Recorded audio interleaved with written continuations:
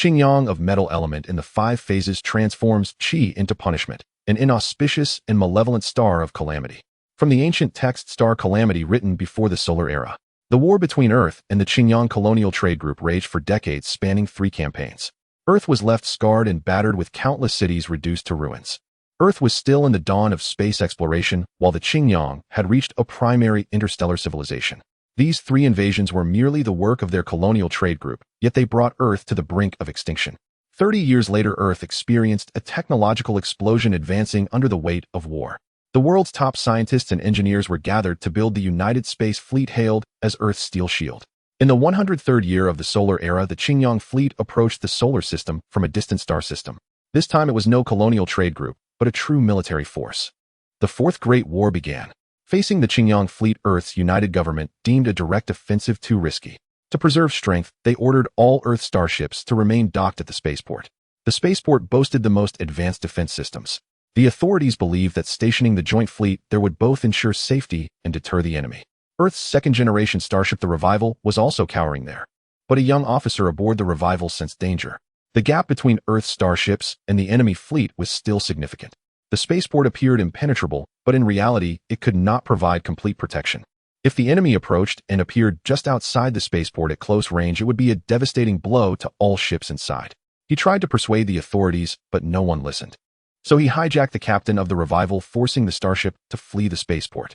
As expected, 3 Qingyang ships slipped past detection, appeared suddenly at the spaceport, and detonated a planetary nuclear bomb. The 3 Qingyang ships were destroyed by the spaceport's defense systems, but half of the Earth fleet within the port was blasted into fragments, drifting into the void of space. History would call it the spaceport incident. That young officer saved the Revival from destruction, but for violating starship regulations, he was sentenced to 15 years in prison. Years later, scholars argued that had Earth's joint fleet been deployed across Mars, Jupiter, and Saturn orbits, forming multi-layer defense rings using Hitandran tactics, the advantage in numbers and supply could have won the war. But that was all hindsight. The Qingyang invaded Earth again. Under Earth's desperate resistance, the Qingyang fleet suffered heavy losses, but Earth's starships were also nearly wiped out. The war moved to the ground. The Qingyang occupied many cities and built military bases. Humans gathered in the remaining strongholds, forging steel fortresses. As for that young officer, after a few years in prison, he volunteered for the scavenger project, becoming a ruined scavenger, and was paroled. At that time, although the war had temporarily stalemated, every human knew that the Qingyang fleet was crossing the starry sea, heading straight for Earth. Earth had lost most of its starships. When the Qingyang fleet descended again, humanity would have no strength left to resist. Thus, Earth initiated the Doomsday strategy, pouring all resources into building massive starships for the final battle. Years of war had crippled light industry and agriculture. Combined with the Doomsday strategy, Earth was forced to tighten its belt, barely scraping by. This was the origin of the scavenger project. Many cities on Earth organized scavenger teams, typically composed of convicts. They ventured into destroyed cities to salvage energy and supplies from before the destruction, alleviating the survival and resource crises of each settlement. Scavengers lived a precarious existence. Many destroyed cities were like hells, with severe nuclear radiation in the ruins, and they had become lairs for Qingyang monsters. Scavengers were their prey. Lin Fan picked up a pinch of black dust from the corner. He shouted to the person ahead, "Wait. This city, what's going on?" The leader was slightly startled and turned around. Lin Fan removed his protective helmet, brought the dust between his fingers to his nose, gently rubbed it, and caught a strange smell. He frowned slightly and said, "If you want to stay alive, don't go in rashly. These black things are their excrement." "How do you know that?" "I used to serve in the space fleet. Ooh, I know them." Picking up some dust and spouting nonsense, the leader adjusted his glasses, snorted coldly, and said, "Let me tell you, drones have been scouting here for a week and found nothing abnormal." He was captain of scavenger team No. 1523, named Li Weigua, 50 years old.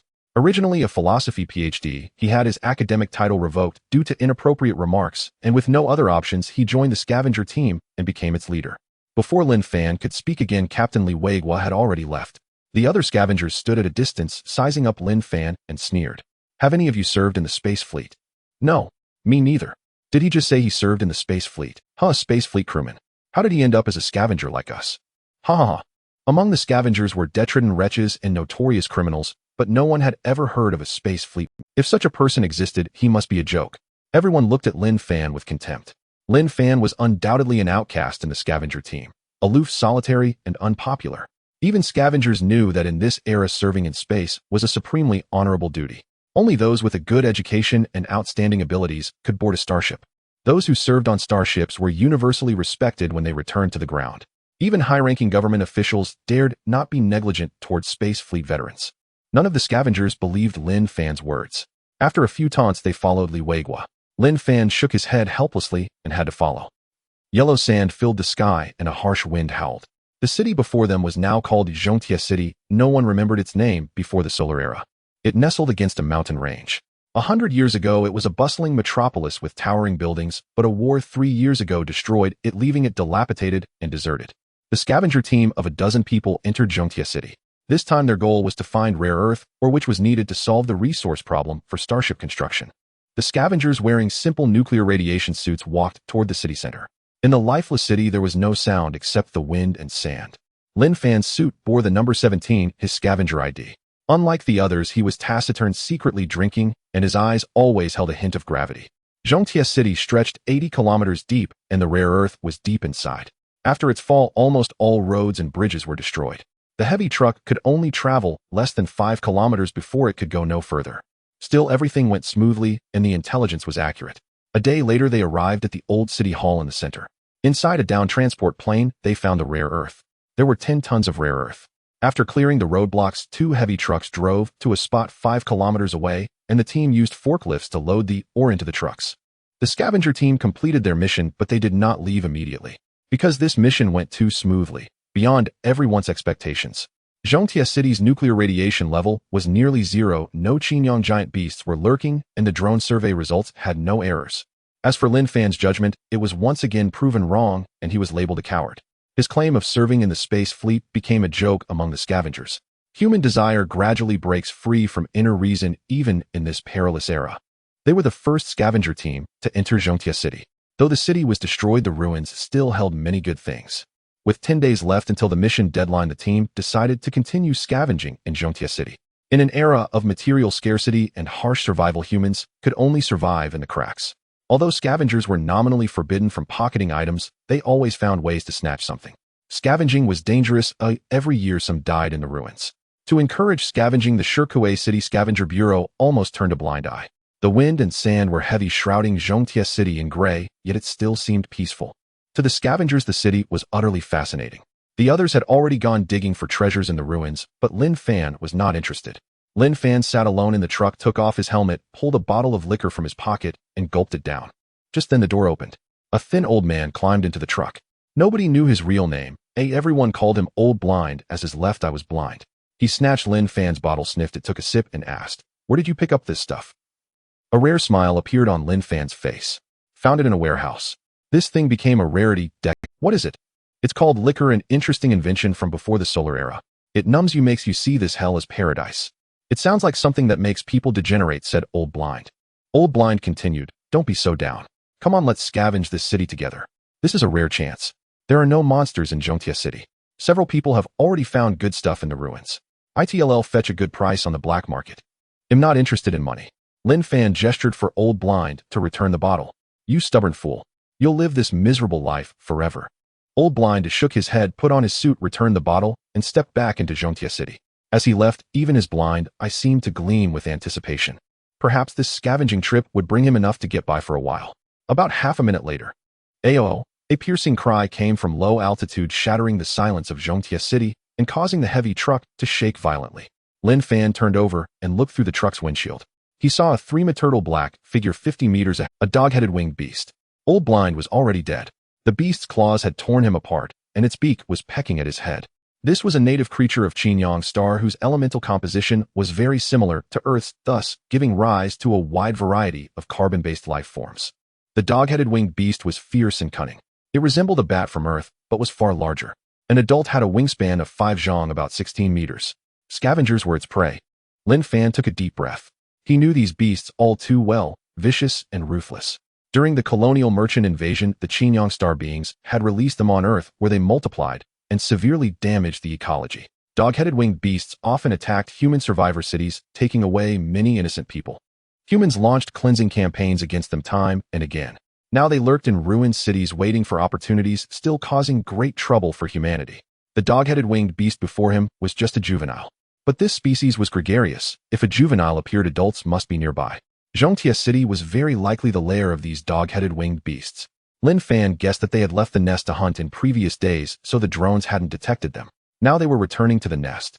The scavenger team had undoubtedly trespassed into their territory. Lin Fan was alone and had no idea about the others.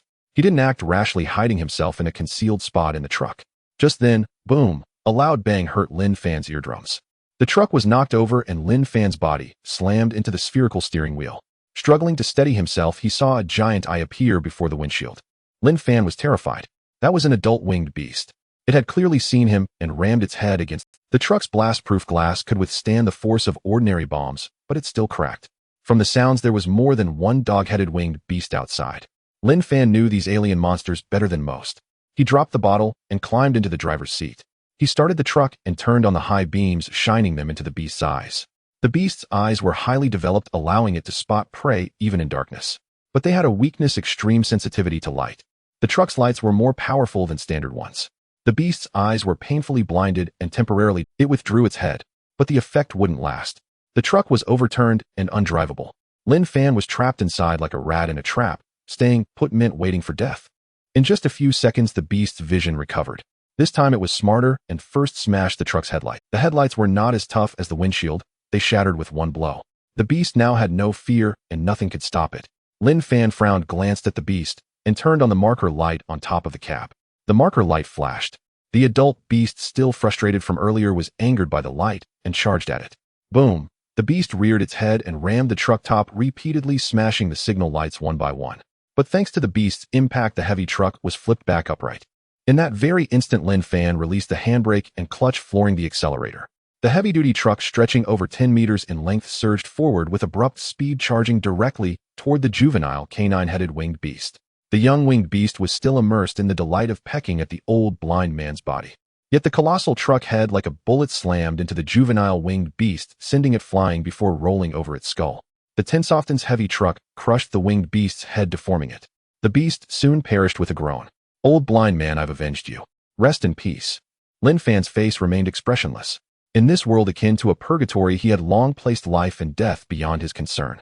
He immediately reversed the truck, turning the front toward the adult winged beast. The adult winged beast, enraged, began to call out. Within mere seconds, the calls of similar winged beasts echoed from different corners of the city. Their silhouettes appeared against the gray, overcast sky. Lin Fan knew that the scavenger team was likely doomed, and the winged beasts were converging on his location. Lin Fan floored the accelerator, and the heavy truck charged toward the winged beast like a ferocious tiger. Just as the truck approached, the beast flapped its massive wings, ascending to a low altitude to evade the collision. Then it swooped down, its body slamming into the truck's rear. A sizzling sound arose. The internal circuitry was affected, and from the outside the heavy truck became visibly distorted. Yet Lin Fan paid no heed. In an instant he detached the trailer, and the truck head executed a drift. It turned around and rammed into the winged beast's spine. The adult winged beast's body was far from comparable to the juvenile's. Though it let out pained howls, its bones remained intact. This was a grueling battle between Lin Fan and the winged beast. The adult winged beast had never encountered such tenacious resistance from a human. Rage blazed in its eyes. Ignoring the pain in its body, it slammed violently into the windshield. Sensing the danger, Lin Fan activated the cockpit's protective system. In an instant, the windshield shattered from the beast's impact, but the protective barrier shielded Lin Fan from the flying glass shards. The truck head was flung 4 or 5 meters away, and the windshield was destroyed. Thanks to the vehicle's shock absorption system, Lin Fan was not severely injured, though a trace of blood seeped from the corner of his mouth. The truck head briefly left the beast's line of sight. Seizing the opportunity, Lin Fan disengaged the shock absorption system, crawled out through the gap in the windshield, retreated to the roadside, and hid behind a piece of cover. Unaware that Lin Fan had escaped the truck head, the adult winged beast struck it repeatedly, causing it to cave in further. Seeing the heavy truck immobilized, the winged beast emitted a low growl. Ow! It seemed to proclaim its victory. Then it thrust its head toward the front of the truck. But inside the cabin it found no trace of the human. It instinctively sensed a dangerous aura, yet it was too late. The trigger of an old-fashioned rifle clicked. Bang! The bullet struck the heavy truck's energy core. Ordinarily, a heavy truck's energy core was heavily protected to prevent explosions during operation. However, Lin Fan had disabled the safety measures before abandoning the vehicle. The bullet from the old rifle ignited the energy core, triggering another explosion. Flames surged into the sky. Layers of firelight rippled through the gray air of Heavy Iron City. The raging flames and thick smoke engulfed the winged beast. It struggled fiercely but was ultimately consumed by death. The adult winged beast was dead. Had anyone witnessed this scene, they would have been astounded. A scavenger wielding an archaic weapon had slain a winged beast. But 4 or 5 more winged beasts circled in the sky, hurtling toward Lin Fan. Drawing a breath, Lin Fan dashed toward a skyscraper. With eyes far keener than a human's, the winged beasts made escape nearly impossible for Lin Fan. He had intruded into their territory and slain their kin. Lin Fan was not merely their prey, he was also the object of their vengeance. The beasts were too large to enter the building. Instead, they slammed their bodies against its walls, causing the entire structure to tremble. This assault continued for half an hour until the beasts grew weary and ceased. Yet they showed no intention of letting Lin Fan go, taking turns patrolling around the building to starve him out. Lin Fan, however, understood human architecture far better than these alien monsters. He had already located the building's drainage passage and made his way into Heavy Iron City's underground sewer system. The sewer network of Heavy Iron City was highly developed, like a vast subterranean world. Lin Fan followed it to an exit several kilometers away. Lin Fan concealed himself in a corner of the ruins. The fate of the other scavengers was uncertain, but likely grim. He sank into deep thought. Completing the mission alone would be exceedingly difficult. Yet leaving Heavy Iron City like this filled him with reluctance. Night fell. Heavy Iron City was pitch black save for the eerie creaking of a dilapidated iron fence, lending an extra chill to the air. Exhausted, he dared not light a fire. Finding a safe spot, he fell into a deep slumber. Just then a round little creature crawled out of Lin Fan's backpack. It climbed onto his shoulder, scuttled to his ear, and let out a squeaking sound. Lin Fan did not wake. The little creature reached out a finger and tickled his ear. Huh. Lin Fan jolted awake. He turned on his flashlight, and seeing it was the orb, breathed a sigh of relief. The orb was the size of 2 palms, bearing a striking resemblance to a pig with a pig-like snout and ears. Its limbs ended in 6 digits, each with 5 joints, making them far more dexterous than human fingers. Its fur was black, and its back was lined with hard spines. The orb could stand upright and mimic various human gestures. At that moment, it pointed a finger at its belly, indicating it was hungry. If you didn't stay up so late, you wouldn't feel hungry, Lin Fan grumbled, unwilling to indulge the orb and wanting to go back to sleep. But the orb refused to let him be. It scurried to his ear, tugged at it, patted its flat, empty stomach, and made a series of gestures. It conveyed that it was terribly hungry, too hungry to sleep. Why did I have to end up with such a troublesome little thing? Lin Fan muttered, yet a smile crept onto his face as he pulled out a compressed biscuit from his pocket and handed it to the orb. The orb took the biscuit, but showed no appetite, immediately tossing it away. Its eyes darted around, and it pursed its lips, clearly uninterested in the offering. Lin Fan scratched his head side and said, "Sorry, I forgot. You little dummy don't eat biscuits." A subtle change occurred in Lin Fan's pupils. Unknown to others, a holographic projection materialized. Interstellar Scavenger System activated. Scavenger Pig, Juvenile, TAS Galaxy, Advanced Civilization, Species. The scavenger pig is currently in a state of hunger.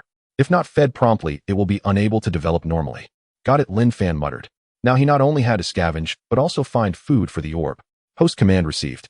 System shutting down automatically. The holographic projection vanished. Lin Fan rubbed his head. This so-called interstellar scavenger system, much like the orb, was eerily mysterious, seemingly embedded within his mind. From time to time, this holographic system window would pop up. As for the origins of the system and the orb, a month ago, while scavenging at the Doomsday Fortress garbage processing plant, Lin Fan had stumbled upon a little pig foraging in the Doomsday trash heap. Back then, seeing how dirty it was, he thought it was a strangely shaped pet pig and took it in. Little did he know what it had been searching for in the garbage dump was metal. At the same time, the interstellar scavenger system had identified Lin Fan as an Earth scavenger and inexplicably attached itself to him. Ever since, system windows would pop up from time to time, and Lin Fan was still getting used to it. He had almost thought something was wrong with his brain. Honestly, he harbored a deep aversion to the whole scavenging business. If not for his desire to avoid permanent imprisonment, he would never have stooped to become a scavenger. As for interstellar scavenging, he found it utterly bewildering. Gazing at the ruins around him, even leaving Earth seemed a distant, far-off prospect. Looking at the orb, Lin Fan felt even more troubled. This so-called scavenger pig was not easily appeased. When hungry, it would throw tantrums, crying and making a scene.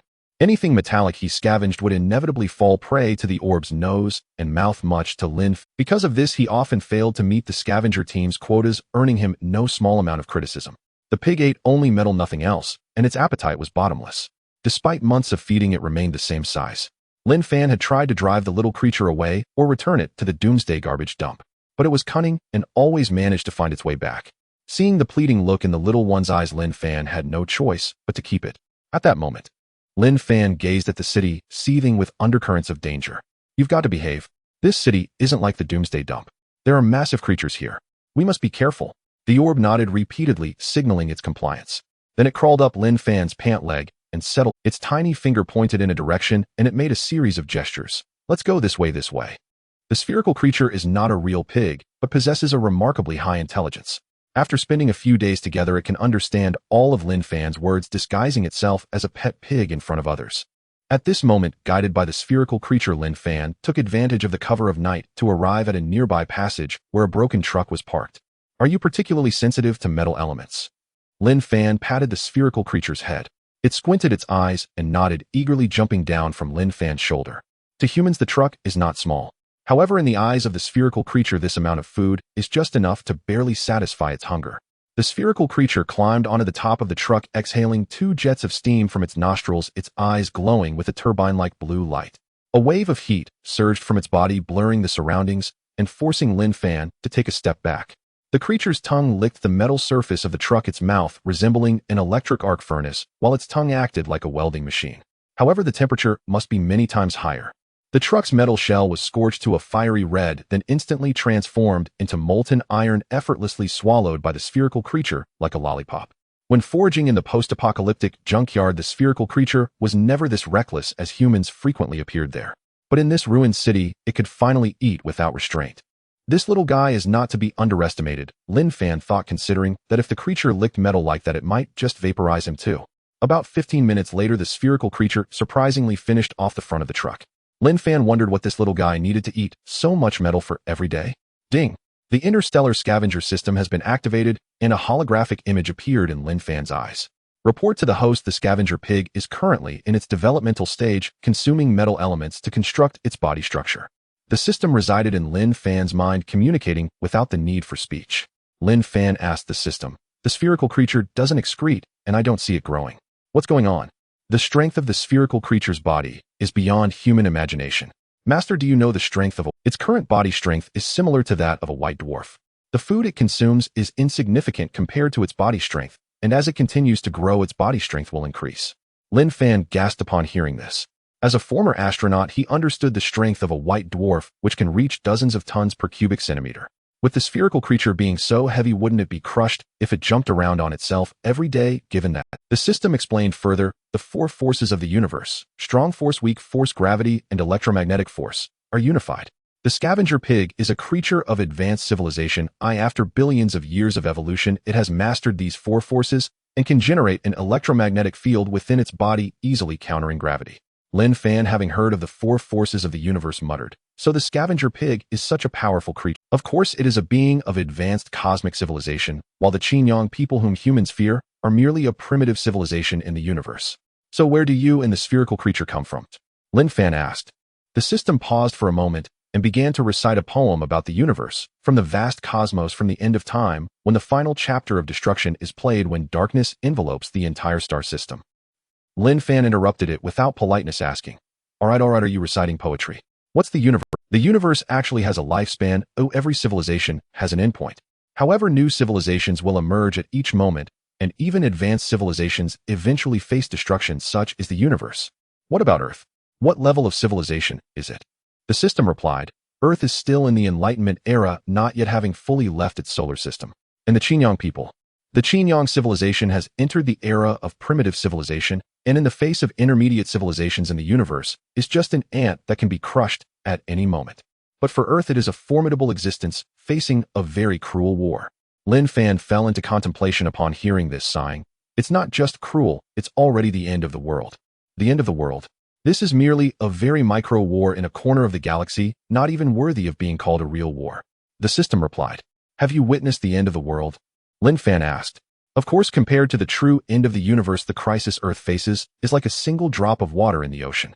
Human civilization is so insignificant. Lin Fan paused and asked, can I really go back to space? Of course, the system said. Master, you can even have your own fleet. Fleet? Lin Fan murmured. Only a nation has the capability to possess starships, and forming a fleet is even more unimaginable, an extreme challenge for any regime.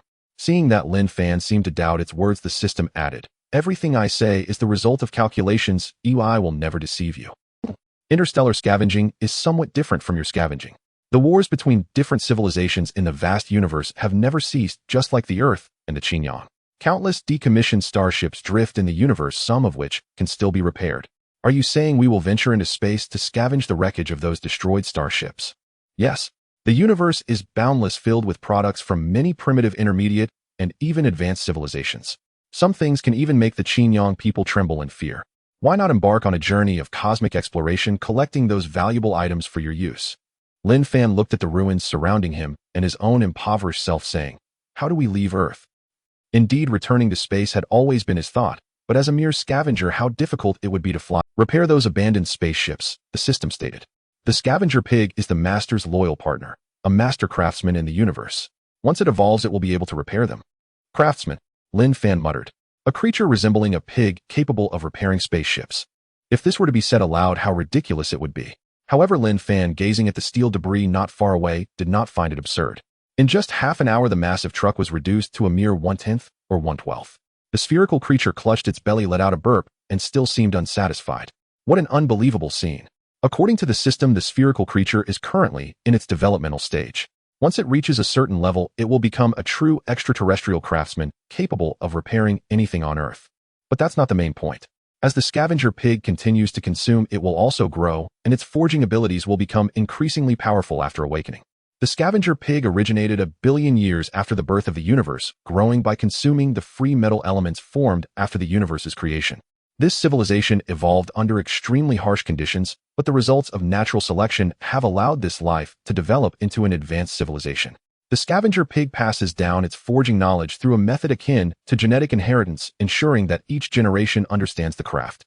With such a being of advanced civilization, embarking on a journey of interstellar scavenging is not impossible. Moreover, the city is now scattered with various abandoned planes and tanks. If the spherical creature can indeed repair them, it might be possible to form a small team to combat alien monsters. As for the system's mention of building a space fleet, it undoubtedly would not be easy. The Earth's space fleet was built through the combined efforts of all humanity.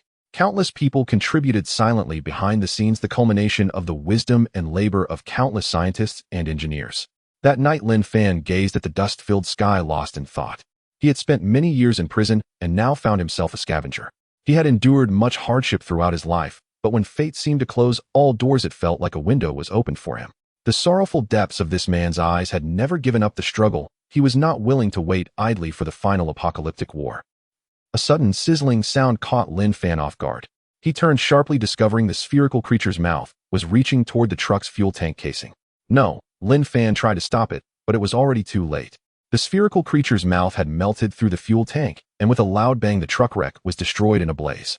Immediately, the sound of beastly wings echoed as several shadows appeared in the dimly lit night sky, swooping in.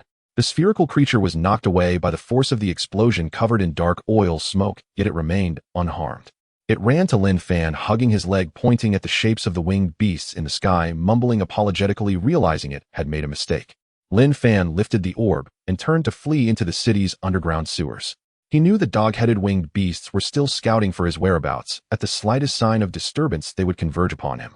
Lin Fan was in no hurry to return, as the heavy iron city was already blockaded by the dog-headed winged beasts. The path to becoming a true interstellar scavenger was still long. Heavy Iron City was a fine place, an abandoned industrial zone devoid of human traces, an ideal spot for the orb to develop. As for the mission, he still had 10 days. The next morning, while the orb was still in deep slumber, Lin Fan stuffed it into his backpack, quietly lifted the manhole cover, and peered out at the city above. A ray of morning sunlight pierced through the dust, illuminating a weathered billboard. The bygone prosperity had long been devoured by the desolation of the apocalypse. On a rooftop several dozen meters away, a winged beast was scanning its surroundings like a sentinel perched over Heavy Iron City. Its astonishing vision surpassed even the sharpest eagles on Earth. Lin Fan now moved like a mole, burrowing through the tunnels, his ground routes choked off by the beasts. The moment he dared to emerge, the winged beasts would strike with lethal force. Lin Fan estimated that within a radius of several kilometers there were over a dozen winged beasts, and the actual number might be even greater. He knew that unless the dog-headed winged beasts were eliminated, he would never escape Heavy Iron City alive. But in this lair, not even a scavenger like Lin Fan, let alone well-equipped human army soldiers, could do anything against these winged beasts. These creatures are truly troublesome, Lin Fan muttered, then obediently slipped back into the sewer. After a day of observation, he noticed that the winged beast guards were significantly fewer on the northern side, though the reason eluded him.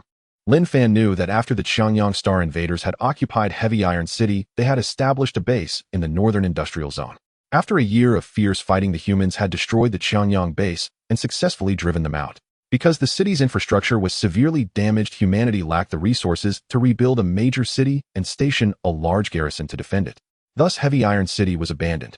Though the Qiangyang base had been destroyed, it might still hold useful items. Moreover, the northern industrial zone contained the orb's preferred nourishment. So Lin Fan navigated the underground sewers heading toward the northern industrial district. The city was vast, and the sewer system was not entirely interconnected, making it impossible to reach the northern industrial zone directly. After traveling several kilometers, Lin Fan evaded the patrols of the ground-level winged beasts and found an entrance to the Line 5 subway station, which led to the base. The subway station had once been the most frequent battleground between the remaining human fighters and the Qiangyang Star invaders. Humans hid in the labyrinthine subway tunnels, launching surprise attacks against the Qiangyang forces. This enraged the Qiangyang Star people, who ordered many subway entrances blown up. Only Line 5, which led to their base, was spared. Before the city's destruction, the Qiangyang Star people had transformed it into a vital supply route to evade human airstrikes. After traversing the long subway tunnel, Lin Fan finally arrived at the Qiangyang base. It was a towering fortress standing majestically at the center of the industrial zone. Around the fortress was a circular bridge corridor supported by 12 massive pillars encircling a huge command bastion. Above the corridor lay the wreckage of anti-air particle beam weapons. The command bastion resembled a turtle shell, but it had been breached in many places by human attacks. Its dome. Beyond the Qiangyang base lay a vast open area, once a parking lot for robots, and the battlefield where humans and Qiangyang Star forces clashed. Now it was a hellish landscape. Even time could not wash away the bloodstains of war. Scattered around were the wreckage of crashed aircraft from both Qiangyang and human forces. After the final battle of Heavy Iron City, no one had visited this place. The Qiangyang base lay before him, but a dog-headed winged beast had landed right in the square. Lin Fan was astonished. He also understood why there were so few winged beasts in the north. This winged beast was extraordinary. A horn had sprouted from its forehead. It was undoubtedly a formidable specimen, likely a lord among the winged beasts. The abandoned Qiangyang base was clearly its exclusive territory. Its keen eyes ceaselessly scanned the surroundings. Any human or animal that approached would become its prey, and even other winged beasts dared not disturb it. The Lord-level winged beast posed a tremendous threat. As long as it lived, it could attack Lin Fan at any moment. Lin Fan had only one choice: kill this Lord-level beast to establish a foothold here. The winged beasts had a strict hierarchy. This was the Lord's territory. Once it was slain, no ordinary winged beast would dare enter its domain for a while, making this place relatively safe. Rather than dealing with a swarm of winged beasts, Lin Fan preferred to seize the Lord's territory. However, he only had an old-fashioned rifle which was useless against the winged beast. He raised his binoculars, studying the terrain of the Qiangyang base, planning to turn the fortress into a graveyard for the Lord-level winged beast. Lin Fan woke the orb, which had been sleeping soundly in his backpack. The orb blinked, staring at Lin Fan with a bewildered expression.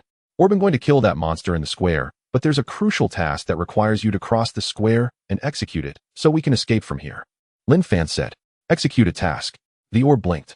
Then, catching sight of the fearsome winged beast in the distance, it grew frightened, gesturing to ask if Lin Fan would accompany it. "No, I'm too conspicuous and would easily be exposed," Lin Fan replied. The orb shook its head vigorously, frantically gesturing. "Completing the task alone would mean being devoured by the monster. Based on my observations, a little thing like you won't even catch its attention." Lin Fan whispered his plan into the orb's large ear. The orb blinked again. The task itself wasn't difficult, but it was terrified of the menacing creature in the square. The orb clung tightly to Lin Fan, afraid he would cast it out. Lin Fan hesitated briefly, then pointed outside and said, "Little one, do you see all the metal in that square?" The orb nodded. "But the monster is guarding a huge metal warehouse filled with all kinds of metals piled up like a mountain. Far better than this scrap." "Really?" The orb's eyes lit up, gesturing to ask if Lin Fan was lying. Lin Fan swore solemnly, "If I'm lying, I won't eat for 3 days. If you complete the task, you can feast to your heart's content." The orb's eyes widened, filled with shock. For the orb, going 3 days without food was a terrifying prospect. It never imagined Lin Fan would make such a harsh vow. The orb believed Lin Fan and finally agreed to carry out the mission. Just imagining the various forms of food filled it with energy. Lin Fan checked his watch. It was exactly 4 in the afternoon. He said, "You have 1 hour. The operation begins in about an hour." The orb gestured, brimming with confidence. For the scavenger pig, eons of evolution had mastered the laws of atomic motion. Its brain possessed a function similar to a human biological clock, but far more powerful, allowing precise calculation and measurement of time. Once the time unit was calibrated, it could keep time accurately without any clock. Little one, do a good job, and it'll take you for a feast afterward. At the word feast, the orb nodded eagerly like a chick pecking at rice, then darted out of Lin Fan's backpack and vanished in the blink of an eye. The orb hopped across the square. Just as Lin Fan had predicted, the winged beast paid no attention to such a tiny creature. Lin Fan watched the orb through his binoculars. It climbed up a bridge pillar, then like a mouse cautiously concealed itself in an inconspicuous corner of the bridge corridor. Without a careful search, it was nearly invisible. Lin Fan knew the little fellow was working hard, toiling away. An hour later, the sun set, and the ruins were bathed in twilight. Lin Fan checked his watch. It was almost time. Through the binoculars, he saw the orb waving its tiny hand, signaling that the action could commence. Lin Fan looked at the excited little creature in the distance and returned the same gesture, a faint smile curling at the corner of his mouth. The hunt began. Lin Fan emerged from the subway entrance and stealthily made his way to the square. Even for the orb, which was in its early juvenile stage, facing such a colossal being filled Lin Fan with unease. Behind a wrecked armored vehicle, Lin Fan took a deep breath, then aimed his rifle at the winged beast's head and bang! The winged beast, caught off guard by the bullet, traced the sound and turned its gaze toward Lin Fan. This winged beast was far more robust than ordinary ones, standing a full 3 zhang tall like a war machine, its eyes brimming with killing intent. Lin Fan stepped out from the scrap metal and said, "Come on, you bastard." Roar. The winged beast, startled by the intruder, erupted in fury. A mere human dared to challenge it on its own territory. What audacity! It was asking for death. The beast pushed off the ground with both wings and hind legs flapped, its wings skimmed low and lunged toward Lin Fan. Such a massive monster charging forward was terrifying, enough to make anyone's blood run cold. Lin Fan twisted around and fled toward the bridge corridor. Amidst the shattered ruins, the sovereign winged beast hunted its prey, a murderous aura pervading the air. Lin Fan scurried and hid, fleeing like a rat into the heaps of scrap metal. Using the bomb craters in the plaza and the wreckage of crashed aircraft, he played a game of hide-and-seek with the beast. Though agile, his heart pounded fiercely. The weapon in his hand was nothing more than a trivial matchstick against the winged beast before him. One misstep, and the beast would seize him, tearing him into shreds without mercy, turning him into prey. The beast rammed into an abandoned tank, searching through the scrap, but finding nothing. Just then a voice rang out. "Over here." The beast followed the sound and spotted Lin Fan at the edge of the military fortress. At that moment, Lin Fan stood with his back against a massive pillar. The bridge corridor above was 40 meters high, and the 12 colossal pillars were nearly 50 meters tall. After the battle years ago, the circular bridge corridor was riddled with holes. Though it hadn't collapsed, it was dilapidated and teetering on the verge of ruin. The wind whistled through, causing the steel cables at the broken sections of the bridge to hiss. At that moment, the beast was only 50 meters away from Lin Fan. Lin Fan's surroundings were empty. Aside from a bridge pier, there was nowhere to hide. The beast let out a low growl, its sharp beak, open fangs fully bared. Spreading its wings, it lunged at Lin Fan, charging straight toward him. Clearly, Lin Fan was a trapped turtle in a jar. The beast was mere inches away. Lin Fan sidestepped, ducking behind the massive bridge pillar. He circled around, raised his rifle, and fired a brutal shot straight at the beast's eye. Bang! The gunshot echoed. But the beast seemed to anticipate Lin Fan's trick, tilting its head. It let out a smug hiss. In its eyes, this human was merely prey.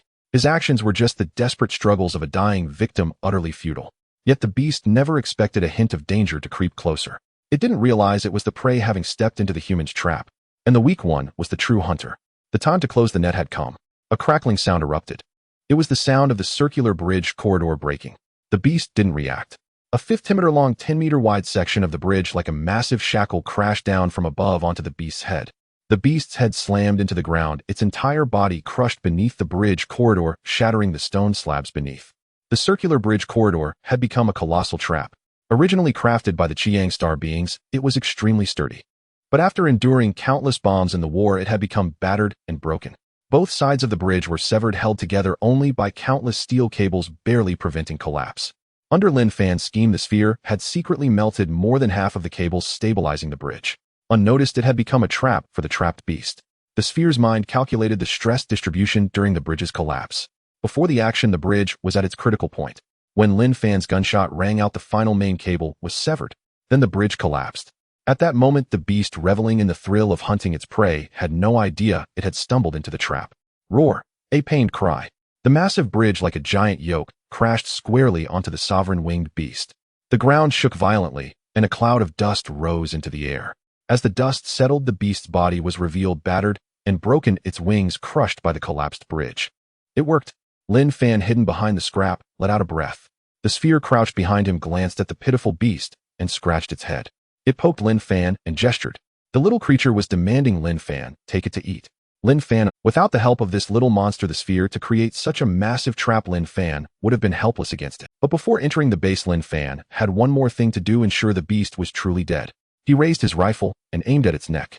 This was the beast's most vulnerable spot. Normally it would protect this area, but now it clearly lacked the strength. A continuous shot with lead bullets would severely damage its blood vessels, quickly killing it. But just then, the beast slowly opened its blood-red eyes and gazed at Lin Fan. Lin Fan was startled. Good heavens, it wasn't dead yet. But the sovereign beast seemed resigned to its fate. Though the human body was weak, it had indeed lost. Facing the human's weapon, it didn't dodge or struggle, awaiting its final end. A flash appeared before Lin Fan's eyes. Something had emerged and his heart tightened. It was the holographic projection of the interstellar scavenger system. A line of text appeared in Lin Fan's pupils: canine-headed winged beast, Qiang star species, tameable, medium difficulty. System, why did you come out on your own? Lin Fan communicated telepathically. Master, the canine-headed winged beast can be tamed. Tame, Lin Fan said. It's fiercer than any beast on Earth. The Qiang star beings once tamed some of these beasts to serve as their patrols, the system said. Its size is larger than ordinary winged beasts. Lin Fan mused. This is definitely a Lord-level canine-headed winged beast. Master, it's not Lord-level. It's a higher tier, Sovereign-level winged beast. Sovereign-level winged beast. Lin Fan found this unheard of. Sovereign-level winged beasts rarely appear on Earth, and this one is exactly that. The system added, it's still in its developmental stage.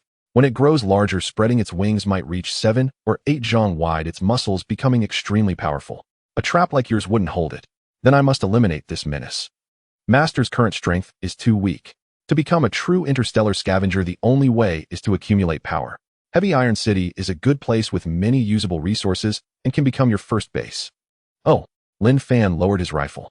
If he tamed this sovereign beast, he would control all the winged beasts in Heavy Iron City, making the city his for the taking.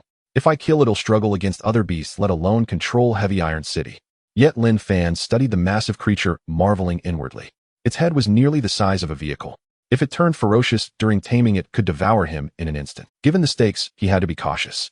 He asked, is taming risky? Yes. How do I do it? First, you need to find some things. Then hurry. Sovereign beasts were different from ordinary ones. They had an inherent pride. After being subdued by Lin Fan, it didn't summon its kin. Seeing Lin Fan lower his gun, it was first puzzled. Then, when he turned to leave, it grew angry, baring its teeth with a hiss. When Lin Fan entered the sovereign beast's territory, it considered the human's challenge. For a high-level winged beast, a challenge was a sacred ritual. It was proud and solitary. Since it lost the challenge, the price was death. Moreover, it was defeated by a tiny earth creature. This was a great humiliation. A death was its only release. It almost begged the fragile creature to end, but Lin Fan walked away without a backward glance. The abandoned base. Inside, it was dim, cold, and in utter disarray, littered with metal wreckage and debris. Lin Fan had entered the fortress through a gaping hole blasted open by a bomb. This fortress was originally a colossal robot factory housing numerous war machines and serving as a site for robot assembly and maintenance. After the final battle at Heavy Iron City, the robots of the Ram Star had suffered a devastating blow from humanity, reduced to mere wreckage. One could still see many robot pedestals and scattered remnants of parts. Lin Fan remained exceedingly cautious, wary of any surviving robots. One must not underestimate the robots of the Ram people. These things could deal a catastrophic blow to humanity. After a thorough search, Lin Fan finally relaxed. Apart from fragments of robot parts, he found no surviving machines, not even a relatively intact robot. Lin Fan surmised that after the human army captured this place, they had stripped it of all useful weaponry. As for the robots that were not completely destroyed, they were likely taken captive into human scientific laboratories. The war with the Ram people had dealt a grievous blow to humanity, yet humanity had been diligently studying the Ram's technology amidst their sorrow. Countless scientists and engineers toiled day and night researching Earth's weapon systems, seizing every possible opportunity. Lin Fan took a deep breath. The future apocalyptic war would eventually arrive. Although Lin Fan could not immediately find anything useful in the base, the steel fortress made the sphere's eyes gleam with excitement. To the sphere, all metals were a delectable feast. It could even smell many rare metallic elements. Lin Fan had not deceived it. The sphere rubbed its head against Lin Fan incessantly, unable to wait any longer. Its development required the continuous intake of various metallic elements. A diet of only one or a few would lead to stunted growth. Many metallic elements were exceedingly scarce, impossible to find in ordinary cars or construction steel. Yet within this fortress these rare elements truly existed. The little creature was utterly intoxicated. Simply smelling the scent of these rare metals sent it into ecstasy, as if wandering through a symphony of elements where each metal struck a beautiful note. Go ahead. Famished, the sphere lunged like a starving tiger at a damaged robot maintenance pedestal. The metal all atop, it was forged by the Ram people's superb craftsmanship, incredibly hard, capable of easily piercing through a robot's steel plates. The sphere's eyes emitted a deep blue light. As its tongue licked the metal, all turned red hot under the extreme temperature and became soft. It tirelessly devoured the base's metal, yet its size hardly seemed to increase. According to the Star Salvage system's description, the greatest talent of a salvage pig was not eating. Rather, it was the ability to repair and forge items from nearly any civilization in the universe, including high-tech weapons and spacecraft.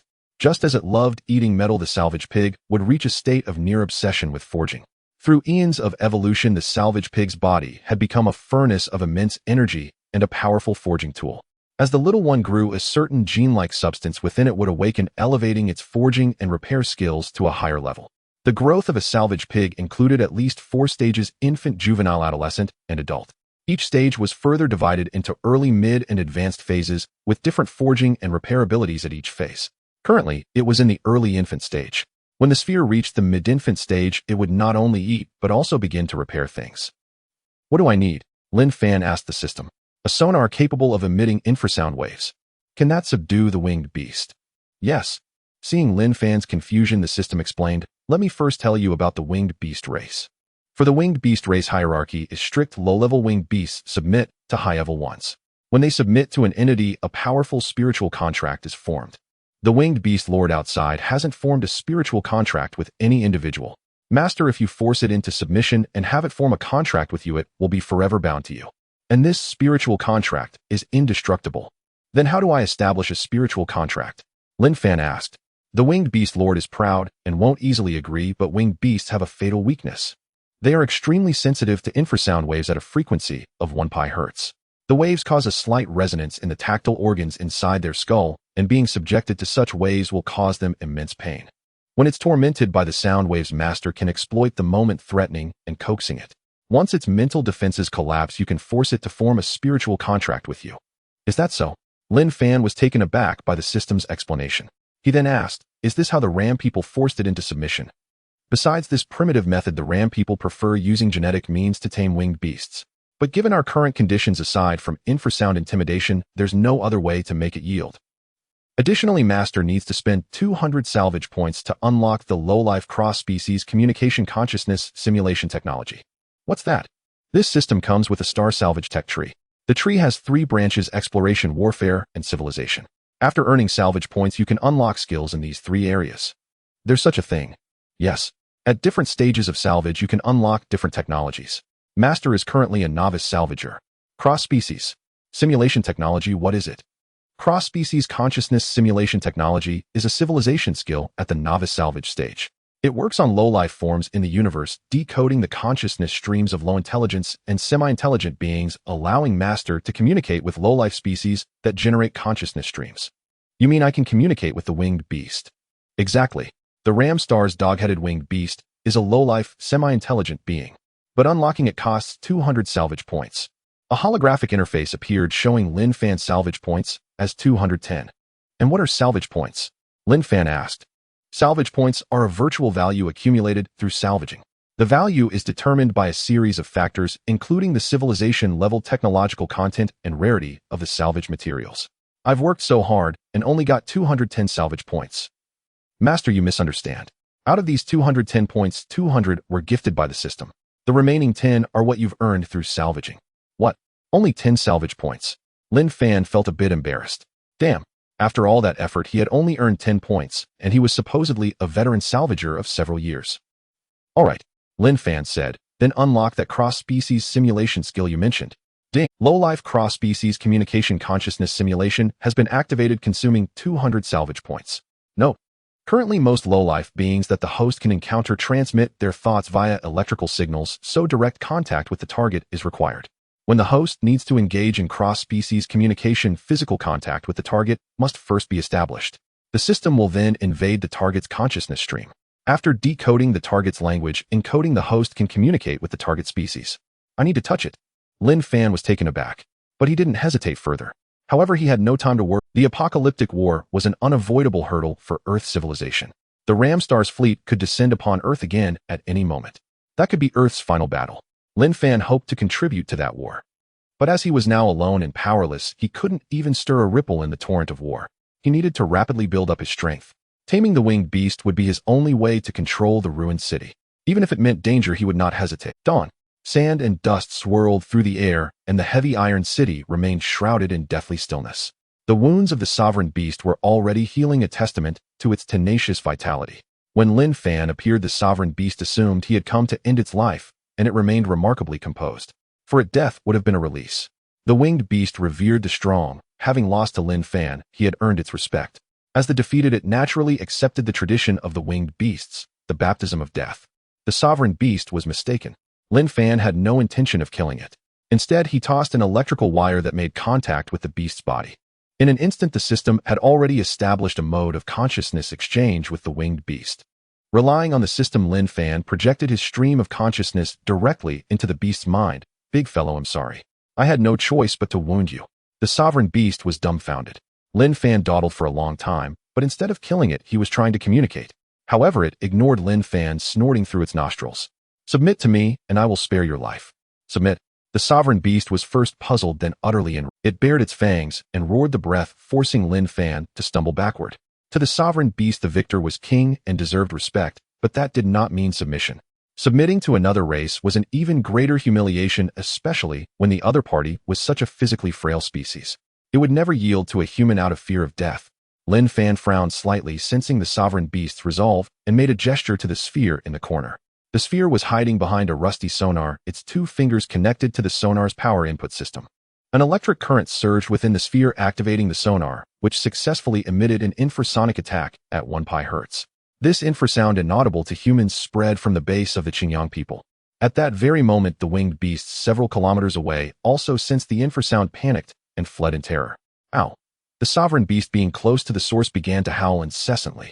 Its eyes gradually lost their luster, and its head slowly drooped, clearly tormented by the agonizing Lin Fan again projected the information stream, demanding submission into the beast's mind. If you choose to resist, you will endure endless pain, and in the end, death is your only path. Yet the sovereign beast's eyes widened, turning bloodshot. Ow wow! It roared to the heavens, the sound forcing Lin Fan to cover his ears. The beast's roar was laced with fury and defiance. Infrasound was its weakness. Strangely, this sound, more terrifying than death, did not break the sovereign beast. Instead, it ignited its rebellion. Gradually, the sovereign beast lost its reason. Every muscle tensed as it gathered all its strength to break free from its restraints. The entire bridge began to tremble. But the bridge was too heavy, and it was utterly exhausted. Ultimately, it could not escape its bonds. What is happening? Lin Fan snapped back to reality amidst the beast's roars. Master, this winged beast's resistance is too fierce. The infrasound seems unable to subdue it, the system's voice echoed in Lin Fan's mind. At that moment, the channel for information exchange between Lin Fan and the sovereign beast had not yet been set. Strangely fragmented streams of consciousness from the sovereign beast flowed into Lin Fan's mind. On a vast, desolate planet, winged beasts were everywhere. Two massive adult winged beasts stood atop a mountain peak, with a small winged beast following closely behind. Everything was so peaceful, until several aircraft appeared, unleashing the same infrasonic interference. The winged beasts were slaughtered, the adults were killed, and the small winged beast was captured by the Yuanqiu people. Then in the young beast's memories, there were shackles and cages. It suffered day after day of infrasound attack. Despite the torment, it never yielded to the Yuanqiu people. Deep within the young beast's heart, a seed of hatred had been planted, a seed that kept it alive. Lin Fan could clearly sense that the infrasound had awakened the sovereign beast's boundless hatred for the Yuanqiu people. This hatred overcame fear and pain. The sovereign beast knew that the wire was the culprit behind its communication with Lin Fan. It flapped its wings, broke free from the wire, and the cross-species communication ended. Lin Fan shuddered. Finally, he emerged from the sovereign beast's memories, but he felt terrible. His head throbbed with pain, and he was drenched in sweat. He was inwardly alarmed. The infrasound was ineffective against this creature. Instead, it had provoked its resistance. Without hesitation, Lin Fan gestured for the sphere to cut off the sonar.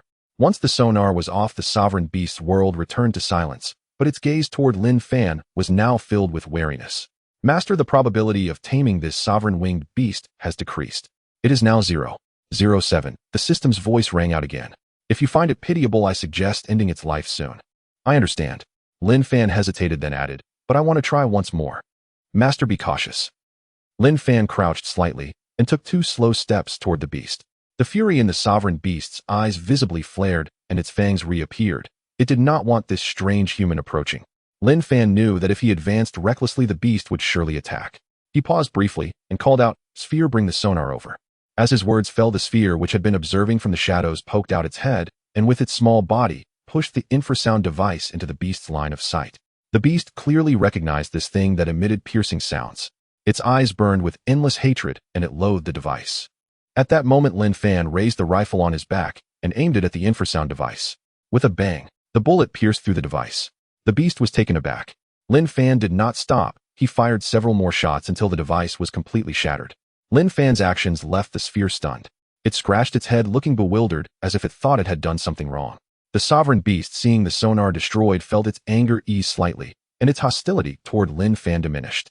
At least in the beast's eyes, Lin Fan had taken a stand, drawing a clear line between himself and that thing. Lin Fan knew his goal was achieved. The beast no longer made any extreme reactions. He put down his rifle and continued forward until he stood beside the beast.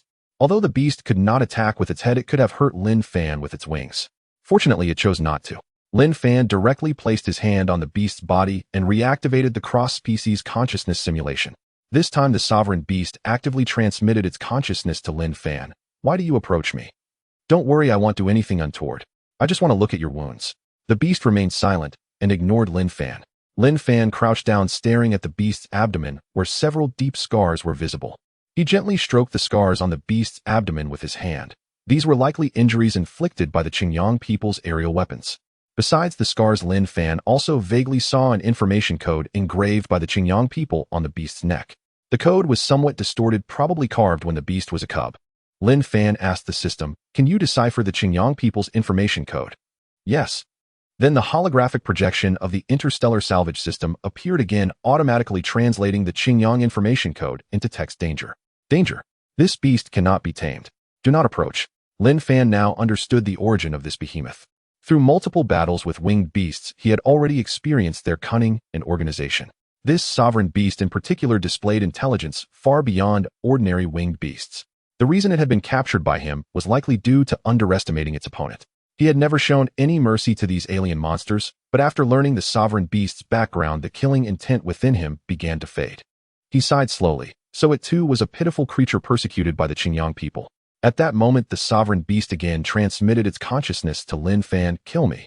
Lin Fan transmitted his own consciousness to the beast. "I saw your memories. Your family and kin died at the hands of the Qingyang people. You were imprisoned as a cub." The beast glanced sideways. "And now they have used you as a weapon deployed on Earth." Lin Fan paused, then said, "Are you willing to die worthlessly by my hand? Have you never thought of avenging yourself on your enemies?" The beast remained silent, yet a faint ripple appeared in its eyes. Though it vanished quickly, Lin Fan knew his words had taken effect. The beast's wariness toward him had lessened slightly. "I won't kill you, nor will I threaten you into submission. I know threats are useless on you. You're perceptive." The beast snorted through its nose. Lin Fan continued, "I saw your past. Torment and suffering, agonizing memories. On that barren planet, your parents died at the hands of the Qingyang people. And my family, friends, and comrades have also perished in the invasions of the Qingyang fleet." Lin Fan clenched his teeth. "Blood stains our hands and hatred consumes our souls. We have never been defeated. Only slaughter can wash away the shame. Human, what are you trying to say? We are not enemies, but we can cooperate. You possess formidable combat power, and your kin, while behind me, stands the largest race on Earth." Lin Fan studied the beast before him. Its gaze grew complex, perhaps finding Lin Fan's reasoning plausible. But no matter what, such a proud sovereign beast could not immediately submit to a human. The sovereign beast slowly closed its weary eyes. It ignored Lin Fan, simply burying its head on. A day passed in the blink of an eye. Lin Fan surveyed the sovereign winged beast before him and let out a deep sigh. The beast, however, kept its eyes tightly shut, showing no intention of acknowledging him, let alone cooperation. Lin Fan knew that stalemating like this was no solution. After much deliberation, he reluctantly made a rash decision to set the winged beast free. The sun slowly dipped below the horizon, its lingering rays falling upon the ruined base. Lin Fan approached the flank of the sovereign winged beast and established a bridge of cross-species consciousness with it. "Big fellow, you and I are alike burdened with endless humiliation and resentment. Today you refuse to cooperate, yet I cannot bring myself to slay you. Lin Fan spoke slowly. Enough, I shall set you free.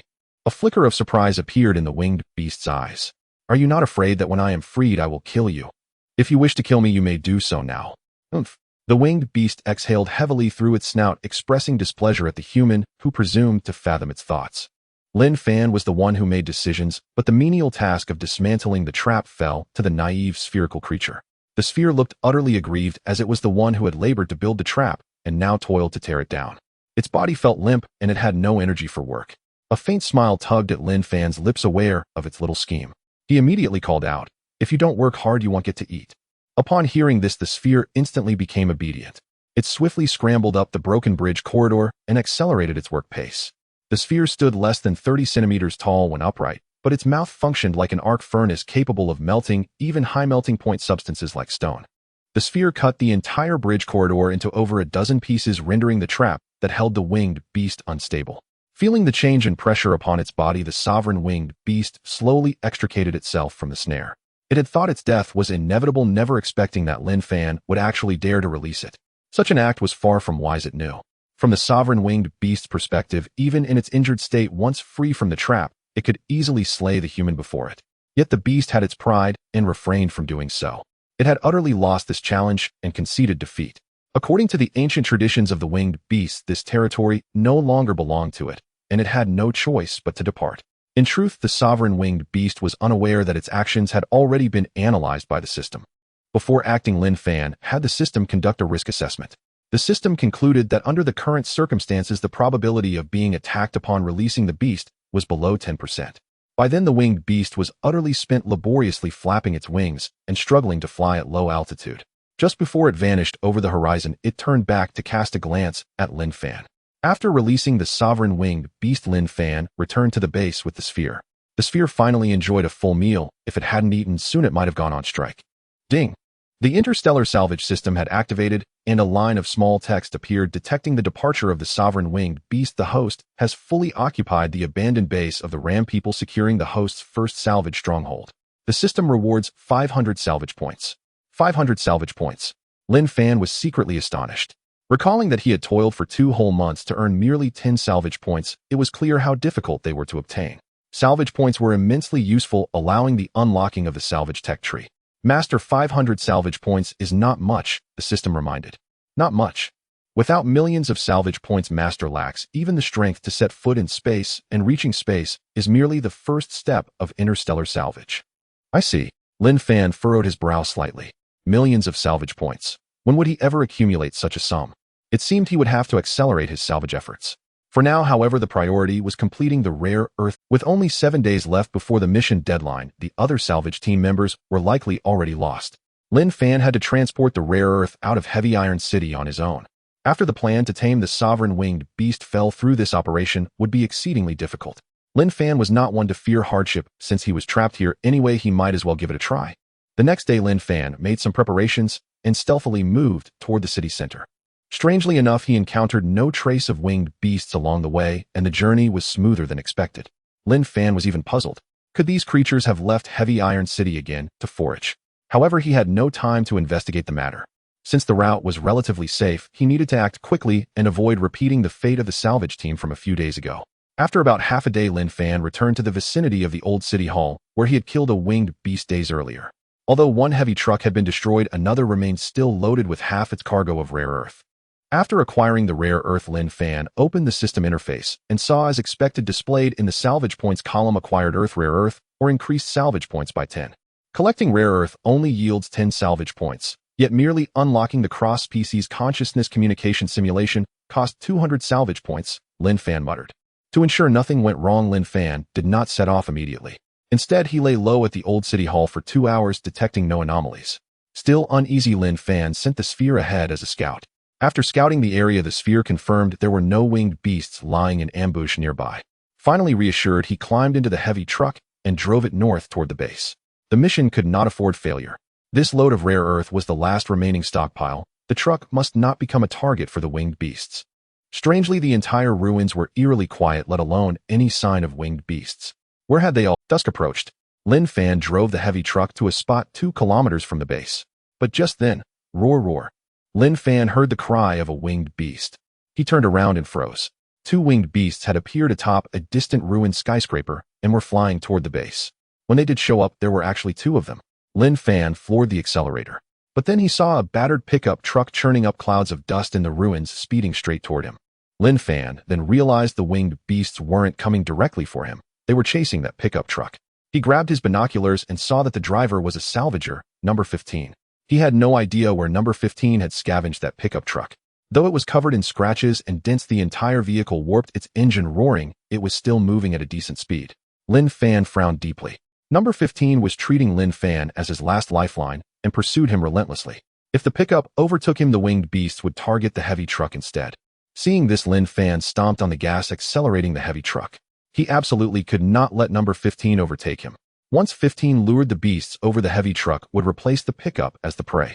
Losing his life was a minor concern. If the heavy truck was destroyed, the mission would be a complete failure. Both Lin Fan and number 15 were giving it their all, racing to see who was faster. The heavy truck was not slow by nature, but loaded with rare earth, it was slightly more cumbersome than the pickup.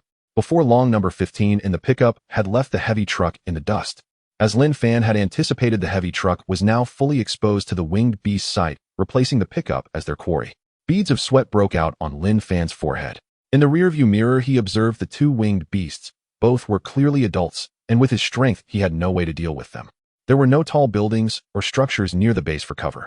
That number 15 is a real menace. Lin Fan knew the only option was to drive the heavy truck into the base. The area around the base was the sovereign winged beast territory. Only by getting the truck inside might these two beasts spare him. But the accelerator was already floored the heavy truck, humming. This was its limit. However, the two winged beasts had no intention of letting Lin Fan succeed. They both swooped down and caught up to the truck. One landed in front of the truck, the other behind, boxing Lin Fan in. Was abandoning the vehicle the only option? That was Lin Fan's final plan. If he couldn't drive the heavy truck out, he would abandon it and flee, using himself as bait to lure the beasts away and prevent them from attacking the vehicle. With no other choice, Lin Fan grabbed his old-fashioned rifle, jumped out of the truck, and hid behind a broken wall. Roar, roar. Strangely, when the two winged beasts saw Lin Fan, they did not attack. Instead, they fixed their gaze on number 15's pickup again, scaring him so badly that he drove the pickup straight into the base in a panic. The two winged beasts did not pursue number 15 further, nor did they attack Lin Fan. Instead, they flapped their wings, took to the sky, and left the area. Lin Fan was deeply puzzled. What had just happened? Why had the beasts abandoned their attack? He had initially thought the winged beasts of Heavy Iron City had gone out to forage, but now it was clear that wasn't the case. It seemed they had never intended to attack him in the first place. Watching the beasts vanish at the horizon, Lin Fan let out a slow breath. If they had attacked after he abandoned the truck, he would have been in grave danger. At that moment, number 15 drove the pickup back. Watching the beasts depart, he muttered, heaven works miracles, it spared us both. Lin Fan ignored him. Number 15 peered into the heavy truck and asked, is it just you alone in this truck? 17, how did you survive? I managed to escape through an underground passage and took refuge in this base, barely holding on to my life. Lin Fan replied indifferently. Is that rare earth inside? 15 pointed at the truck. Lin Fan nodded. Planning to complete the mission? That's right. 15 let out a scoff, clearly amused. He said, with so many of us unable to get the job done, how do you expect to transport the rare earth out of the city all by yourself? Winged beasts lurk in every corner of this city, and this heavy truck is such a big target. How can you possibly get the rare earth out? My life has long been worthless. Whether I succeed or not is up to fate, Lin Fan said flatly. You really think you're some kind of hero? I was going to suggest we travel together, but forget it. If you want to go to your death, I won't stop you, 15 taunted, then pointed at his own vehicle. They'll have you know I've scavenged quite a few good things. What use is getting rich in this era? Staying alive is what truly matters, Lin Fan said calmly. Have you seen what happened to the others? They threw away their lives for worthless trinkets. 15 snorted. I think it's you who will throw away your life for this so-called mission. You wouldn't understand anyway. I don't want to stay in this godforsaken place a minute longer. Take care of yourself. 15 drove the pickup and set off on the return journey first. The two parted ways from then on. As night fell, Lin Fan returned to the base. Just like the previous days, the sphere began to feast, devouring the mountainous piles of discarded weapon remnants with an insatiable hunger, as if it were a starving wraith. Lin Fan felt weary. After consuming some compressed biscuits and water, he drifted into a deep slumber. No sooner had he entered his dreams than he was jolted awake by the sphere's startled cry. Lin Fan snapped awake, instinctively grabbing his shotgun and flicking on the overhead searchlight. He saw the sphere dashing out from the heap of scrap metal in a panic, scurrying behind Lin Fan and refusing to emerge. Lin Fan surveyed the junk pile, puzzled, and asked Sphere what happened. The sphere's eyes were wide with alarm, its small hands gesturing frantically. A moving monster. The sphere nodded vigorously. Aren't you a little monster yourself? What are you afraid of? The sphere pouted and gestured again, conveying that the creature was hideous and terrifying. Then take me to see it. The sphere hesitated for a moment before reluctantly agreeing. It pointed toward the location of the monster and then swiftly darted into the pocket of Lin Fan's protective suit. But the sphere was too plump. Only half its body could squeeze and leaving its round head still protruding outside. The searchlight's beam illuminated the metal junk pile. Lin Fan surveyed it warily, yet he found nothing unusual about the heap. However, the sphere had already consumed a considerable amount of metal waste, leaving traces of smoking molten metal in its wake. Lin Fan slowly approached the pile using his shotgun to push aside discarded metal parts. He climbed onto the heap and asked tentatively, "Is anyone there?" The metal pile remained still. Lin Fan raised his shotgun and fired a shot into it. Yet there was still no response. But he felt something shifting beneath his feet. Lowering his gaze, the searchlight revealed a spherical metallic structure. This metal component bore a melted hole, and the acrid scent of molten metal filled the air. The structure was alive. It lifted its head, revealing two eyes glowing with a faint blue light. It paid no heed to Lin Fan, but stared in terror at the sphere hiding in his pocket. Clearly, the sphere also spotted this monster beneath Lin Fan. As their eyes met, the sphere shrieked in fright, pushing deeper into the pocket, nearly tearing it apart. The monster was equally petrified. The hole atop its head was evidently the sphere's doing. Its mechanical arms pressed against the junk pile as it struggled to pull its body free. Lin Fan lost his footing and tumbled down from the heap. It was then that he saw the creature in its entirety, a robot known on Earth as a water ghost, a war machine of the Qingyang star. The water ghost robot stood 3.2 meters tall, not imposing by Qingyang star standards, but armed with cannons. In space, they would hitch rides on small ships to infiltrate human starships, causing considerable losses to the human fleet. He hadn't expected a water ghost robot to remain in this Qingyang base, though this one was only half intact, looking rather forlorn. Its weapon systems had been destroyed, its lower half blown off, leaving damaged circuits and metal parts exposed. The top of the water ghost's head bore a large hole burned by the sphere, and its internal circuits occasionally emitted a faint sizzling sound. Upon seeing the sphere, the water ghost robot's terror mirrored the sphere's reaction. Robots lacked a sense of touch, but it sensed the extreme heat radiating from the sphere. That searing temperature capable of melting any metal was an extreme danger signal to it, mistakenly convincing it that it was about to be scrapped and cast into a furnace to become a pile of waste. Because its lower half was crippled, the water ghost robot could only move using its mechanical arms, shuffling frantically into a corner, trembling uncontrollably. That's odd. This robot's reaction is abnormal. Not only does it not attack, but it's also such a coward, Lin Fan muttered. He fell into thought. Robots like those from Qingyang star typically carried self-destruct programs to prevent capture by Earth. Once they lost Qingyang's control, the self-destruct would activate, obliterating all internal circuits and reducing them to scrap. Ding! The interstellar scavenger system activated, projecting a hologram before Lin Fan. It scanned the water ghost robot, and a line of analysis text appeared in his pupils. Qingyang Star 2034 model robot. The target was a product of Qingyang Star civilization, but it had sustained severe damage. Its components were ruined, rendering it unable to fight or move properly. Additionally, its built-in self-destruct program had been accidentally damaged and could not activate normally. In other words, this robot had gone rogue, appearing somewhat disoriented. It could no longer be controlled by Qingyang Star or launch attacks on humans. However, its self-protection system still functioned normally. At this moment, it was intimidated by the sphere's high-energy fusion and remained in a state of self-preservation. So it's a straggler, Lin Fan sighed in relief. The system's voice rang out. Master, the Qingyang Star 2034 model robot can be repaired. Huh, it's this badly damaged and it can still be fixed? Lin Fan asked. Yes, its core processing unit is intact. As long as you find compatible mechanical lower limb components, you can. Don't forget the sphere's specialty. It's a born forger, the system said. Lin Fan listened, then looked at the sphere still huddled in his pocket and asked, can you fix this kind of robot? The sphere shook its head without a second thought. Lin Fan gently pinched its nose and asked again, tell me honestly, can you fix it? The sphere drooped its ears, pouted and nodded reluctantly, then gestured.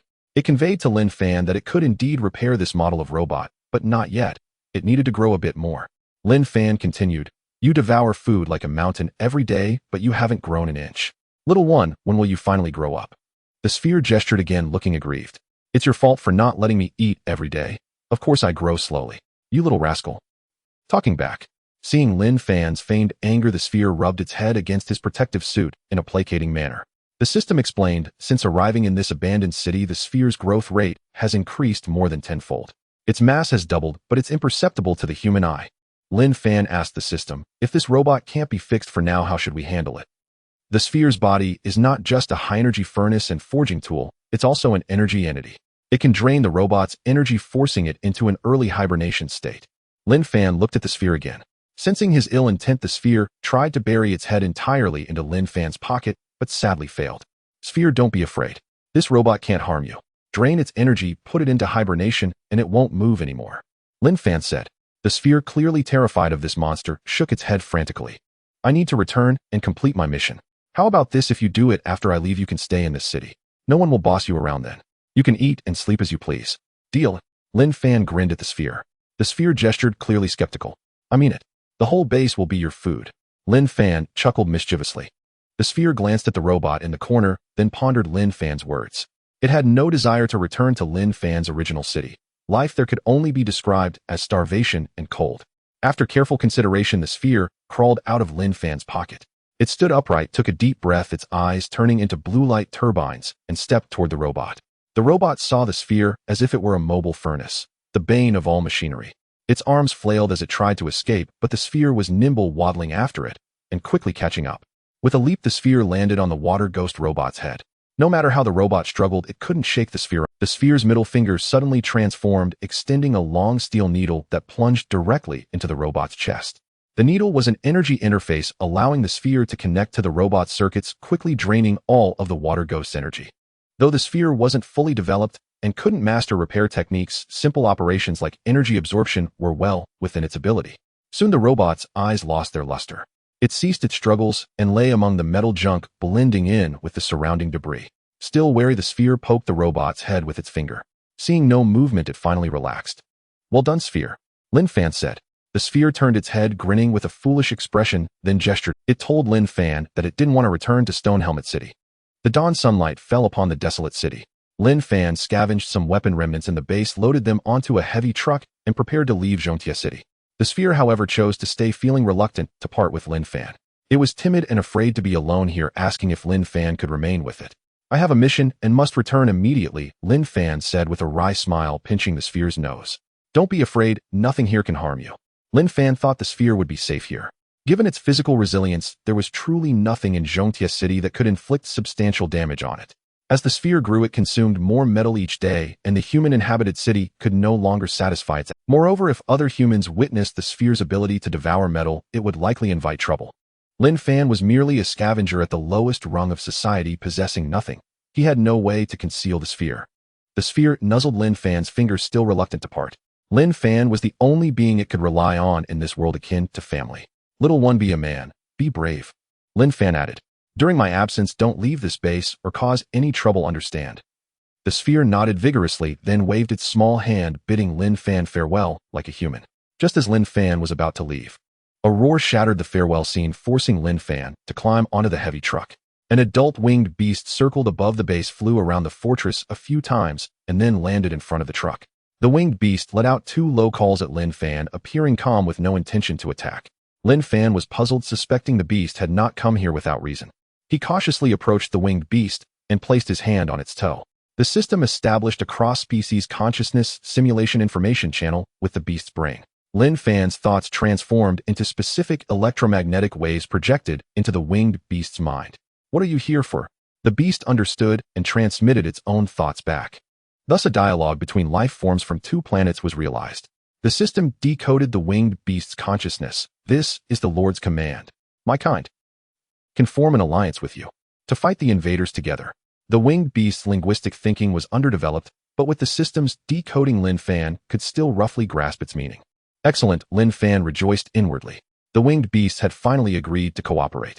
This way he would be safe in Yuanqiu City and could explore it freely from now on. A hint of a smile crossed his face as he asked, was it your Lord's arrangement that I obtained the rare earths smoothly and faced no attacks from you along the way? Yes, the Lord ordered us not to hinder your mission. So that was it. The sovereign winged beast had been helping him. However, the alliance between the winged beast tribe and you has 3 conditions, the winged beast said solemnly, looking at Lin Fan. First, the invaders will set foot on this land again sooner or later. You must help my kind fight them. Naturally, the Chiang Star humans are my enemies too. Second, keep my kind's secrets and weaknesses safe. The so-called secret was the infrasound frequency that could interfere with winged beasts. Lin Fan agreed without hesitation. Third, It's more difficult. Speak it, said Lin Fan. Human kind's numbers are growing daily, and we face a severe survival crisis. You must help us resolve the food shortage. But understand our appetites are immense. A human like you wouldn't even fill a gap in my teeth. Lin Fan pondered for a moment, then smiled slightly. The third condition is no problem either. The winged beast's consciousness transmitted again. If these three conditions are not met, our alliance will end. And do not betray my kind, or I will be the first to hunt you down. Don't worry. As long as we fight the Chiang Star humans together, I will be your most loyal friend, and you will get what you desire. What is friend? I cannot comprehend. Lin Fan said, a friend is a being you can trust across species. It matters not. The winged beast's consciousness conveyed again. In exchange, I will temporarily become your guardian. To ensure your safety, I will escort you out of this city. Lin Fan gladly agreed. Thus Lin Fan became the first human to form an alliance with a winged beast. Through the interstellar scavenging system, he communicated with the winged beast and gained deeper understanding of its kind. Despite their hideous and ferocious appearance, winged beasts were not unintelligent. In the evolutionary history of Chiang Star, they excelled in both physical strength and sensory acuity. Lin Fan boarded the heavy truck and began his return journey. The heavy truck slowly drove out of Yuanqiu city, passing by dilapidated high-rises. The north had been the main battlefield, heavily damaged with many roads blocked by collapsed buildings. He barely found a passable route. Suddenly Lin Fan slammed on the brakes. A pickup truck lay across the road, the one driven by number 15. It had been attacked, bearing many scratches and bloodstains. Number 15 was nowhere to be seen, alive or dead. Lin Fan frowned. The damage on the truck was relatively small and dense, clearly not the work of winged beasts. He grew more cautious, observing his surroundings carefully. He found nothing unusual, yet an ominous feeling lingered. Lin Fan did not linger and continued driving the heavy truck forward. Unbeknownst to him, dusk had fallen, and he had reached the northernmost edge of Yuanqiu city. He parked the heavy truck under a bridge, turned off the lights, and did not proceed further. A chilly wind stirred thick dust, creating an eerie stillness. At some point in the early morning, a knock. Open up, open up. Who is it? Lin Fan woke with a start. He turned on the searchlight on his protective goggles and saw another scavenger outside. Lin Fan quickly opened the door, and the person scrambled inside, collapsing into the passenger seat. It's you. Sev. N. Teen. The person exclaimed in surprise after recognizing. Lin Fan also recognized him. The scavenger team leader Li Weiguo. Why are you here? Lin Fan asked. Don't ask, just get out of here. Li Weiguo urged with extreme anxiety. Lin Fan started the heavy truck and turned on the headlights, then froze. A dense mass of green lights appeared on the overpass. Then a furry creature slammed into the truck's windshield. After realizing there was glass, it clawed and snarled at those inside the truck. Radiation-mutated Fong wolves, Lin Fan muttered, his brow furrowed. The interstellar scavenging system activated, projecting a hologram. Lines of text appeared before Lin Fan. Radiation-mutated wolf pack Earth species drastically increased in size due to nuclear radiation. A lifespan shortened, but reproductive capacity greatly enhanced. They feed on carrion and have gradually adapted to radiation environments. This species retains the aggression and pack nature of original wolves. Though hunted by humans, they still roam radiation-affected cities and other severely contaminated areas. Lin Fan glanced at the mutated Fong wolves outside. There were hundreds. They surrounded the heavy truck, surging forward, relentlessly jumping onto the hood and ramming the windshield. The mutated Fong wolves were twice the size of their ancestors, with especially sharp fangs capable of biting through metal. The truck's control panel flashed a malfunction warning. Lin Fan sensed trouble and floored the accelerator. The engine hummed, but the truck didn't budge. The heavy truck had broken down, trapping them inside. The mutated Fong wolves were cunning. The assault on the windshield was a feint. Their true goal was to disable the truck. The chassis electrical system was compromised, rendering the vehicle immobile. What's going on with these Fong wolves? Lin Fan asked Li Weiguo. Li Weiguo said, I spotted a foraging Fong wolf and shot it dead. But these beasts are extremely sensitive to the scent of blood. They keep coming from all directions. He paused to catch his breath and continued, I hid from them on a rooftop, but Fong wolves were everywhere. I couldn't leave at all. It wasn't until I saw you driving this heavy truck here that I risked my life to reach you. Lin Fan was slightly taken aback. So it was Li Weiguo who had attracted these creatures. He added, when we first entered Yuanqiu city, we didn't encounter these Fong wolves. They must have wandered here from elsewhere. They look famished, and we're in a tight spot. We're doomed. I thought with your heavy truck I could escape this hellhole, but these beasts have wrecked it. While both died, Li Weiguo took off his glasses and clutched an ion pistol tightly. It was his only weapon, but faced with the dense horde of Fong wolves, he knew it was utterly useless. Lin Fan frowned, deeply lost in thought. He said, don't worry. Though these Fong wolves can damage the tires, they can't break through the windshield. At least we won't become their meal. Really? Li Weiguo prayed. His only hope was that the windshield was strong enough and the Fang wolves would lose interest and leave. But Li Wei was soon deflated, muttering, "These creatures are patient. They might not leave and well starved to death, trapped inside." Just as Li Wei was sighed, a sharp howl rang out. A massive figure descended from the sky, landing in front of it. With a sweep of its enormous wings, it sent several Fang wolves tumbling through the air. It was the winged beast that had been escorting Lin Fan back. Lin Fan stared at the winged beast outside, his heart stirred. These monsters from Chiang Star had kept their promise in the most perilous moment. The winged beast was ordered to protect Lin Fan. When Lin Fan faced danger, it did not retreat easily. In just 10 seconds, it killed several more Fang wolves. The winged beast was proud. Every battle determined its status within the winged beast community. It spread its wings trying to drive the Fang wolves away, but these wolves were no pushovers. Soon a portion of the mutated Fang wolves abandoned the truck, increasingly targeting the winged beast as their new. Though the winged beast could easily tear apart individual Fang wolves against hundreds of ferocious, relentless ones, a single winged beast stood no chance. Eventually, it became overwhelmed, its wings and hind legs seized by a dozen Fang wolves. They aimed for its neck, the winged beast's weak spot. The winged beast realized the danger. If it lingered, it would be torn to shreds. It flapped its wings with all its might, soaring into the air, shaking off several Fang wolves that refused to let go. Watching the winged beast still circling low, trying to drive them off, Lin Fan's expression turned grim. After a long while, the winged beast flapped its wings and vanished into the dark night sky. Lin Fan closed his weary eyes. Meanwhile, Li Weiguo almost roared, 17, what time is it? And you can still sleep? Aren't you afraid of dying?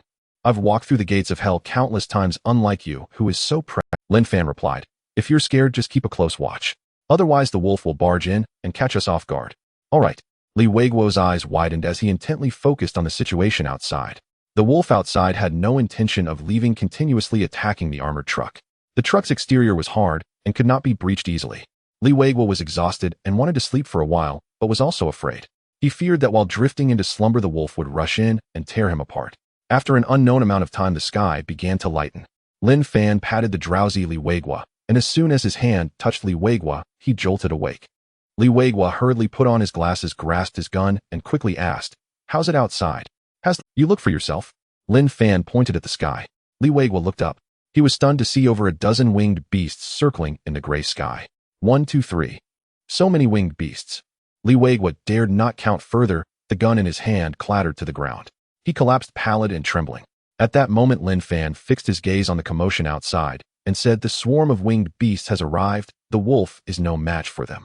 Li Weiguo took a deep breath, his voice trembling as he muttered, the wolf, while not a match, the winged beasts are even more terrifying. Just take a look. After Lin Fan finished speaking, he glanced at Li Weiguo. What more is there to see? We're utterly doomed, Li Weiguo said in despair. Outside the truck, the wolves did not retreat. They stretched their necks and began howling, their fur standing on end, each of them looking ferocious. This was a battle between dog-headed winged beasts and radiation-mutated wolves. Suddenly, a massive winged beast charged towards the ground. It was the dominant winged beast. In its eyes, the wolves were mere prey. It swooped down, and its tremendous impact swept dozens of wolves into the air. The anguished cries of the wolves echoed as their companions became bloodthirsty, with hundreds of fierce wolves charging at the dominant winged beast. The dominant winged beast had to evade their attacks, hurriedly flapping its wings to soar into the air. Immediately, all the winged beasts in the sky joined the battle, diving into the wolf pack. Although the wolves had become stronger due to nuclear radiation and the modifications by the Qingtian people compared to the winged beasts, an ancient race evolved over millions of years, they appeared very insignificant. Dozens of dog-headed winged beasts tore at the wolves with their strong beaks and fangs, slashing with their sharp, spiky wings. It was truly a massacre. The wolf pack was no longer competitive, retreating in defeat, each one becoming food for the winged beasts. The dominant winged beast stood at the center of the battle, exuding such ferocity that the pack of wolves dared not step forward. Howl! It roared, announcing to the invading wolf pack who is the true master of Heavy Iron City. Despite being numerous, the wolves were slaughtered by the winged beasts. The remaining wolves began to flee, still pursued by the winged beasts. With excellent vision, the winged beasts soared high and nothing escaped their watchful eyes, leaving the wolves with no way to escape. This massacre lasted nearly half an hour before finally ceasing. Surrounding the armored truck were stains of wolf blood and the corpses of wolves. There was no sound from the wolves anymore, only a strange silence prevailed. Boom! The dominant winged beast landed in front of Lin Fan's armored truck, its massive body causing the truck to tremble slightly. Li Weiguo had already hidden in a corner of the armored truck, his gaze vacant, having lost the last trace of his will to survive. He knew that the winged beasts were not wolves, They could easily shatter the windshield and kill them without any effort. But at that moment Lin Fan opened the truck door and stepped out. 17, are you crazy? Li Weiguo whispered, stunned by Lin Fan's actions. Lin Fan ignored Li Weiguo and reached down to touch the wires on the ground. The dominant winged beast glanced sideways, slowly approaching, stepping onto the wires. The superspecies consciousness simulation was activated. What a clever fellow, Lin Fan murmured. He then had his words translated into the language of the winged beasts by the system projecting in their minds. Thanks to you, otherwise I would have died here. Our tribe will naturally uphold the contract. Thank you. No need, it's just that you are too weak. If this had been an invasion by the Qingtian people, you probably wouldn't have lasted until our arrival. Indeed, Lin Fan said reluctantly. You have defeated me, and I admire your courage and wisdom, so I am willing to cooperate with you. But if you cannot demonstrate your strength, even if I recognize you, the other members of my tribe will ultimately not want to associate with the weak. Lin Fan replied. Big guy, don't worry, I won't make it difficult for you. I will fulfill all 3 of your conditions. The last condition is not simple. I hope you can truly accomplish it. Lin Fan glanced at the winged beast devouring the wolves and smiled slightly, saying, no problem. Our tribe is leaving and my companions will continue to escort you out. After speaking, the dominant winged beast flapped its wings and flew into the sky. The other winged beasts took 1 or 2 wolf corpses and also left the area. Lin Fan returned to the armored truck, but Li Weiguo stopped him, his eyes filled with confusion and surprise. After a long moment, he finally managed to ask, why didn't those creatures attack you? Perhaps the wolves have filled their bellies. I don't believe it, the winged beasts showed you no aggression at all. Li Weiguo was full of doubts. Do you know how to repair cars? Lin Fan asked. Li Weiguo shook his head. Then don't stop me, we need to repair the truck quickly. Otherwise the surviving wolves may still return to attack us, Lin Fan said. Li Weiguo honestly stepped aside. Lin Fan found the repair tools in the armored truck, crawled under the chassis, and spent about an hour fixing the damaged transmission circuit. Although the tires of the armored truck were also damaged, they were multi-layered. Even if damaged, it could still travel a distance. Lin Fan started the armored truck and was soon back on the road. The truck seemed heavy, slowly driving out of Heavy Iron City. In the afterglow of the sunset, Heavy Iron City shimmered with a golden glow.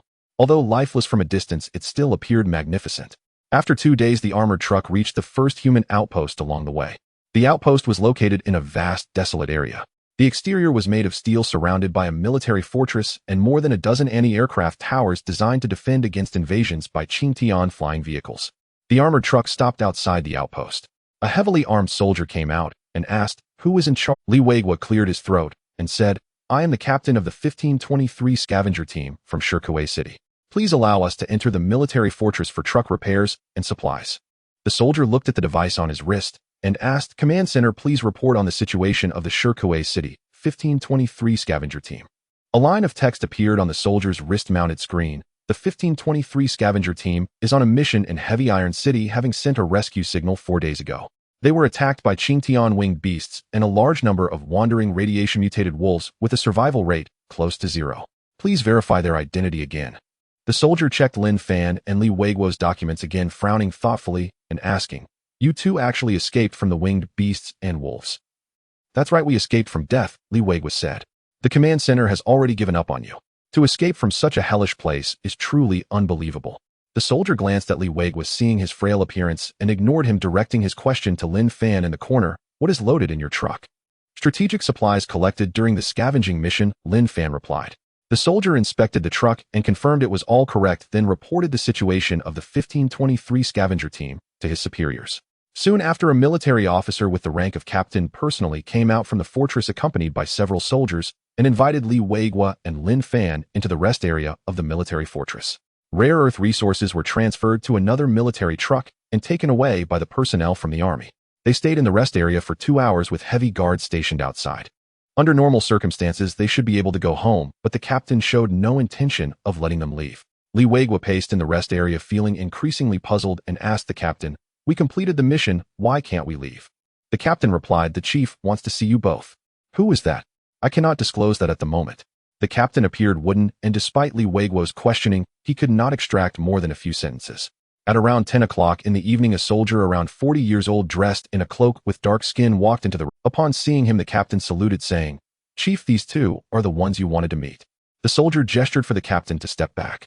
After the captain left, Li Weiguo could no longer contain his dissatisfaction and questioned, "What do you mean by this? We just escaped from the gates of hell, yet you are keeping us confined here." The soldier lit a cigar, removed his cloak, revealing his military uniform. He was a lieutenant colonel. The lieutenant colonel said indifferently. I instructed him to do so. Do you have any objections? Do you suspect us? Lin Fan, who had been silent, finally spoke up. The soldier replied seriously, Indeed, I do have my suspicions about both of you. Where should I begin? Asked Lin Fan. You encountered a Fong Wolf attack in Heavy Iron City and managed to escape. Utterly unexpected. The lieutenant colonel looked at Lin Fan. Do you know why the Fong Wolves appeared? No idea, but there seemed to be a considerable number of them. It's a conspiracy of the Syrians. Oh. To cut off our city's resource supply, the Syrians released a large swarm of mutated Fong Wolves in the northwest. These wolves are impervious to nuclear radiation, roaming through ruined cities, attacking transportation hubs and scavengers alike. The lieutenant colonel paused. Their genes have been altered. I see. The Fong Wolves' combat capabilities have been greatly enhanced. They even know the weak points of heavy trucks, often ambushing humans on major roads with relentless ferocity. This month alone, Stone Helmet City dispatched 10 scavenger teams, and all were attacked by mutated. The lieutenant colonel took a drag of his cigarette. Yet against all odds, you managed to walk out of Heavy Iron City without military assistance. Is that why you suspect us? Precisely. It's too incredible. I believe something must have happened in Heavy. The lieutenant colonel asked, suspicion heavy in his voice. Li Weiguo, recalling the strange interaction between Lin Fan and the winged beast during their journey, hastily explained, Lieutenant Colonel, this has nothing to do with me. The lieutenant colonel took another puff. Really? Nothing to do with you? Li Weiguo nodded firmly. The lieutenant colonel scrutinized Li Weiguo, speaking coolly. Your name is Li Weiguo, formerly a university professor. Your performance in the scavenger team has been mediocre. It seems highly unlikely that you could have accomplished this mission. Li Weiguo adjusted his glasses, indignantly retorting, human progress relies on science and technology. Don't underestimate us intellectuals. Without our efforts, Earth would have fallen long ago. True intellectuals deserve respect. You are merely one in name. The lieutenant colonel turned to Lin Fan. Your number is 17, your name Lin Fan, and your file is classified as top secret. Even I cannot access it. You are quite mysterious. I suspect your successful return from Heavy Iron City with rare earths is because of you, Lin Fan. Am I right? I don't understand what you're saying, but I am absolutely loyal to humanity. If you doubt me, I have nothing more to say, Lin Fan replied. Don't be tense. I'm not questioning your loyalty, but under these circumstances, completing this mission is truly remarkable. Just luck, said Lin Fan. I don't believe in luck. My only weapon was a pre-solar era gun, barely even a pea shooter. We escaped only by sheer fortune. Enough. They'll stop asking. A rare smile crossed the lieutenant colonel's dark face. My intuition tells me you're no ordinary man. This time the higher-ups are very pleased with your performance. They intend to reward you handsomely and promote you to captain of Scavenger Team 1523. What a... Li Weiguo was both shocked and furious. I am the team captain, the leader of the scavengers. He's nothing but a criminal. You just admitted the mission had nothing to do with you, the lieutenant colonel said slowly.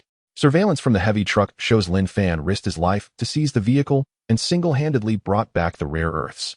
You only boarded days later and you attracted the mutated Fong Wolves. I've reported everything to the higher-ups. Li Weiguo's face shifted between shades of anger and uncertainty. He then screamed hysterically, but have you considered why the winged beasts didn't attack him? There's something wrong with him. What do you mean? We encountered not only Fong Wolves, but also winged beasts. I saw with my own eyes. Number 17 stood right before them, and they showed no intention of attacking. Li Weiguo spat venomously. He must have some unspeakable secret. Perhaps he's colluded with the winged beasts, or even betrayed us to the treacherous Syrians. Colluding with winged beasts. Betraying us to the Syrians. The lieutenant colonel burst into laughter, then shot Li Weiguo a cold glare. Utter nonsense. Li Weiguo, you are no longer the scavenger captain. The rest of this conversation doesn't concern you. Please leave. Li Weiguo opened his mouth, but fell silent, knowing his accusation lacked credibility and no one would believe him. He left the restroom resentfully. I won't press you on how you completed this mission. We care about results. The lieutenant colonel asked again, so are you willing to take on the role of scavenger captain? Sorry, Lin Fan replied, glancing at the officer. I have no interest in being captain. Comrade Lin Fan, don't refuse just yet. Hear me out. Our situation is dire, and we need courageous, capable people like you to step up. How so? The lieutenant colonel turned sideways. Since the Fourth Great War, we've lost most of our space fleet, though we're locked in a stalemate with the Syrians. Their starships will reach the solar system before long, and humanity will no longer be masters of Earth. That's why we've initiated the Doomsday Strategy, accelerating the development of weapons to counter the coming crisis. I know about the Doomsday Strategy, Lin Fan said. The lieutenant colonel gave him a meaningful look. The Syrians are aware of it too, and they're doing everything to obstruct Earth's plan. The mutated Fong Wolves are one such tactic. They breed too quickly and adapt well to radiation, making scavenging operations extremely difficult. The lieutenant colonel paused. The doomsday strategy is at a critical juncture, but resources are desperately scarce. We need you to carry out certain special missions. What about the military? Lin Fan asked. The lieutenant colonel sighed. Our movements would draw too much attention. Lin Fan laughed bitterly to himself. He knew the military's tricks all too well. They wanted him as cannon fodder, dressing it up with grandiose words. Still, as a scavenger, he had little choice. The emergence of Fong wolves had exponentially increased the danger of scavenging in ruined cities. In the past, Lin Fan would have hesitated. But things were different now. He had forged an alliance with the winged beasts. Mutated Fong wolves were a nightmare for humans, but for the winged beasts, they were merely prey. Lin Fan said, I can become captain of Scavenger Team 1523 and take on those special missions. But you must agree to 3 conditions. Name your conditions as long as you complete the missions, the lieutenant colonel said, patting Lin Fan's shoulder. Lin Fan looked down at his tattered protective suit. First, provide me with the latest combat gear up to military standards. That's no problem, the lieutenant colonel replied. Second, tell me the locations where your troops have buried the Fong wolves you've killed recently. The lieutenant colonel looked puzzled. Indeed, our forces have repelled Fong wolf attacks. Their corpses carry radiation, so we transported them to remote barren areas for burial. But those carcasses are useless. Why do you need to know? They might be useful to me, Lin Fan said. If it's convenient, send me the coordinates. Can you tell me why? Not for now, but I won't let you down, Lin Fan replied. If it's too much trouble, forget it. I don't really want to be captain anyway. Fine. I'll agree for now, the lieutenant colonel said. Third, I will carry out missions to the best of my ability and remain absolutely loyal to the coalition government. But you must not interfere with how I complete them. During missions, you cannot obstruct my actions, and when necessary, grant me temporary command of a small combat unit. The lieutenant colonel hesitated. Let me report this to the higher-ups. Your last 2 conditions are beyond my authority. I need their approval. If they agree, you'll get back to you. I'll await your reply. Good. The lieutenant colonel stubbed out his cigar. Oh, by the way, my name is Yuanqiu from the 178th Division of the Western Combat Forces. With that, the officer left the restroom. A day later, Lin Fan returned to Stone Helmet City. It was one of the largest cities in the northwest, nestled against the Mengliang mountain range. The range ran southeast. Before the solar era, this was a mining town rich in iron and copper ore, nothing more than a small settlement. After the Second Syrian War, as hostilities intensified, heavy industries migrated to this unremarkable. To evade Syrian starship attacks, people hollowed out the mountains, secretly building an industrial city. Because the city's shell was entirely rock like a suit of armor, it was named Stone Helmet City. After the Third Great War, more and more people gathered here. In just a few decades, this industrial town grew into a metropolis integrating scientific research and military industry. Like a colossal fortress, it sprawled within the Mengliang Mountains. Though built inside a mountain, Stone Helmet City was larger than many human cities from before the solar era. Countless anti-aircraft batteries were hidden in the ravines, with a 200-kilometer exclusion zone and forward outposts patrolled by swarms of drones. It was one of humanity's last sanctuaries, relatively safe. Inside the city, massive pillars supported the weight of the mountain shell. The dome above was a simulated sky mirror hundreds of meters high, indistinguishable from the outside world. People couldn't tell they lived within a mountain. The city's residents moved hurriedly with little laughter as an oppressive, heavy atmosphere hung over everything. Lin Fan took the underground rail through a series of mountains to the residential area of Mountain L1904 in the south of Stone Helmet City. His home was on the 17th floor, about 30 square meters, rented to him by the Scavenger Bureau. It wasn't comfortable, but it was livable. In these hard times, most people never had the chance to leave their city. Nor did they want to. Only within the city was it safe, with the government's most vital industrial lines guarded by heavy forces. Beyond the city lay the nuclear radiation contamination left by 4 wars. And mutated beasts and insects born from the irradiated earth roamed freely. Most terrifying of all were the monsters and war machines deployed by the Syrians. Many who left Stone Helmet City never returned. Thus, only the lowest of the low, criminals, and those with no other options, became scavengers. In truth, human cities could no longer afford to imprison large numbers of offenders, so sending criminals outside the city was in effect a form of punishment. One evening several days later, Lin Fan sat alone at home by the window, opening a paper letter. Upon it was a familiar name, Yang Xiaoqin. Without reading the contents carefully, he silently retrieved a bottle of liquor from the drawer and took a solitary sip. Yang Xiaoqin was originally Lin Fan's betrothed. The two had been childhood sweethearts. They had become engaged just before Lin Fan's final boarding of the revival. He had once believed that after completing his mission and returning to Earth, they would marry and spend the rest of their lives together. But alas, time had changed and fate had played its cruel tricks. On the eve of the Fourth Great War, Lin Fan, a young officer, was convicted of treason for hijacking the revival. This matter was classified as top secret, known only to a select few. Even the crew of the revival did not know what had truly transpired. When he decided to hijack the revival and escape, he had already foreseen the worst consequences. Now he willingly bore it all. At that time, the Allied fleet faced an unprecedented existential crisis. As a crew member of the revival, Lin Fan did what he believed was right. He would rather bear the infamy and disgrace than turn back. Before the interests of his nation, personal honor and romantic attachments were ultimately insignificant. Later, when Yang Xiaoqin's parents learned of Lin Fan's imprisonment, they wanted to annul the engagement. She refused, adamantly visiting him in prison and demanding to know what had happened. Lin Fan remained silent. Yang Xiaoqin declared she would wait for his release no matter what. But he, unwilling to let his mistakes ruin her life, resolutely ended their relationship. Yang Xiaoqin left weeping bitterly, her heart shattered. Lin Fan's heart, too, turned to ash as he silently recited 8 words: "My body is pledged to my country. How can I pledge it to you?" Years later, Lin Fan chose to become a scavenger upon his release, the lowest occupation in the city. During those years, Yang Xiaoqin transformed her grief into strength, rising through her abilities and knowledge to become a key figure in Stonehelm City. Back then, Yang Xiaoqin was like the bright moon in the sky, admired by all. Lin Fan was but the dust beneath the light, utterly insignificant.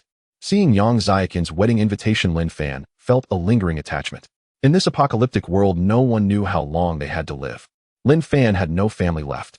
Though they could not spend their lives together, Yang Xiaoqin was like family to him. After much hesitation, he decided to attend. Years had passed since their parting. With the cataclysmic end drawing ever nearer, he wished to settle this karmic bond from their past. From then on, he would be utterly alone with no attachments left, walking toward that final war. After downing 2 or 3 bottles of liquor, Lin Fan was slightly tipsy. A knock came at the door. Lin Fan was startled. In all his years as a scavenger, no one had ever visited his home. He called out drowsily, "Who is it?" "You must have the wrong door." A polite, gentle female voice replied from outside. "Excuse me, is Lin Fan here?" Puzzled, Lin Fan wondered who could be knocking so late at night, and with a woman's voice at that. He rose and opened it. Before him stood a stunning woman. Her willow leaf brows graced her eyes, her lips were like cherry blossoms, her skin like jade, and her aura as delicate as an orchid. This young woman rivaled, even surpassed, the stars from old movies. Was he so drunk that he was muttering to himself? Lin Fan tried to close the door. No hallucination. The girl quickly held the door, frowning with mild irritation, and huffed. "Are you really so unwelcoming? A real person?" Lin Fan looked her over again, his drunkenness fading slightly. "My apologies, miss. Who are you?" The girl pouted and sighed softly. "It seems you don't remember me. But that's okay." "Huh. They knew each other." Lin Fan asked groggily, "Miss, do I owe you money?" "No. Did I bully you?" "Not that either." Pushing past Lin Fan's hand, the young woman gracefully entered his room, glanced around, then fixed her gaze on him. "Your place is really small. I heard you've been a scavenger all these years." Lin Fan was baffled. This woman had sought him out, and even knew he was a scavenger, yet he had no memory of her. He scrutinized her again. She had a graceful figure and elegant demeanor, and on her collar was the emblem of the Allied fleet. Seeing that emblem, Lin Fan's intoxication mostly cleared. He realized this young woman was no ordinary person. She was from the United Aerospace Bureau. His expression turned serious. "What are you doing here? I have no ties with you people anymore." Seeing his anger, the girl pouted. "My name is Yuanqiu. I work at the Northern Aerospace Command Center. I just wanted to pay my respects to a senior." Pay respects to him? Lin Fan was utterly bewildered. He had no recollection of anyone named Wang. He said bluntly, "I don't believe someone from the United Aerospace Bureau has the leisure to visit me late at night. Leave. I'm just an ordinary scavenger now, with no connection to you." Yuanqiu glanced at the liquor bottles on the table, then at the invitation, and whispered, "You and her. Enough, enough. I don't have time to chat with you." Lin Fan made a dismissive gesture, pulling her toward the door, while muttering, "Where did this wild girl come from?" Yuanqiu, looking aggrieved, was ushered outside. With a loud bang, the door slammed shut. From outside, her indignant voice rang out, "Open the door. Open up." Lin Fan ignored her, pondering to himself.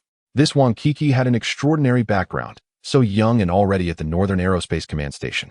The Northern Aerospace Command Station was one of Earth's 3 largest aerospace command centers, a military stronghold crucial to humanity's future.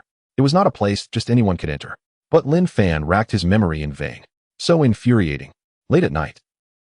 "Are you really comfortable leaving a girl outside overnight?" Lin Fan remained unmoved, letting her knock, while he continued drinking. The next day at 3 in the morning, another knock came. Lin Fan glanced out the window. It was still dark. He had barely returned to Stonehelm City, and he couldn't even get a decent sleep. Who is it? Can't a person get any rest?" Lin Fan called out a few times, but there was no answer. Strangely, the knock didn't sound like human fingers. It was more like the tapping of metal machinery. He immediately grew alert, grabbing an old-fashioned rifle and approaching the door. Peering through the peephole, he saw a massive robot head outside, its optical eye probing inward. Startled, Lin Fan instantly raised his rifle. But then he spotted a tiny figure perched on the robot's shoulder. Ball. Lin Fan finally opened the door. Outside stood Scavenger Pig Ball and the Water Ghost Robot. The Water Ghost Robot's previously damaged lower limbs had been repaired. Though the parts didn't quite match, it could barely stand upright. A foul stench of sewage clung to it. Ball trotted into Lin Fan's room with quick steps, then gestured for the robot to enter. Ball directed the Water Ghost Robot to stay still and absolutely not break anything in Lin Fan's home. The robot obediently curled up, carefully squeezing itself into a narrow corner of the room. Ball, why are you back? Lin Fan asked, full of suspicion. Ball pointed to its body and made a few gestures. It told Lin Fan that it had grown. Lin Fan looked closely. Ball's body was indeed a bit larger. It had once been only the size of 2 palms, but now it was as big as a small dog. Ding! The holographic projection of the interstellar scavenger system appeared, scanning Ball before displaying a line of text. Scavenger Pig has evolved. Currently at early juvenile stage. Unlocked basic forging and repair skills. Incredulous Lin Fan asked, in the days since I left, did you eat all the scrap metal from the Cyclops base? Ball bared its teeth and nodded. Lin Fan thought for a moment and asked, did you also repair the Water Ghost Robot? Ball nodded again. In a cramped room, the sphere gestured to Lin Fan, indicating that it had been eating since a few days after he left. Its stomach felt as if it might burst, the whole body resembling a bomb ready to explode. It couldn't take it anymore and dozed off. When it woke up, it discovered that it had grown. Its body had undergone some changes, allowing it to transform effortlessly into repair tools. Moreover, it seemed that some basic forging theories had been unlocked in its mind, along with fragmented and the sphere found many lower limb parts of robots in the ruins and pieced them together to install on the water. However, the physical assembly was still insufficient to subdue the Water Ghost Robot, so it began to tamper with the robot's programming. Speaking of which, the sphere inevitably ingested some baseband chips while eating. After reaching the mid-stage of its juvenile phase, some memories related to etched coding surfaced in its mind. Driven by these memories, the sphere autonomously performed a basic decoding of these baseband chips, unwittingly grasping a bit of the Yuanqiu coding technique. As a result, it conducted the most fundamental reprogramming of the Water Ghost Robot. Of course, this also depended on Lin Fan's good fortune. Had it been a completely scrapped Water Ghost Robot, or an intact one, the sphere would have been powerless. Coincidentally, this Water Ghost Robot was in a half-dead state. The firewall set by the Yuanqiu people had already failed, but the other main programs were intact. Only then did the sphere manage to infiltrate the Water Ghost Robot system and make simple and crude alterations. In fact, although the sphere excelled at scavenging and forging, it had no advantage in programming and coding. Lin Fan pondered. This time he was indeed incredibly lucky to have stumbled upon this fish that slipped through the net. But it would be even better if he could repair the scrapped Yuanqiu robot. At this moment, the interstellar scavenging system sensed his thoughts and displayed a line of text. If the master wishes to forge and repair the completely scrapped Yuanqiu robot, the sphere needs to reach the juvenile advancement stage to possess forging abilities. The sphere is a uniquely gifted forger, but being in its juvenile phase, it still needs to spend scavenging points to unlock the technology tree corresponding to various civilizations. Thus, it required an additional 100 scavenging points to unlock basic civilization, robot forging, and control technology for the sphere. Lin Fan was momentarily taken aback. So it really could be done. However, this task seemed extremely arduous. The sphere's growth was slow, and as it developed further, the amount and quality of metals it needed to consume increased geometrically. Moreover, 100 scavenging points was a lot for Lin Fan. Directly repairing a scrapped Yuanqiu robot was something worth anticipating, but he didn't dare to hope for it just yet.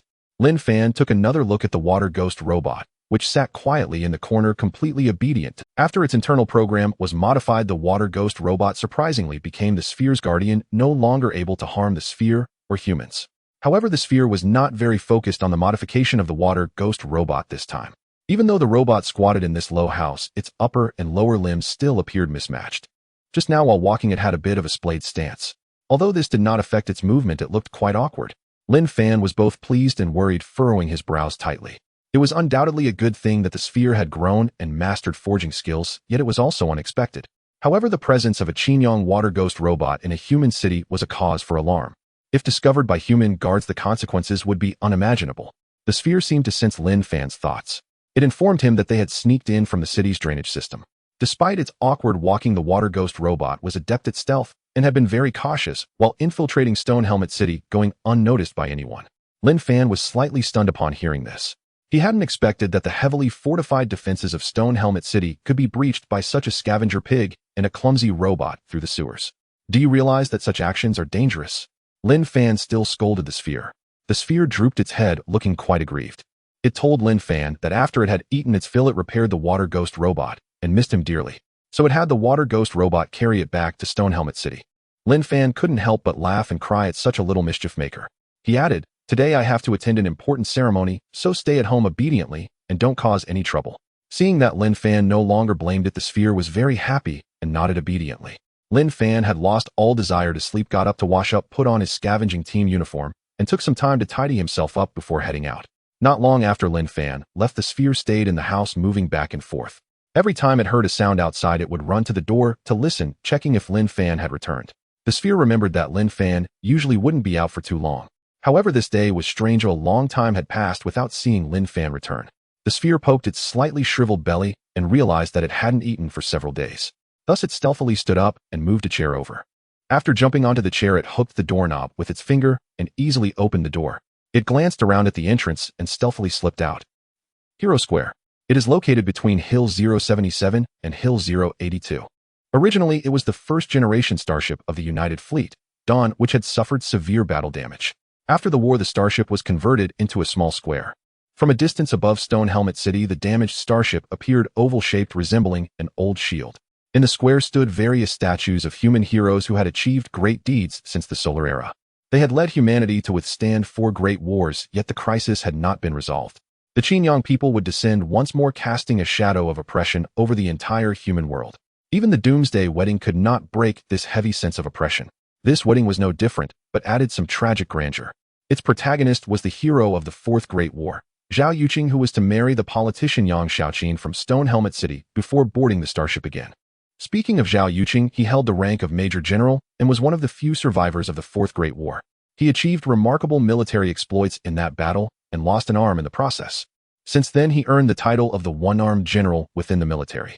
Moreover, Zhao Yuqing was young and had a strong background, being the son of the Chief of Staff in the Western Theater.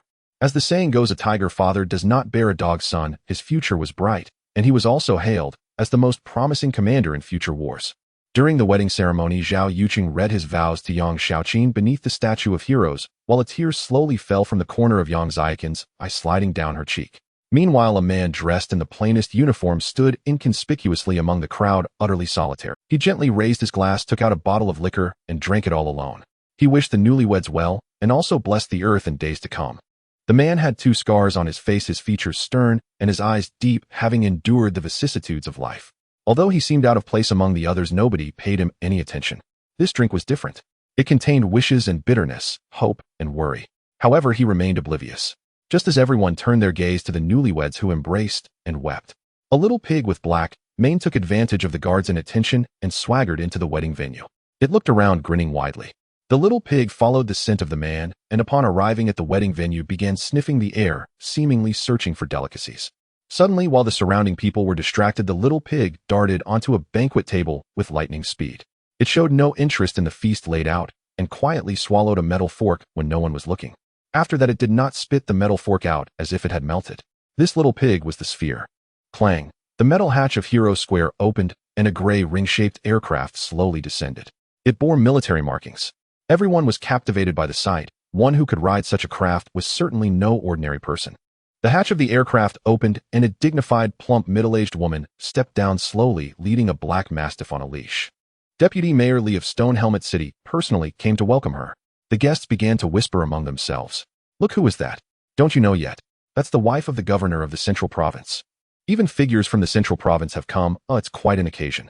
At that moment, the wedding ceremony concluded, and Zhao Yuqing and Yang Shaoqin temporarily withdrew. Madame Zhang, led by Mayor Li, arrived before the hero's statue. The provincial governor was the highest-ranking administrative official in the Western region. Especially in this era of war, he wielded immense power over resource allocation, often enough to decide a city's rise or fall or a person's destiny.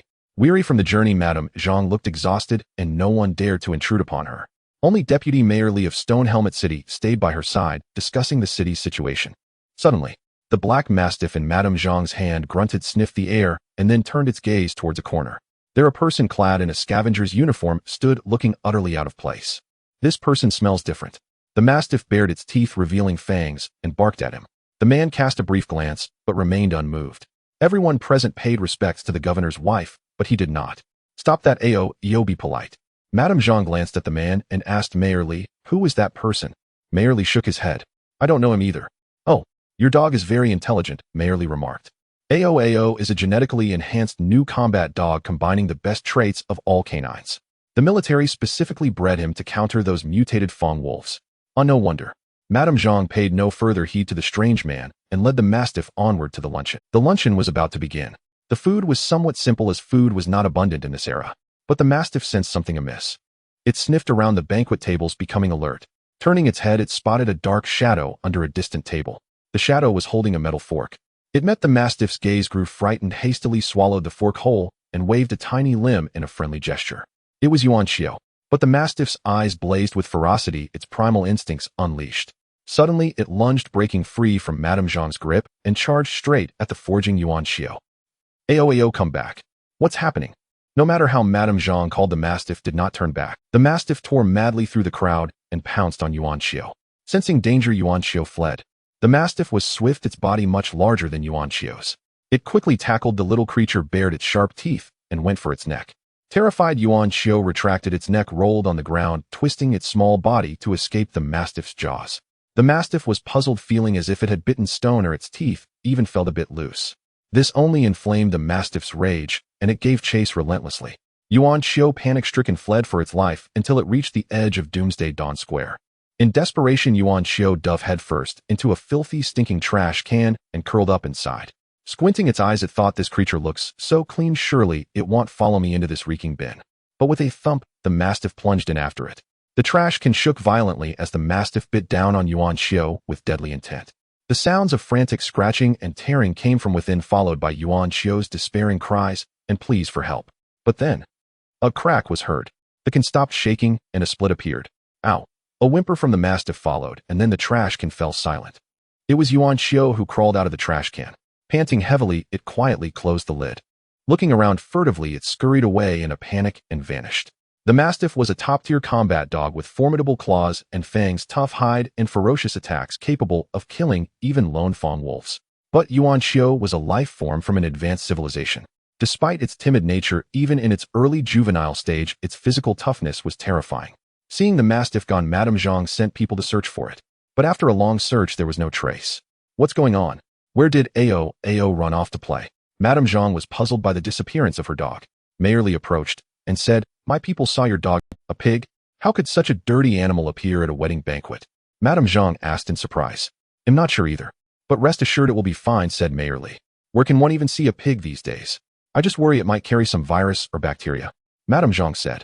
Mayerly nodded repeatedly, then summoned Old Wang, the manager of Doomsday Dawn Square, his expression turning severe. How did this happen? How did a pig get into the square? Old Wang was berated harshly, but dared not retort, merely instructing 2 security guards to find the dog. After about 10 minutes, the 2 guards searched, and upon hearing faint barking from a trash can, found the mastiff. And unexpectedly, when the mastiff was found, it was completely immobile. The guards brought the injured dog to Madame Zhang. There were no external wounds, but all 4 limbs were broken, its body limp as a sack of mud. What on earth happened? What occurred?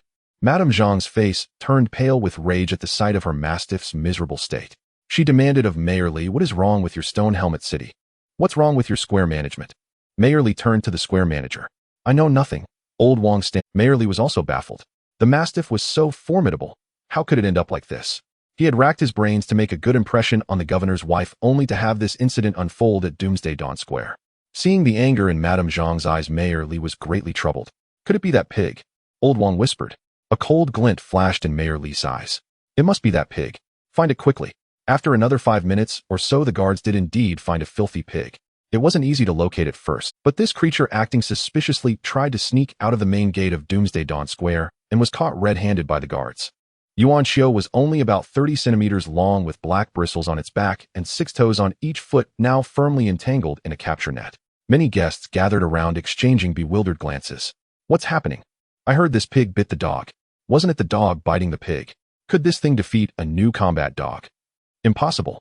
No one believed a little pig could overpower the massive mastiff. But at that moment, the mastiff, upon seeing the captured Yuanqiu, fell into a panic.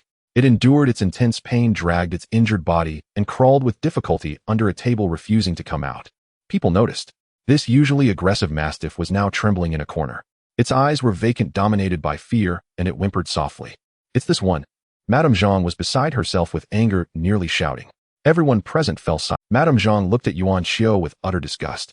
How can the people of Stone Helmet City keep such a creature? Still no one spoke up. Everyone present was from the upper echelons of Stone Helmet City. Who would keep such an ugly stinking pig? Mayor Li signaled Old Wang with a glance. Embarrassed, Old Wang stepped forward gloomily. Madame Zhang, this pig has no markings, that's probably not a pet. Mayor Li interjected. A pig of unknown origin, maybe it wandered in from the irradiated zone outside. It's different from ordinary pigs. It could be a vicious mutant from nuclear radiation. At the word radiation, Madame Zhang instinctively stepped back 2 paces. She covered her mouth. That makes sense.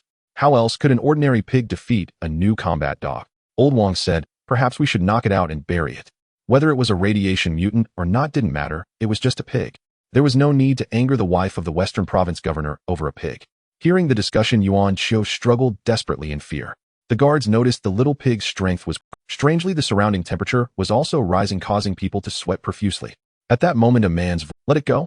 It's mine. Amidst a gathering of the upper echelons, a man squeezed his way in. He wore the uniform of the Blue Scavenger Corps, his features unremarkable save for a scar upon his brow. Upon seeing this man, the little ball of fur rejoiced immensely, its fear forgotten. Lady Zhang, perplexed, inquired, who are you? Before Lin Fan could speak, a middle-aged woman's voice rang out. His name is Lin Fan, a scavenger from Stone Helmet City. Lin Fan was slightly taken aback upon seeing her. She was none other than Yang Xiaoqin's mother, the woman who had once nearly become his mother-in-law. Lady Zhang scrutinized Lin Fan, her eyes brimming with disdain. She harbored no goodwill towards such urban scavengers, knowing that before taking up this trade, they were often criminals far from virtuous. Yang's mother added, Lin Fan Xiaoqin is about to be married. How can you still have the face to come here? In this apocalypse, none know how long they have to live. I came by invitation to offer my blessings, Lin Fan replied. The attendees, all sharp and astute, caught the implication instantly. From those few words they discerned that this scavenger was once a suitor of Yang Xiaoqin. Yet such a man lacked self-awareness. How thick-skinned must he be to show his face here? Zhao Yuqing, young as he was, held the rank of major general, while this man was but a lowly scavenger. Lin Fan, however, remained indifferent. Over the years he had witnessed the world's coldness. Their stares mattered not. His sole concern was the little ball of fur. Seeing it in the hands of these influential people, he was at a loss. These were individuals of wealth and power, none he could afford to provoke. He asked again, what do you plan to do with it? Old Wang, glancing at Lady Zhang's expression, said sternly, per Stone Helmet City's regulations, any mutated creature from radiation must be buried. But it is not a creature mutated by radiation, Lin Fan argued. What do you know? Retorted the other. I am a scavenger, I know radiation well. If you doubt me, test it with a radiation detector. The esteemed guests here are all great figures of Stone Helmet City. Who are you, a mere scavenger, to speak? Since there is no room for negotiation, I have no other choice. Lin Fan frowned slightly, then commanded, little ball, run. At his voice, the creature's eyes lit up as if recharged. Its tiny mouth bit into the net, instantly melting the wire mesh. It slipped out from the guard's grasp, darting behind Lin Fan, in a flash, too afraid to emerge. Lin Fan, carrying the little ball, prepared to flee. The guards moved to seize him, but Lin Fan showed no mercy, swiftly taking them down. Even the monsters in the ruins couldn't stop him, let alone these men of Stone Helmet City. Just then 2 soldiers blocked his path. Lin Fan recognized the insignia of the Space Fleet's revival on their uniforms. One burly soldier eyed Lin Fan, saying, Scavenger, this is no place for your mischief. Go easy, don't blow this out of proportion, the other added. The wedding guests began to murmur. These 2 were soldiers serving in the Space Fleet, their skills far surpassing ordinary ground troops. They thought this scavenger was like an egg dashing against a rock. Don't worry, I know my limits, the soldier said, fixing his gaze on Lin Fan. Hand over the radiated creature, or you won't leave here. Lin Fan's expression remained unchanged. He said nothing, merely slowly placing his wine bottle into his pocket. The soldier strode forward, aiming to seize Lin Fan's shoulder with lightning speed. But before he could close in, Lin Fan reached out and clamped his wrist. The soldier's wrist throbbed with pain, unable to break free. Startled and angered, he clenched his other fist to strike back. Yet his opponent had already anticipated his move, flipping him to the ground with a counter. Ouch! The soldier hit the ground hard, flat on his back. He never imagined this scavenger possessed such. His prowess was among the top on the starship, yet he had been bested in front of everyone. The other soldiers, seeing his comrade defeated, grew furious and moved to assist. However, an officer appeared behind that soldier, delivering a sharp kick to his rear and bellowing, Zhao Da Biao, how, but, get lost. Yes, sir. The 2 soldiers slunk back in shame. The officer approached Lin Fan, murmuring, bro. Lin Fan, seeing this familiar figure, was momentarily stunned. Iron Egg, he whispered. Yes, replied Li Taidan. The 2 soldiers were utterly petrified. This scavenger had just addressed their commanding officer by his childhood nickname. To their greater astonishment, Li Taidan stood ramrod straight and snapped a crisp salute. Gazing at Lin Fan's shabby appearance, his throat tightened and he could no longer speak. The once most promising young officer of the revival now reduced to a scavenger. Facing these overbearing elites, he now had to swallow his pride. The onlookers were stunned. A space fleet officer was saluting a scavenger. Looking at the officer's insignia, it was that of a senior colonel, not an ordinary army rank, but that of the space. Why are you here? Lin Fan asked. Li Taidan paused, then said, on a mission in Stone Helmet City. Miss Wang mentioned you were here, so I came to see you. Miss Wang? Lin Fan was puzzled. Just then a woman approached. She was dressed modestly in simple clothes that somewhat matched Lin Fan's. Yet her peerless beauty, even in a fleeting glance, was enough to captivate the upper crust of Stone Helmet City. Her every glance revealed an innate nobility that quelled any rash thoughts. Lin Fan was taken aback. Wasn't this the girl who had knocked on his door last night? Lady Zhang was even more bewildered. Though others didn't recognize Wang Kiki, she knew exactly who she was. Kiki, why are you here for the wedding? She asked. Wang Kiki pointed at Lin Fan and said, I came with him. Then she moved to pull him away. Lady Zhang's face showed astonishment as she murmured, could this be the boyfriend you mentioned to the Song family? Wang Kiki, aware that Lady Zhang might have heard of her affairs, paused to think, then declared boldly, and what if it is? What? Lin Fan was dumbfounded. What was going on? Everyone else was equally shocked. Who was this scavenger? Not only did a space fleet officer treat him with respect, but he also had such a beautiful... Lady Zhang was the most stunned, though she cared less about Li Taidan. Her true concern was Wang Kiki. At her level, a space fleet senior colonel was hardly a novelty. But the Wang family was a force even the Western governor feared. The man before her was merely a scavenger scraping by in Stone Helmet City.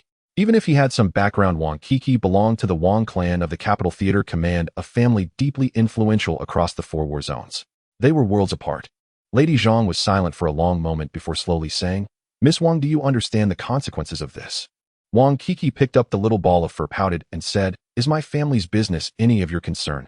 The people around were whispering among themselves, few knowing Wang Kiki's true background. Yet judging by her extraordinary demeanor and beauty along with Madame Zhang's attitude, it was clear this woman was no ordinary individual. Everyone felt deep down that this pair was mismatched. It was a classic case of a toad lusting after swan meat. Madame Zhang's expression shifted uncertainly as she said, how dare I meddle in the affairs of the Wang family?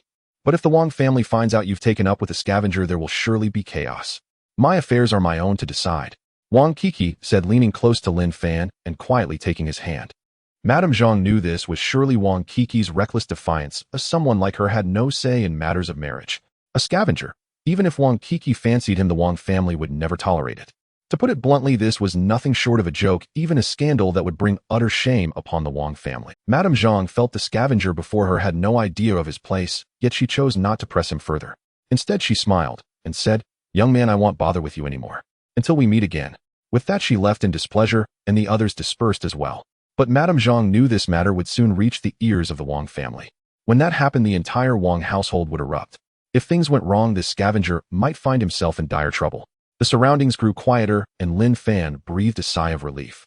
At least the sphere hadn't been taken away, or else the secret would have been exposed. Lin Fan looked at Li Taidan and smiled, saying, Tiedon, you've made something of yourself now, with a military rank. Brother, don't tease me, Li Taidan replied. After that battle, the survivors of the space fleet are all like me. But I never expected you. What about me? Should I pull some strings? You don't have to be a scavenger anymore. It pains me. No need, Taidan. I'm fine as I am. Brother, back in the day, you always had my back when others bullied me. Now, if anyone dares to mess with you, you tell me. Li Taidan declared. Lin Fan patted him on the shoulder and chuckled, all right. Li Taidan glanced at Wang Kiki and added, Miss Wang, I won't disturb your time with my brother. He'll go greet that bastard Zhao Yuqing. Go ahead, Wang Kiki said with a gentle smile. As Taidan walked away, Lin Fan turned to Wang Kiki and said, Miss Wang, we're strangers who met by chance. Why did you have to put on such a show? Wang Kiki looked at Lin Fan's serious expression and pouted, sorry, I really had no other choice. I'm alone, so it doesn't matter to me. But that woman was right. You're young, beautiful, and from a good family. Spreading this rumor will only harm your reputation. I said it deliberately for them to hear. I wish they would spread it. Wang Kiki looked at Lin Fan, smiled, and asked, what do you think of me?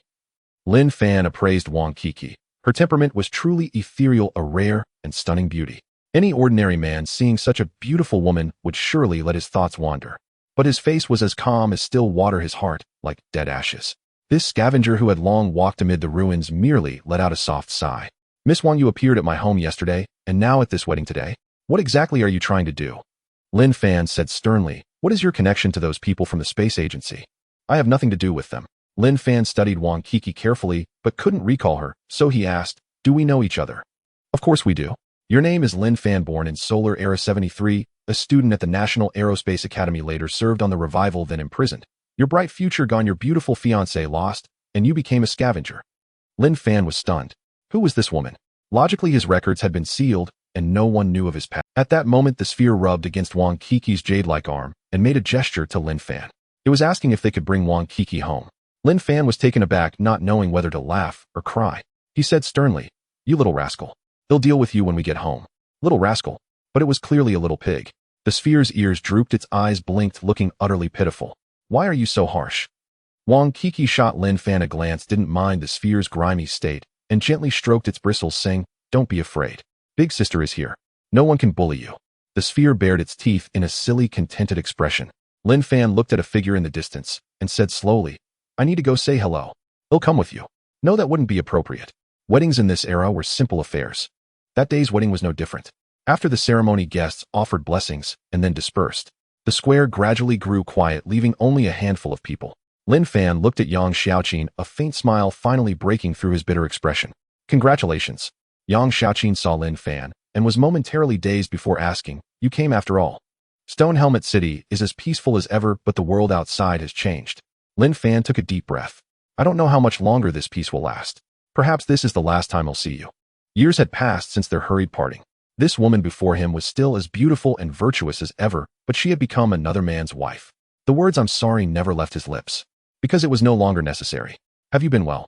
Yang Xiaoqin asked. "I'm fine," Lin Fan replied. "I'll take my leave now. Take care of yourself." Seeing the smile on her face, Lin Fan let go of the long-held burden in his heart. He turned and walked away. From now on, the path before him would be a sea of flames and a mountain of swords. Not long after, Lin Fan bid farewell to Li Taidan and left the wedding venue with Yuanqiu following behind him. Neither spoke. Suddenly, Lin Fan stopped, turned to Yuanqiu, and said, "Miss Wang, I'm almost at the station. You should go back." Yuanqiu hesitated, then said, "Then I'll return to the capital military district. Speaking of which, if it weren't for you, the governor's wife wouldn't have let things go so easily." Lin Fan said, "Thank you." Yuanqiu smiled lightly. "You're welcome." The sphere looked at Lin Fan with pleading eyes and gestured again, its meaning clear. Couldn't they keep this big sister? Lin Fan shook his head. Yuanqiu said, "Though we're parting now, we'll meet again." "Forget it. I'm a scavenger. We're not from the same world. I don't care what others think." Yuanqiu added, "In less than 10 years, the true apocalypse will descend. What use are these so-called fame and fortune then? Yes, the apocalypse is coming.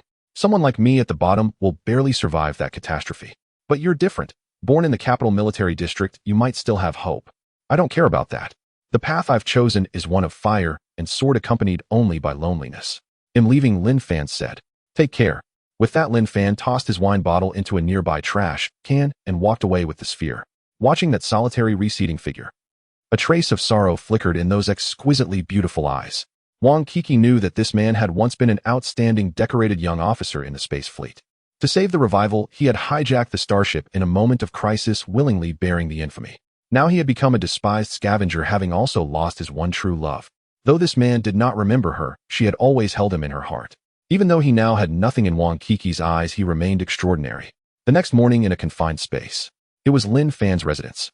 A knock echoed as Lin Fan answered the call, and the holographic projection of Colonel Chun, who from the 178th Division, appeared before him.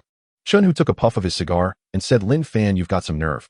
I heard you've whisked away the eldest daughter of the Wang family from the capital military region." Lin Fan was utterly speechless, on the verge of tears. The rumor had spread like wildfire, reaching even Chen Hu's ears. Lin Fan, once an obscure scavenger ignored for years, had suddenly become the center of public attention. Their relationship was perfectly innocent, but after Yuanqiu's antics, Lin Fan couldn't clear his name even if he jumped into the Yellow River. Worse still, as a mere scavenger, countless people were waiting to see him make a fool of himself. Seeing Lin Fan's embarrassment, a sly smile crept across Chen Hu's face. All right, I didn't call to tease you. I've got good news. And bad news too. Which do you want first? The bad news, of course. Chen Hu paused. The Scavenger Bureau is going to assign you a very important mission. But it's not from our Western Theater Command. It's a direct order from headquarters. Headquarters? What mission? I don't know the details.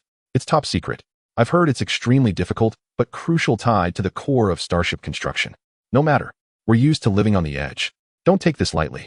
It might be the most dangerous mission the Scavenger Bureau has seen in years. Even regular Marine units might struggle to pull it off. I see. It's strange though. Why would they assign a mission of this caliber directly to you? And the good news. Yuanqiu said the higher-ups have agreed to your 3 requests. Your personal weapons and equipment will be standard issue for a heavy-armed warrior. As for temporary command authority, as long as your requests are reasonable, they'll grant it personally. And the burial sites of the dire wolves. The higher-ups decided those locations aren't state secrets. They've sent you the coordinates. All the dire wolf burial sites in the entire western region are included. Yuanqiu took another drag. I'm curious though, why do you need these coordinates? Dire wolves are radiation-mutated variants. Their corpses are a menace to humans. I have my reasons. I can't tell you yet. Lin Fan breathed a sigh of relief. Finally some good news. He had formed a cooperative alliance with the winged beasts of Heavy Iron City, but the bond was fragile. Its survival or collapse hinged on the whim of the sovereign winged beast. Lin Fan had to strike while the iron was hot, deepening this tenuous relationship into a stable, equal strategic partnership. In essence, he needed to prove his value to the winged beast population. The food crisis among the winged beasts provided Lin Fan with an opportunity, and the dire wolves eliminated by the Western combat forces were the key to solving it. Dire wolf corpses contained radioactive substances harmful to humans and requiring burial in uninhabited areas. But for the winged beasts, they posed no issue for consumption. You're always so mysterious, Yuanqiu muttered. Lin Fan smiled and ended the video call. At 10 in the morning, he was summoned to the Scavenger Bureau. In the director's office, Director Zhao personally handed him a mission of utmost importance: to travel to Maslow Fortress and retrieve a mysterious substance. This substance was vital for starship construction, but human cities could no longer refine it on a large scale. Only a few cities still harbored it, and Maslow Fortress was one of them. The director's office was silent. Director Zhao glanced at Lin Fan. Number 17, you need to understand. The probability of completing this mission is extremely low, barely 5. The death rate is 95. Frankly, Director Zhao didn't want to assign such a suicidal task. The Scavenger Bureau had suffered heavy losses in recent operations, and he was reluctant to endure more unnecessary casualties. But orders from above were beyond defiance. Lin Fan tucked away the top-secret mission file, pondering. Maslow Fortress lay 120 kilometers west of Heavy Iron City, relatively close to the 254th base of the Qingyang Star. Once military heavy tanks and low-altitude aircraft approached Maslow Fortress, they could hardly evade strikes from Base 254 of Qingyang Star. In recent years, to reclaim black iron oil, the combat forces had lost dozens of army soldiers. All scavengers might not draw much attention from the Qingyang Star base, but Maslow Fortress itself was a gateway to hell. Even for seasoned soldiers, it was a near-suicidal mission. Yet Lin Fan didn't refuse outright. He had once been a soldier in the space fleet, undertaking far more perilous missions. Now he needed to build his strength, and arming himself was paramount. Though Heavy Iron City had plenty of common supplies, powerful weapons were scarce, and the ruins of human territories were much the same. To bolster his power, the western side of the Red Valley mountain range might be a promising destination. Just then, Lin Fan's wristband vibrated, displaying an unsigned message. If I'm not mistaken, you've already received the Maslow Fortress mission. No one has completed this mission in 5 years. You want either? Huh. Lin Fan's heart jolted. The mission was top secret, yet the sender knew everything, even the timing of his assignment. The previous message vanished, instantly replaced by another, but I won't make it too hard for you. I've left you a way out. Forget Yuanqiu, cut all ties with her, and this mission can be immediately revoked. What's more, you'll receive an unimaginable fortune. Lin Fan's brow furrowed deeply. Who had sent this message, and from whose hand? Director Zhao noticed Lin Fan's strange expression. To be honest, I can't figure out why they assigned you this mission. Who knows? Lin Fan replied with a bitter smile. Director Zhao, sympathizing with Lin Fan, stood up and closed the door. There is a way. You could just refuse the mission. According to scavenger regulations, you'd only go back to prison, but that's still better than heading to hell. Lin Fan shook his head.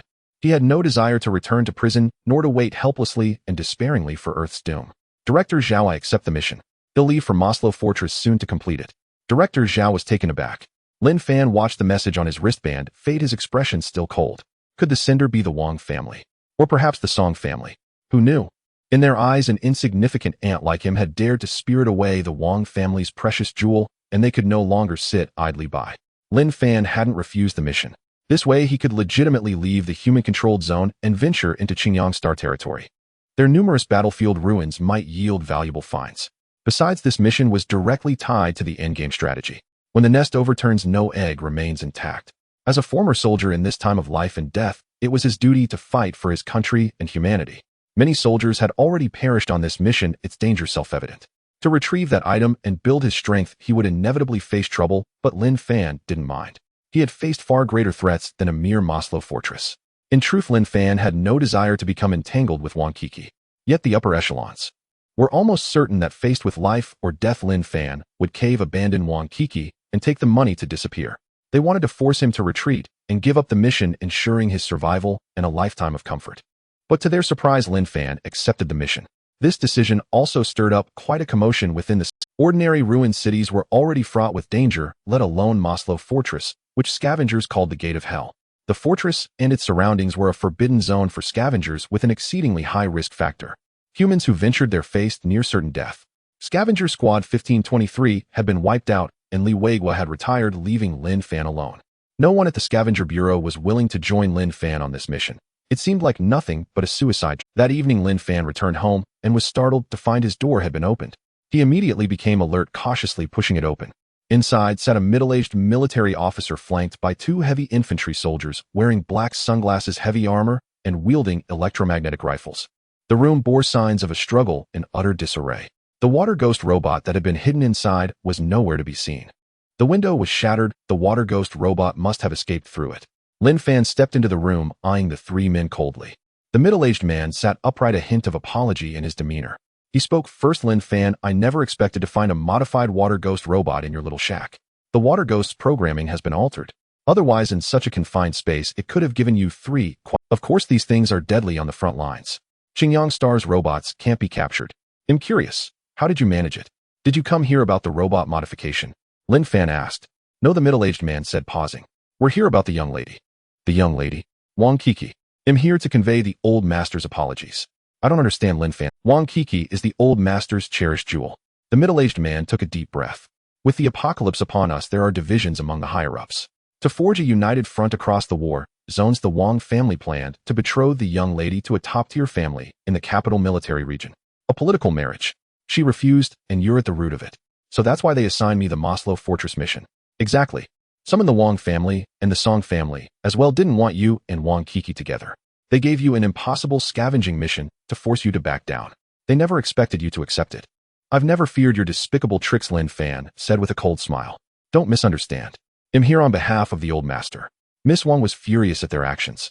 When the old master learned of this, he deeply admired your courage, rebuked those individuals and the Scavenger Bureau, and sent me to apologize.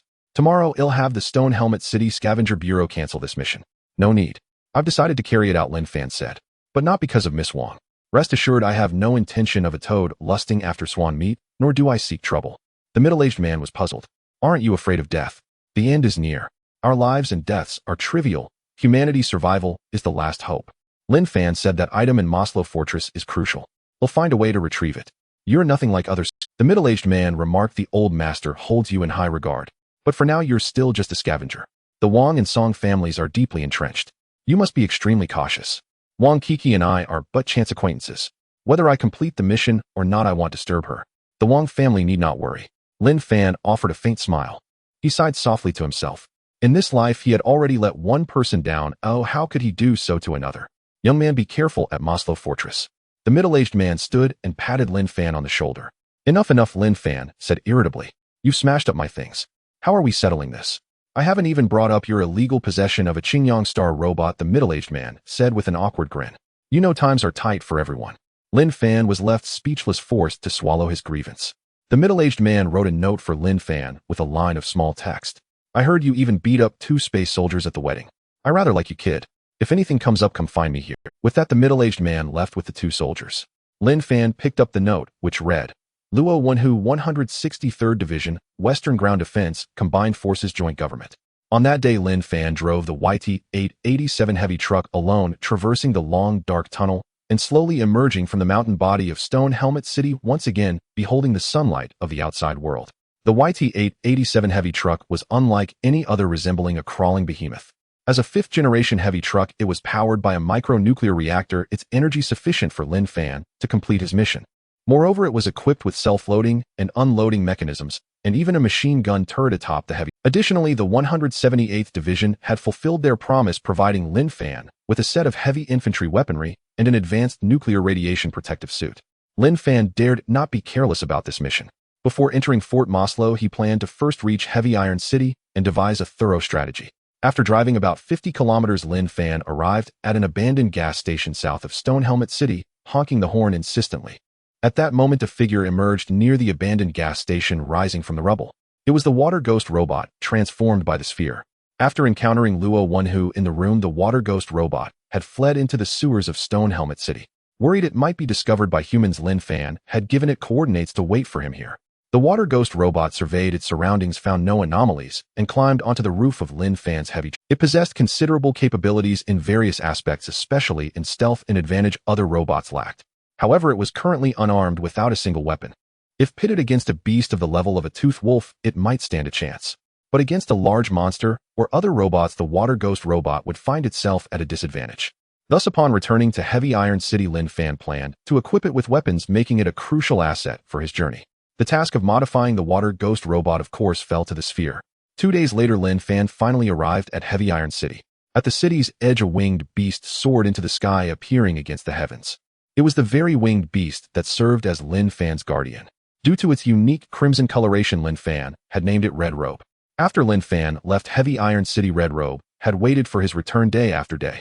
The moment Lin Fan set foot in the city, Red Robe informed him that the winged beast lord had been awaiting him for days. At the old city hall in the city center, Lin Fan held a meeting with the winged beast lord.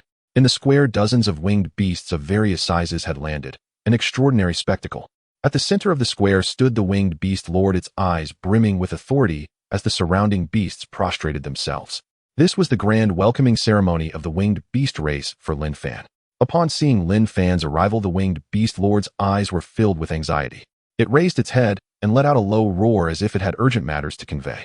Lin Fan stepped down from the heavy truck and approached the winged beast lord. When he made contact with the winged beast lord's body, the cross-species simulation activated. "Little one, you finally come. I thought you had fled from here and dared not return." The winged beast lord's voice transmitted. "How could that be?" Lin Fan chuckled. "I summoned you for an urgent matter."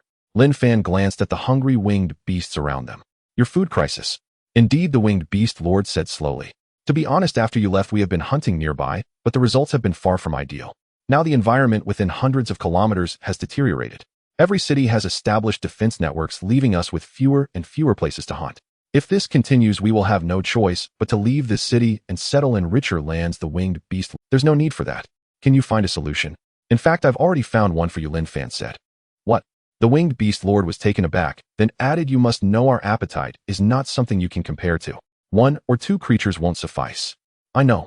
Admittedly, you are a cunning fellow, but given our race's consumption, how could you possibly solve our food problem in such a short time?" The winged beast lord paused. "Are you afraid that if you can't find food, we might turn you into a meal?" "Don't worry with me here. No other winged beast will harm you."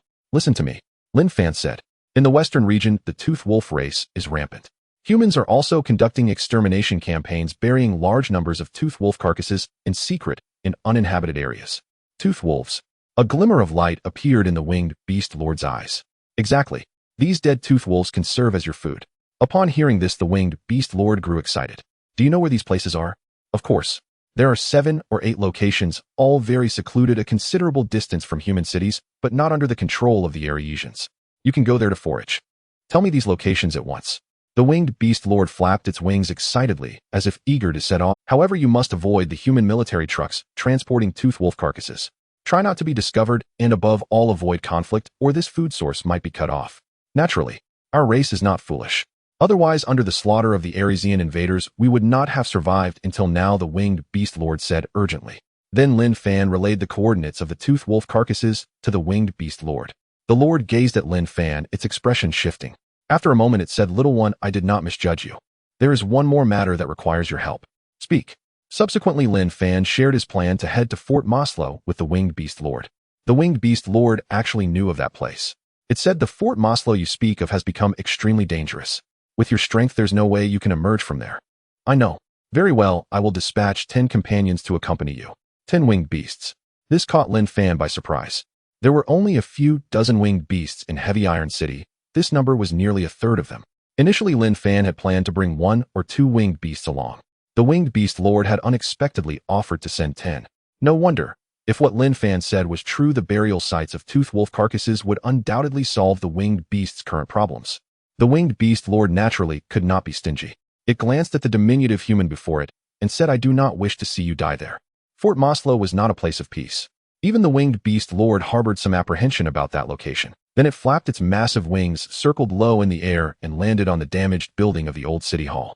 It emitted a low sound toward the winged beasts, and upon hearing it the flock grew agitated. What? A place with buried food. Could such a place truly exist? If so, there would be no more need to risk their lives foraging no more hunger. Initially, Lin Fan thought the winged beasts might not precisely locate the burial sites, and offered to lead them himself, but the winged beast lord refused. The winged beasts had a special talent: reconnaissance. As an ancient flying race, they had evolved to sense the planet's magnetic field, using it to navigate. Although Earth was not Ares, the two planets were very similar with little difference in magnetic field distribution. With the general locations known, no guide was needed. The winged beast lord even worried that Lin Fan's presence might expose their movements. After the meeting, Lin Fan drove his heavy truck to his territory, the abandoned Aresian base. Inside the base, the metal items had been nearly consumed entirely by the sphere. Lin Fan sighed in amazement. No wonder the sphere had reached the mid-stage of infancy. It had eaten everything here. Over the next 2 days, Lin Fan began searching for suitable weapons for the water ghost robot in Heavy Iron City, while the robot itself joined in scavenging. However, finding such weapons proved difficult. Standard human soldier weapons were unwieldy for the water ghost robot, and intact Aresian robots were nowhere to be found. Just as Lin Fan was growing frustrated, Red Robe landed in front of his truck.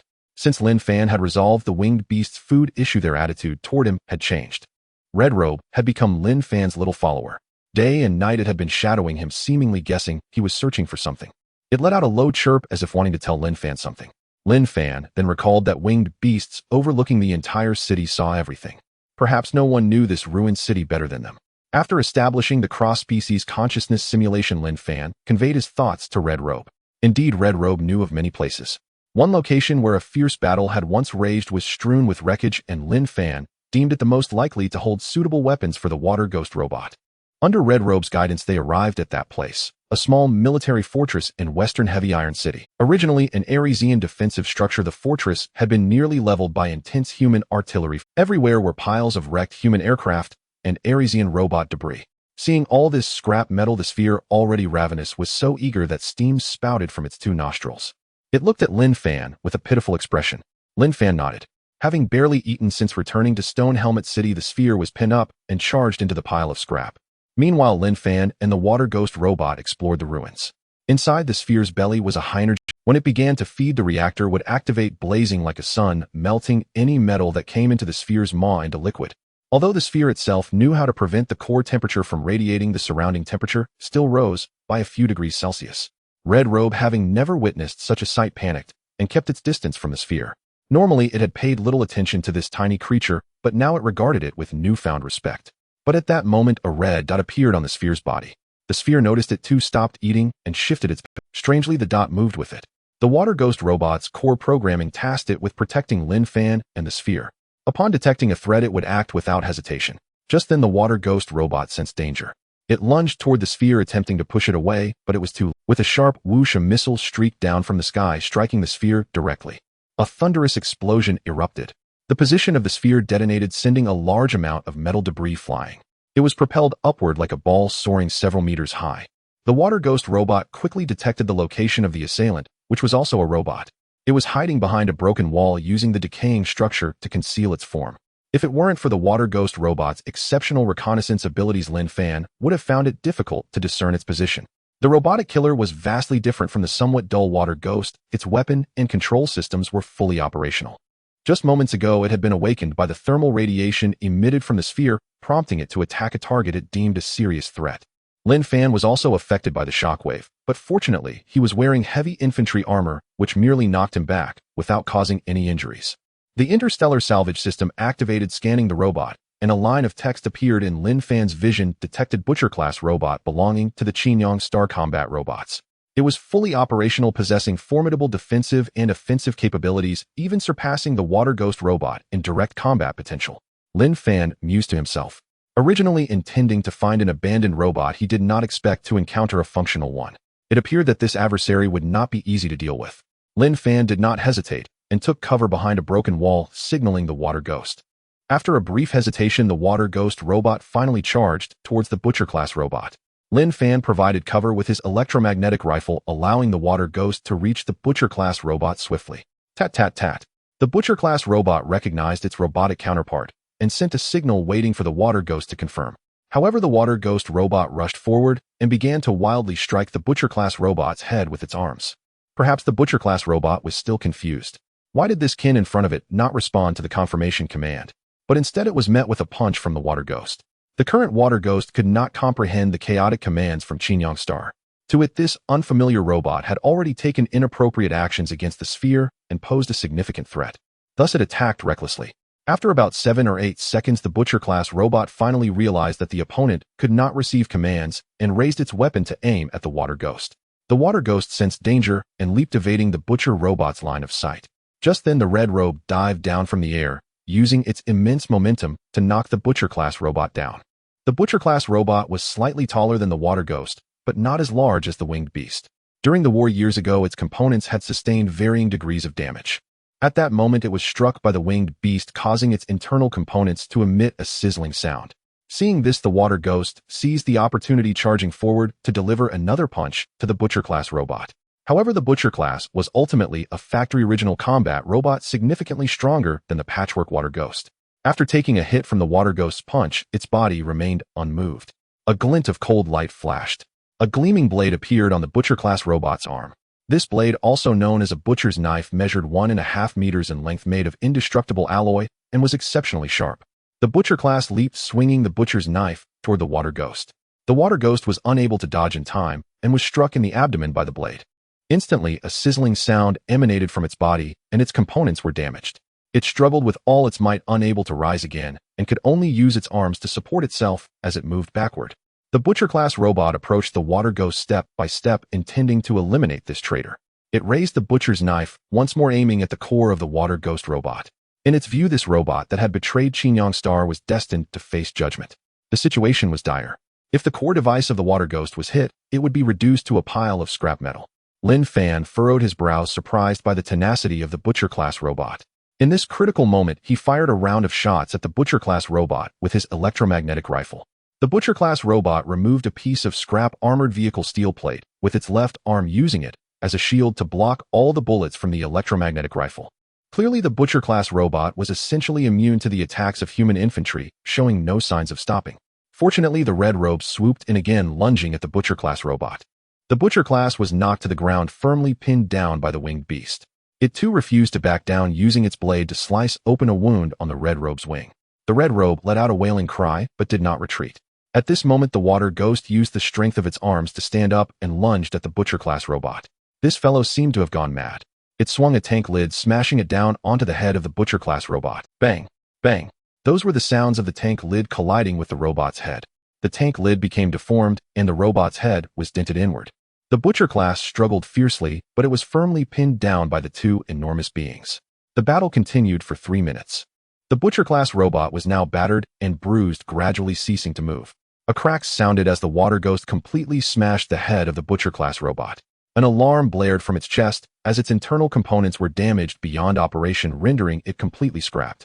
Lin Fan approached, looking at the Butcher-class robot on the ground, unable to help but sigh. He never anticipated that this robot, left over from the war despite its damaged armor, would still resist fiercely years later after being awakened.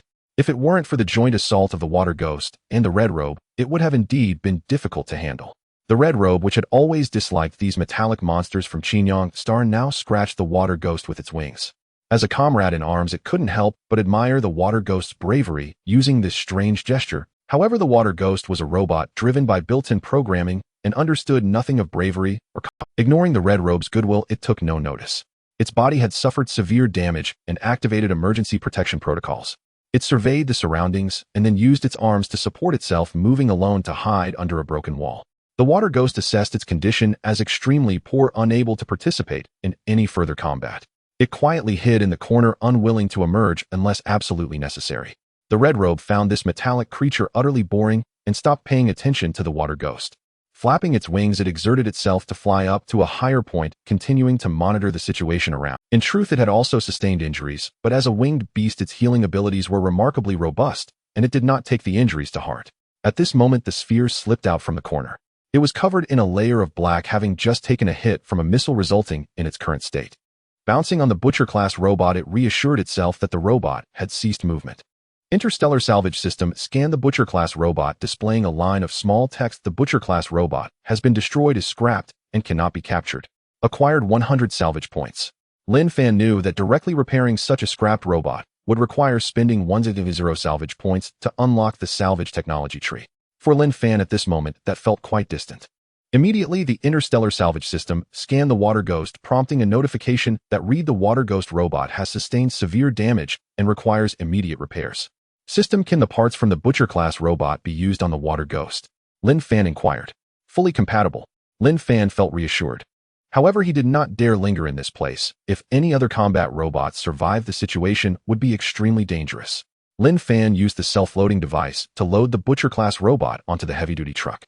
The battered Water Ghost struggled to climb onto the truck, and Lin Fan brought it back to the base. Upon returning to the base, the sphere began to disassemble the captured Butcher-class robot. At the robot disassembly workstation, it took a deep breath and hydrogen began to undergo fusion within the sphere. The internal reactor immediately activated, and its eyes turned a deep blue. The sphere's originally fluffy fingers underwent rapid transformation. In an instant, they became a rotating alloy mechanical hand. The fingers flexibly combined, turning into intricate tools to dismantle the metallic body of the Butcher-class robot. Before long, its fingers transformed into a welding machine emitting red light. Tap, tap, tap. In 15 minutes, the once massive Butcher-class robot was reduced to a pile of various sized parts. Next, the modification of the Water Ghost's body began. The last time the sphere had modified the Water Ghost, it had lacked suitable parts, resulting in the Water Ghost robot being incomplete after repairs. Now, with the acquisition of the Butcher-class robot, a comprehensive optimization upgrade for the Water Ghost robot could finally be carried out. Of course, the Water Ghost was terrified of the body modification. Yet after the sphere issued the command, the Water Ghost robot could not disobey and obediently climbed onto the. Despite its small size, the sphere functioned like a human surgeon conducting a thorough organ transplant on the Water Ghost robot. After approximately 2 hours, the Water Ghost robot stood up again. Aside from its unchanged size, its external appearance had undergone significant transformation. Under the sphere's instructions, the Water Ghost robot began to twist its body, with both flexibility and resilience markedly improved. The sphere not only replaced the damaged components from the battle, but also swapped out the Water Ghost's aging parts. Most critically, the Water Ghost robot finally acquired its own weapon. An automatic cannon originally belonging to the Butcher class appeared on its body. An arm equipped with a sharp butcher's knife was also transplanted onto the Water Ghost robot. This cannon was for long-range attacks, while the butcher's knife and arm combined to provide powerful close combat output. The Water Ghost was no longer merely a brawler, but a multifunctional combat robot adept at both fighting and reconnaissance. However, this was still not enough. After enhancing its combat abilities, the Water Ghost robot needed a more powerful energy source and compatible program modules for support. Thus, the sphere removed the energy module from the Butcher class and transplanted it onto the Water Ghost. The Water Ghost was no longer a single-core energy robot, but possessed powerful dual-core power. Admittedly, the dual-core configuration was somewhat extravagant. However, it undoubtedly elevated the Water Ghost's combat capabilities to a new level. Finally, program encoding corrections were made. Thus, the robot's major transformation was completed, and the Water Ghost had undergone a rebirth. A powerful combat robot adept in offense and defense, as well as stealth and reconnaissance, was born. Even if an engineer from Qingyang Star were present, they would marvel at the sphere's technology. The transformation of the Water Ghost was truly extraordinary. It maintained its original stealth and reconnaissance abilities, while its attack and defense capabilities were vastly improved. This kind of repair technology was not something just anyone could master. Only a peculiar creature like the sphere could execute it freely. The sphere's body was originally a forging tool harboring unimaginable immense energy, capable of forging any metal components, including various parts for robots. Some small components even needed to be precisely forged and polished on high-end human production lines. But for a highly gifted being like the sphere, it was merely child's play. In the western region, yellow sand filled the sky. The outbreak of war had caused vast grasslands and forests to desertify, especially severe in inland areas. Night fell, and no stars could be seen in the sky. A convoy of heavy human trucks rumbled across the desert, heading toward a valley in the uninhabited zone. In the sandstorm, even with headlights on, visibility was limited. The convoy leader glanced at the rearview mirror and said, "I feel something's off today." "Captain, did you notice something?" the driver asked. "I keep feeling like something's following us." The driver looked around, but saw nothing unusual. He chuckled. "Captain, you're overthinking. This place is safe. We've been here many times and never seen anything abnormal. A few minutes ago, I thought I saw several dark figures chasing our convoy." The convoy leader muttered, "Are they beasts?" "Not sure. I'm worried about Fong wolves." He paused. "I'm afraid what's in the trucks might attract them to attack our convoy." Probably not, otherwise they'd have swarmed us by now, the driver said. I hope so, the convoy leader replied. These Yuanqiu star people are so despicable, coming up with such vile methods. I heard several more outposts. Why can they reproduce so rapidly? The Fang wolves' genes were modified. They adapt to Earth's current environment better than any creature feeding mainly on carrion and even vegetation when hungry. The Yuanqiu people raise them at very low cost. How detestable. This only worsens the already fragile ecosystem. The convoy slowly continued toward its destination. Everything seemed calm, but the convoy didn't know that a massacre was unfolding 5 kilometers away. In fact, an hour earlier, the Fang wolves had already targeted the convoy. They lurked behind the trucks waiting for an opportunity to strike. The Fang wolves intended to attack the human convoy, but they didn't realize that winged beasts flying high above were trailing them. The winged beasts wouldn't allow the Fang wolves to disrupt this convoy carrying their dead. To the winged beasts, the convoy was bringing them food. They couldn't let the Fang wolves cause trouble. Food was crucial to their survival and reproduction. Spotting these troublemakers, the winged beast struck first. With a thud, a large winged beast landed, blocking the Fang wolves' path. The Fang wolves tried to attack en masse, but a sweep of the winged beast's massive wings killed several. Dozens of winged beasts descended like hungry eagles, snatching up the Fang wolves one by one. The battle lasted about 15 minutes. Under the fierce assault of the winged beasts, the Fang wolves suffered heavy losses. They were no match for the winged beasts and fled, abandoning their pursuit of the human convoy. Thus, the human convoy successfully delivered truckloads of Fang wolf carcasses to their destination, a valley deep in the uninhabited zone. Tons of Fang wolf bodies were dumped into the deep gorge. After completing the transport mission, the convoy leader gathered the drivers. He said, I feel something's off today. Wasn't today smooth? The captain's overthinking. But caution never hurts. The drivers murmured. After about 10 minutes, the convoy didn't linger and began its return journey. After the human convoy left the valley, massive figures appeared in the gray sky. They landed in the valley and began devouring the Fang wolf carcasses. These were the same winged beasts that had driven away the Fang wolves. The dead Fang wolves emitted a strong stench and severe radiation, making ordinary humans afraid to approach. Even when transporting the Fang wolf carcasses, strict protective gear was required. Yet for the winged beasts, the carcasses were a delicacy. The winged beasts had enormous appetites. An adult winged beast with a wingspan of 5 zhong could devour an entire ox in one meal. The carcasses scattered across the hills were just enough to fill their empty stomachs. The burial sites for the Fang wolf bodies were well hidden, not too far from the stronghold of Heavy Iron City. Apart from the human convoy's regular deliveries of Fang wolf carcasses, no one else visited this place. It was the perfect feeding ground for the winged beasts. With the environment deteriorating, the winged beasts had fewer food sources. Human outposts were equipped with anti-aircraft turrets, posing a significant threat to them. It was very difficult for the winged beasts to hunt in human territory. Dawn was breaking. The transport convoy was still on its return journey. Fang wolves. Someone in the convoy suddenly shouted. The others panicked. The convoy leader quickly asked which direction. About 100 meters northwest of us, the driver said nervously. But they're dead. The convoy leader breathed a sigh of relief. He saw a dozen Fang wolf carcasses, signs of a struggle, and a dense trail of fleeing footprints. There were quite a few Fang wolves here, and something seems to have driven them away. The convoy leader wondered, who could it be? No one but the regular army could kill so many Fang wolves. I'm sure it's them. Something's not right. The convoy leader shouted into his wristband. All convoy members speed up.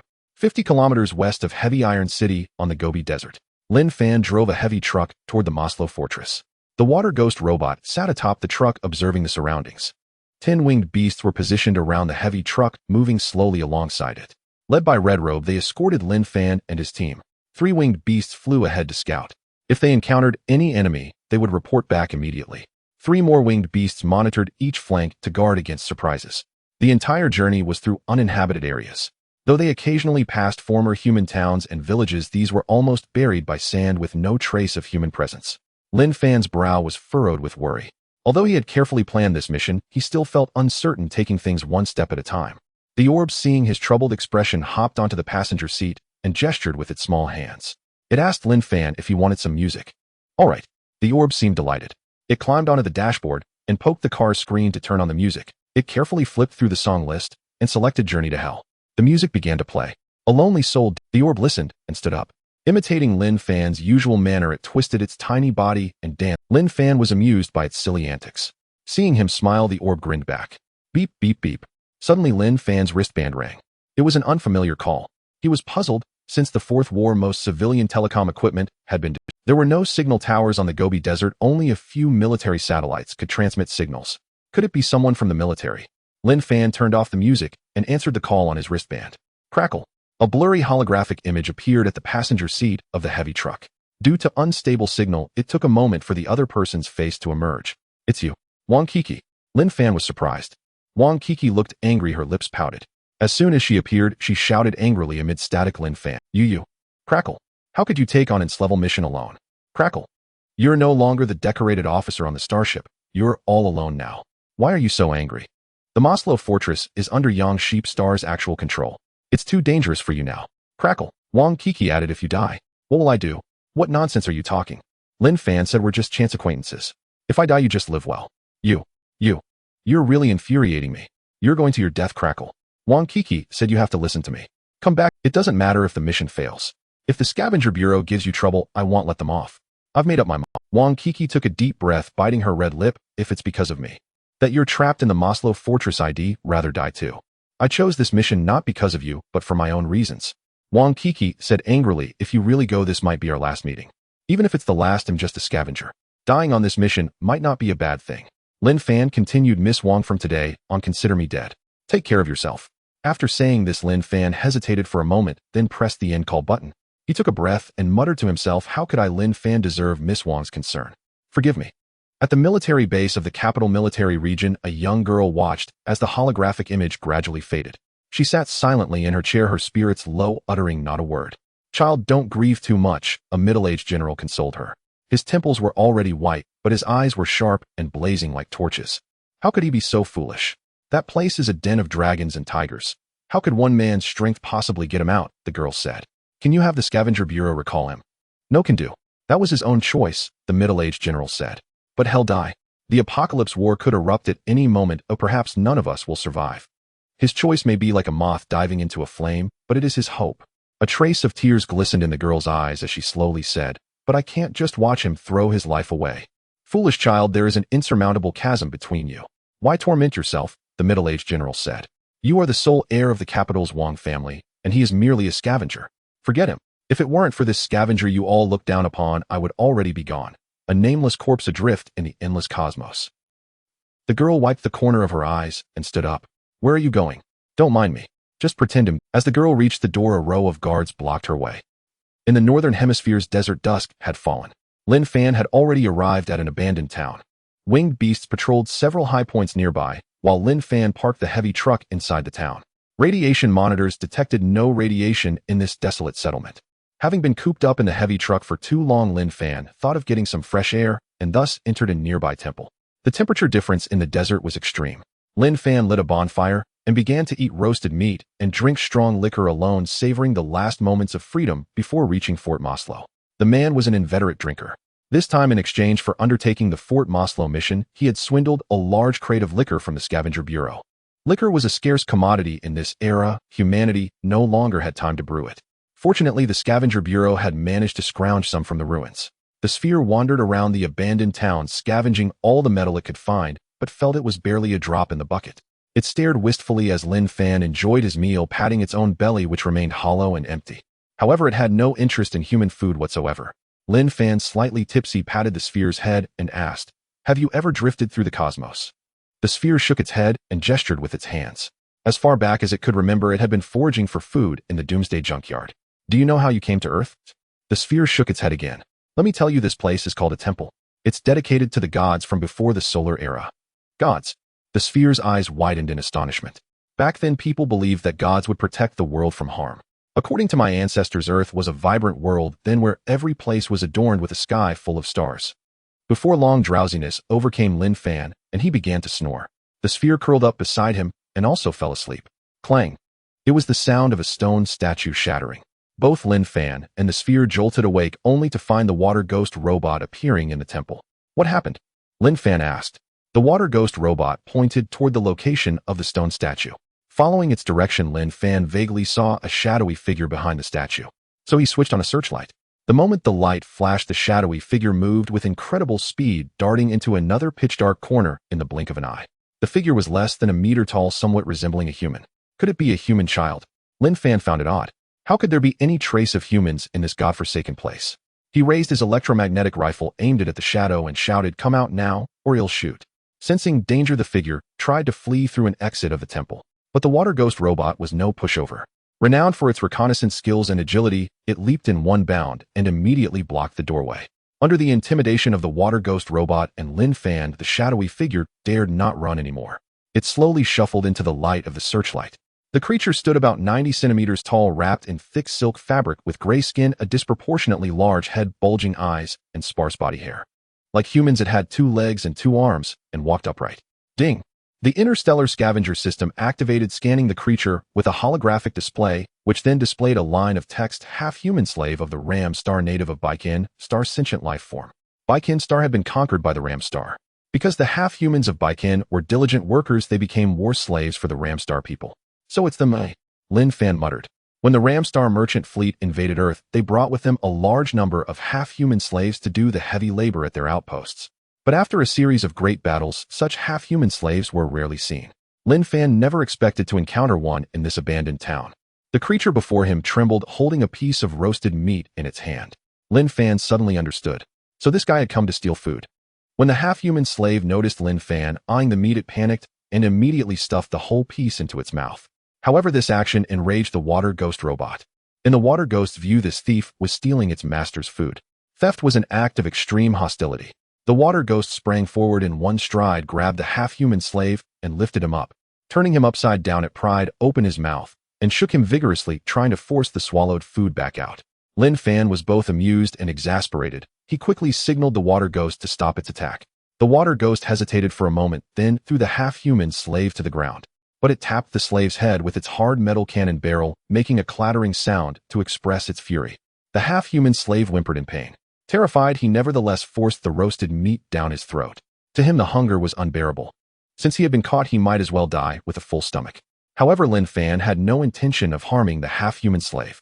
In his eyes, these creatures were truly pitiful.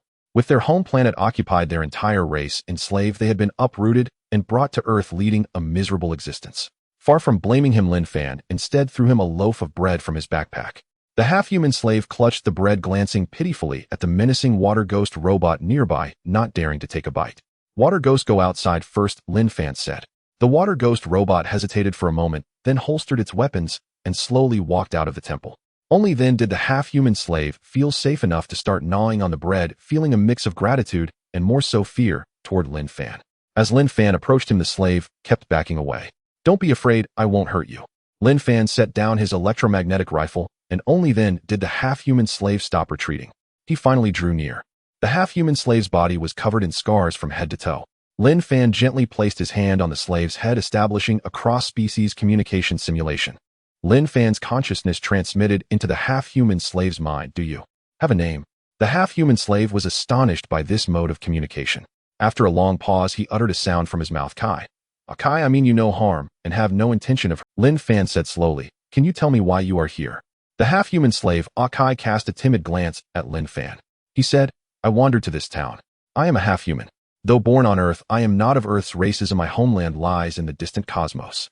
Oh, forgive my ignorance. You can command that robot outside. Are you a big shot from the Ram Star? Lin Fan said, no, I am an Earthling. I see. I stole food from you, sir, committing a grave sin. Will you put me to death? Rest assured I will not. Kai was surprised to hear he wouldn't be executed. Seeing that Lin Fan truly made no move against him, he breathed a sigh of relief and ate his food with peace of mind. Take your time, eat slowly, Lin Fan said. Kai, do you know of Fort Maslow? Upon hearing the name, Kai hesitated for a moment, then nodded.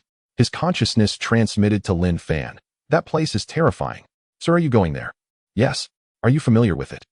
Kai's expression turned sorrowful. Sir, I escaped from there. I used to be a miner at Fort Maslow's No. 3 uranium mine. I see. Kai nodded. Working day and night in the mine shafts. I never want to go back to that place in my life. Has been hard for you. Yes, you can't even imagine how low our status is. We are tools. Robots rule us with brutal tyranny. If any of my kin are caught slacking, they are torn apart. You lot really are a bunch of unlucky souls. Kai's expression grew very grave. He tugged at Lin Fan's sleeve and said, Sir, you are a kind human. I beg you not to go there. My parents died in that place. No, I must go there, Lin Fan said. He studied the half-human before him, pondered for a moment, and then said, I hope you can be our guide. Kai thought it over and asked timidly, If I refuse, sir, will I be executed? No, you won't. Kai was very hesitant. He stole a glance at the menacing water ghost robot outside. He thought that if the robot wanted to kill him, it would be easy. Then he looked at Lin Fan's backpack full of food and asked, "Sir, if I become your guide, will you share food with me?" "Of course. He'll not only provide food, but also protect you." "Then he'll stay and serve you, sir." "Good." Lin Fan sized up Akai. In his view, these ugly alien half-human slaves drifting through distant planets, their whole lives were truly pitiable. If Earth were completely overrun after the apocalypse war, would humans also become slaves like them? At the thought of this, Lin Fan let out a long sigh. The sun hung high in the sky. Akai lay fast asleep inside the heavy truck. Last night, he had accidentally taken a sip of alcohol and immediately collapsed. Lin Fan was carefully studying the map, his brows slightly furrowed with a hint of anxiety. His original plan was to traverse the Great Basin in the southwest, bypass the southern part of Red Valley Mountain Range, and reach Maslow Fortress. However, the winged beasts had discovered that many strongholds of the Ramstar people were established on the Great Basin. The defenses were formidable, making it difficult to break through. If they continued forward, they would most likely be discovered. The originally planned route was no longer viable. The Red Valley Mountain Range, stretching north to south with layered peaks, blocked the east from the west, standing as an obstacle before him. The only remaining path was to circle around the northern edge of the Red Valley Mountain Range. Lin Fan carefully studied this route. It passed through a highland region extremely steep with harsh weather fraught with danger. What was to be done? Before even reaching Maslow Fortress, Lin Fan found himself stumped. At that moment, Akai, bathed in sunlight, finally awoke. He rubbed his bleary eyes. Seeing the blinding sunlight outside, he shuddered in fright and immediately scrambled to his feet. Glancing at Lin Fan, who was already working, he was struck with astonishment. He realized he had overslept. Trembling with fear as if he had committed a grave error, he obediently came before Lin Fan, not daring to raise his head. He only babbled in half-language. Lin Fan, puzzled, placed a hand on his shoulder and asked, "What's wrong? Didn't sleep well?" Akai said timidly, "Master, I'm sorry. On the first day of work I overslept. If Master must beat Akai, please don't hit the head. Because I might get beaten to death." Lin Fan was amused by him. It wasn't oversleeping, he had clearly passed out from drinking. He said, "Don't worry, no one is taking away your freedom and no one will hit you." Akai found this hard to believe. He said, "You know in the mine if you slack off you can be beaten to death." "Akai, that's all in the past. Things like that won't happen anymore." Akai was still at a loss. Years of enslavement in the mine had forged an invisible shackle in his heart. He believed he was now Lin Fan's servant. Breaking that was not easy. Lin Fan felt helpless as well. Studying this timid half-human, his eyes suddenly lit up. He himself was worrying about the route. And this fellow, originally from Maslow Fortress, was now east of the Red Valley Mountain Range. Perhaps he had a solution. So Lin Fan said, "I've run into a problem. I originally wanted to go through the Great Basin to reach Maslow Fortress, but I found Ramstar guards there. We can't get through. Do you have any ideas?" Akai quickly said, "You must not go to the Great Basin, it's too dangerous." Lin Fan hesitated slightly and asked, "Then how did you come from Maslow Fortress?" "I crossed the Red Valley Mountain Range." "The Red Valley Mountain Range?" Lin Fan asked again. "This mountain range runs north to south, towering and majestic. Could you climb over it on foot?" "No," said Akai. "I escaped through a mountain tunnel beneath the Red Valley Mountain Range." "A mountain tunnel in the Red Valley Mountain Range?" Lin Fan muttered, studying the map. "Where on this map was there any tunnel?" Akai said, "Master, do you know the city of Altai?" Lin Fan nodded. The Ramstar people of Altai built a mine to extract metal ores from the Red Valley Mountain Range and also constructed a road to transport the minerals. Akai said, "The mine is abandoned now, but the tunnel is still there." Lin Fan suddenly understood. So that was it. He thought since it was a tunnel for transporting minerals, it could also accommodate heavy trucks. Delighted, he asked, "Is the tunnel safe?" "Safe." Lin Fan urgently handed the map to Akai. "Can you show me where the tunnel is?" Akai stared at the map for a long time, but couldn't understand it, let alone mark the location accurately. He scratched his head vigorously and said, "I can't tell you its position.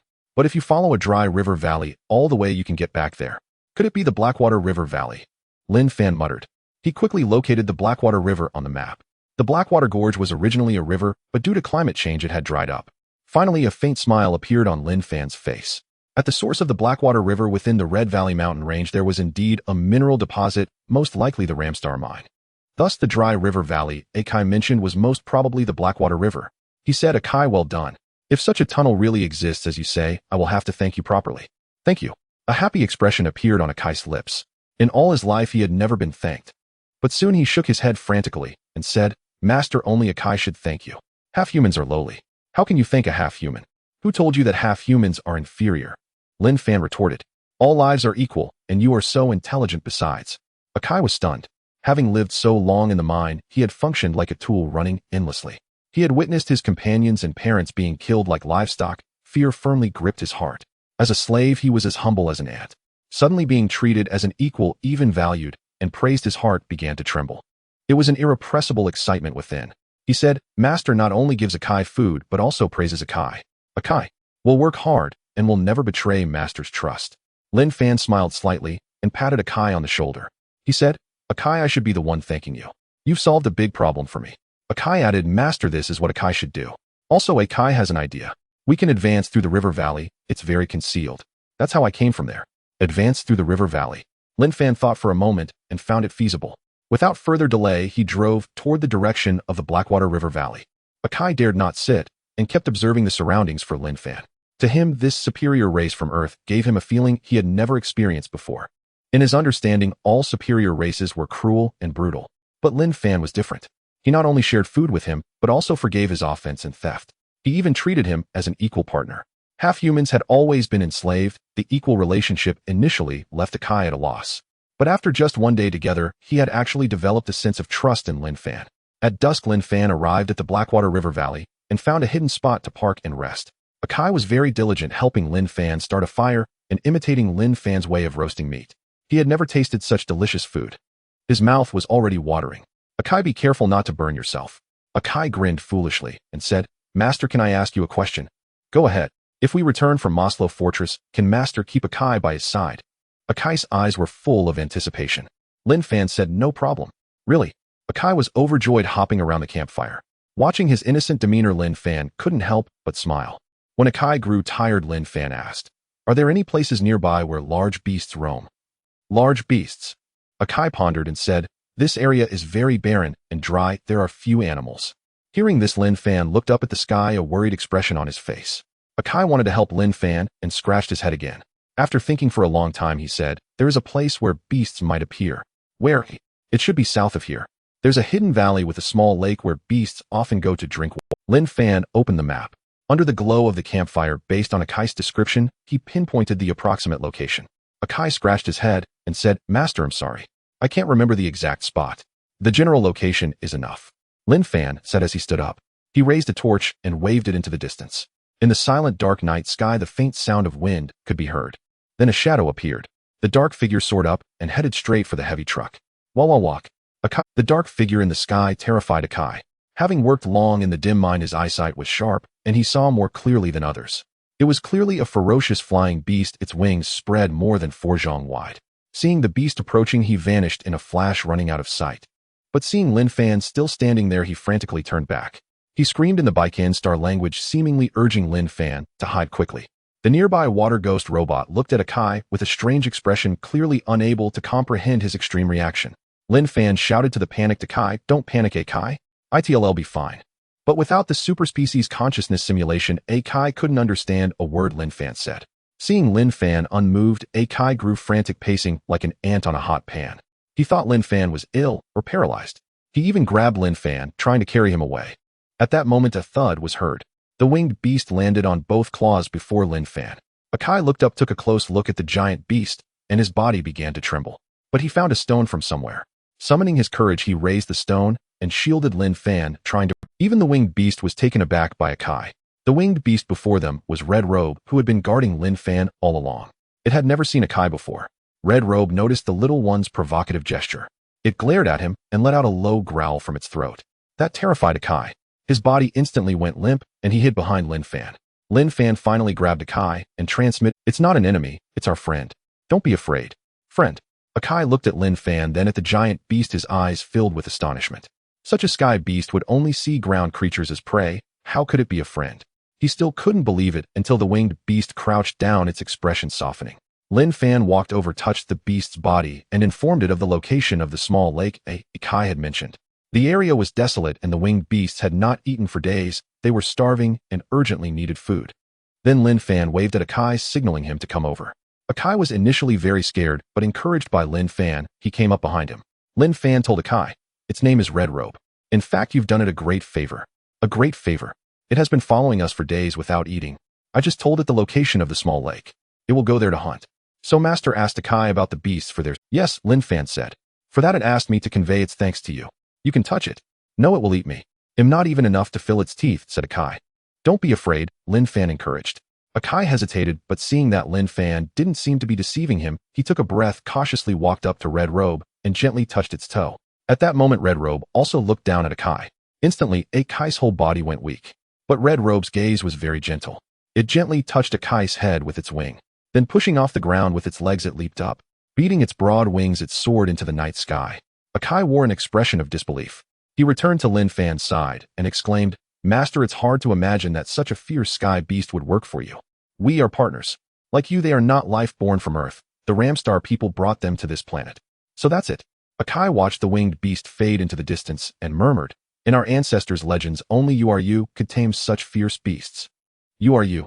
Yuanqiu is our god, but I think these legends must be fabricated. If a powerful deity truly blessed us, we wouldn't have left our homeland and suffered such misery." 2 days later, Lin Fan followed the Heishui Gorge and arrived at the Honggu mountain range. This ancient mountain range stretched across the plateau, appearing endless and winding at a glance. A heavy truck traversed the rugged mountainous terrain. After traveling over 10 kilometers, they finally arrived at the mine site mentioned by Akai. The mine was vast, but it had already been abandoned. The Qinyang aliens had dug a tunnel for transporting ore here. It was already night. After walking dozens of kilometers in the tunnel, Lin Fan arrived at a mining area. The surroundings were quiet, so he paused to take a break. In the dark mining area, 2 damaged Qinyang machines. They were shattered and had long been out of service. The interstellar salvage system has been activated, scanning the Qinyang machines and displaying a line of text: Qinyang mechanical mining vehicle lacking offensive capabilities in a severely damaged state. During the days spent walking on the Gobi Desert, it was hard to find metal objects. The round ball scampered off to eat. When Akai saw it devouring a metal mining vehicle, he was left dumbfounded. Lin Fan asked Akai, "Have you seen these mining machines before?" Akai replied, "To be honest, my lord, I drove this type of mining vehicle in the Maslow fortress to exploit uranium deposits." Lin Fan said, "Thanks to you finding this route, otherwise crossing the Honggu mountain range would have been exceptionally difficult." He thought to himself that even military personnel probably did not know that a tunnel was hidden in the Honggu mountain range. Following the tunnel, one could directly reach the northwest of the Honggu mountain range. Hearing Lin Fan's praise, Akai looked very happy. He scratched his head and grinned foolishly, saying this is what Akai should do. However, a light breeze began to stir. Sizzle! A strange sound came from deep within the mine. It echoed softly in the tunnel from a distance. The round ball was startled by the strange sound as well. It immediately turned around and ran back behind Lin Fan. The water ghost robot sensed something unusual, stood up, and cautiously looked into the darkness at the far end of the tunnel. "What is that sound?" Lin Fan murmured. Was it the sound of the wind or the hissing of snakes and insects? Only Akai stared intently into the darkness, and the earlier joy had vanished. A hint of anxiety emerged in his pupils. The water ghost robot patrolled around, but found nothing unusual. Approaching Lin Fan, it made a clicking sound. "Should we go investigate?" Lin Fan shook his head, signaling the water ghost robot to guard the heavy truck and not to leave. If it was just wild beasts, the water ghost robot would be sufficient to handle them. Lin Fan climbed onto the heavy truck and, feeling somewhat exhausted, lay down. However, Akai could not fall asleep, sitting by the window and staring into the distance. Looking around, he saw that Lin Fan and the round ball were still sound asleep, so he quietly got up. He went to the truck door and hesitated for about 5 minutes. Glancing back at Lin Fan, he took a deep breath, but ultimately did not go down. The next day, Lin Fan set off. The heavy truck moved forward smoothly. Akai was right. The tunnel was very concealed and quite safe. Soon Lin Fan reached the other end of the tunnel. This was the western side of the Honggu mountain range. A sandstorm appeared, almost swallowing the entire sky. Lin Fan did not advance further and chose to rest on the spot. However, a hint of unease lingered on Akai's face, and he was no longer as lively as in the previous days. Suddenly, he asked, "My lord, can Akai mark something on the map?" "What do you want to mark?" Akai replied, "My lord, there are many dangerous places to the west of the Honggu mountain range, and I want to mark them for you." "Sure." Akai spent considerable effort to roughly understand the map. Holding the pen, he silently and carefully began to sketch on the map. "Akai, if you need my help, just let me know. Consider it your return favor for being a guide." Lin Fan said, "We are partners, my lord." "I'm fine." Akai lowered his head and softly said, "The Maslow fortress is very dangerous. You must be careful." Until nightfall, the sandstorm had not dissipated. Sizzle! The strange cry came again, soon drowned out by the sound of the wind. Akai heard the sound and opened his eyes. At that moment, Lin Fan was already asleep. He took a deep breath, reluctantly looking at Lin Fan. In just a few days, he realized that not all civilized races in this world were brutal and vicious. There were also kind and generous individuals like Lin Fan. Perhaps he had truly made up his mind to go to the Maslow fortress with Lin Fan. However, there were always many helpless situations. He still made a decision. He opened the truck door a crack and looked around. Finding the water ghost robot absent, he stealthily slipped out. Before leaving, he gently stroked the wheel of the heavy truck and softly murmured a native language of the Baikin star. Then he turned and disappeared into the sandstorm. Little did he know his movements had not escaped the watchful eyes of the water ghost robot. A while later, Lin Fan stepped out of the heavy truck. The water ghost robot sent a clicking request to Lin Fan. The target has shown signs of betrayal. Should we pursue? No. Lin Fan, with weary eyes, secretly followed behind Akai with the water ghost robot. Not far away, the winged beast also took flight following him. In Lin Fan's heart, Akai deserved freedom. If he wanted to leave, Lin Fan would never stop him. Moreover, it was thanks to Akai that he had successfully reached the northwest of the Honggu mountain range. However, sensing Akai's unease, Lin Fan vaguely felt that something was amiss. Therefore, he wanted to investigate further. The water ghost robot had unique advantages in reconnaissance. Even though Akai was very cautious, he could not escape the surveillance and tracking of the water ghost robot. After walking a few hundred meters, Akai found a half-breed. After walking another 10 kilometers, Akai arrived at an abandoned warehouse on the outskirts of Altai City. Inside, dim yellow lights glowed. Lin Fan picked up a pair of binoculars to look from a distance. Besides Akai, there were surprisingly 8 or 9 other Baikin half-breeds. Each one was tattered and ragged, indistinguishable from Akai. Lin Fan carefully observed the movements inside and sensed something was wrong. They huddled together seemingly. At that moment, a faint sound of machinery operating came from the warehouse. It was a mechanical mining vehicle, and sitting in the cockpit was Akai. It appeared that his driving skills were quite proficient. Most surprisingly, a machine gun was mounted on top of this, a Gatling gun. What are they planning? Lin Fan looked at the water ghost robot. The water ghost robot appeared confused and indicated it did not know. Could it be? Seeing the armed mechanical mining vehicles, Lin Fan understood something. He also almost realized why Akai had left without a word. The Baikin half-breeds drove 3 armed mechanical mining vehicles towards the direction of Altai City. These guys are probably going to revolt, Lin Fan muttered. Akai had said that there were no Qinyang soldiers guarding in Altai City. So who was the target of the revolt? Lin Fan did not know, but he was certain it was inside Altai City. The half-breeds preparing to revolt completely changed his perception of the Baikin half-breeds. Half-breeds appeared timid and fearful, yet they also had a fierce determination. Dawn was approaching. The sandstorm had begun to lessen. A faint light appeared on the horizon, penetrating the sandstorm and shining upon the vast Altai City. Once an industrial city, Altai City had been occupied by the Qinyang.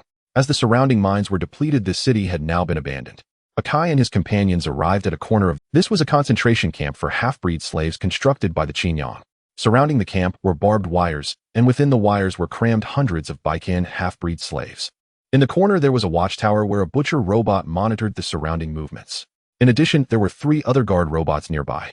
The half-breed slaves in the camp had clearly escaped from the mines. They were crowded into a space of less than 200 to 300 square meters, resembling livestock kept in captivity. Each one was emaciated and starving. Despair and fear were evident in their eyes. It wouldn't be long before these poor souls would be sent back to the mines to work. Often half-breed slaves attempted to climb the barbed wire to escape. However, under the watch of the butcher robot, those attempts would end in death. The severed heads of dead half-breed slaves were thrown directly into the camp, with blue liquid oozing on the ground. The atmosphere in the camp was filled with oppression and despair enough to suffocate. Just as the first ray of dawn illuminated the earth, loud boom boom boom sounds erupted. Several grenades blasted 3 holes in the barbed wire surrounding the camp. Immediately, the half-breed slaves in the camp erupted in chaos. The one throwing the grenades was Akai's companion, who shouted at the top of his lungs. The half-breed slaves in the camp quickly understood what was happening and surged out through the hole in the barbed wire. The butcher robot in the watchtower sensed something was wrong and shot dead the half-breed who had thrown the grenade. Then it jumped down from the height, wanting to block the blasted opening. But at that moment, 3 mechanical mining vehicles appeared at 3 different positions. They formed a pincer formation with the Gatling gun firing fiercely at the butcher robot. After being attacked by the mechanical mining vehicles, the butcher robot classified them as a higher-level threat. It raised its cannon and fired a missile at the mining vehicle. With a loud bang, the track of one of the mining vehicles was instantly destroyed, sending the half-breed driver flying. The remaining 2 half-breeds crawled up from the pool of blood. They continued to fire the heavy Gatling machine gun at the butcher robot. The butcher robot, quite annoyed, revealed a butcher's knife from its arm and swiftly approached the wrecked mining vehicle. The blade glinted. The butcher's knife swung towards the cockpit. Blood splattered, and the Baikin half-breed inside was sliced in half. The butcher robot aimed to return to the gap in the camp to try to stop the escape of the half-breed slaves. The other 3 guard robots moved in different directions, pursuing the fleeing half-breed slaves. The situation had become critical. Boom. At that moment, another mechanical mining vehicle came under attack. Akai gritted his teeth and not all half-breeds had escaped yet. the blasted opening in the camp absolutely could not be blocked. The mining vehicle he was driving was their only hope, their last hope. So he pushed the throttle to its limit. The tracks of the mechanical mining vehicle spun rapidly. It charged straight towards the butcher robot. Akai and his companions were resolute, harboring no thoughts of escaping alive. At that moment, Akai's two companions hurriedly turned the Gatling gun around, firing fiercely at the butcher robot. The sound of gunfire echoed as a barrage of bullets struck the butcher robot. The butcher robot's steel plating was thick, and the Gatling bullets did not cause any substantial damage. However, they successfully caught the butcher robot's attention. This was precisely Akai's objective. They had no intention of defeating the butcher robot. Their goal was merely to attract fire and provide cover for the half-human slaves to escape from the concentration camp. The butcher robot once again raised its cannon and launched a missile at Akai's mining vehicle. Fortunately, Akai anticipated the butcher robot's tactics and manipulated the directional controls in advance. Additionally, Akai was extremely skilled in operating the mining vehicle. The cumbersome mining machine managed to swerve slightly narrowly, avoiding the missile. Moreover, the mining vehicle continued to accelerate. In the blink of an eye, it was already closing in.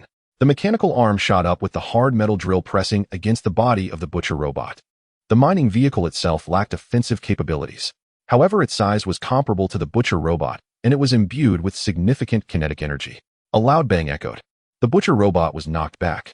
Although the robot was unaffected, it was pushed aside, allowing Akai to hold the breach at the concentration camp. The skirmish was brief, lasting less than a minute. Yet most of the half-human slaves had already surged out like a tide through the gap in the barbed wire. They scattered in all directions towards Altai City. The butcher robot, having suffered a setback, now regarded the mining vehicle as a greater threat.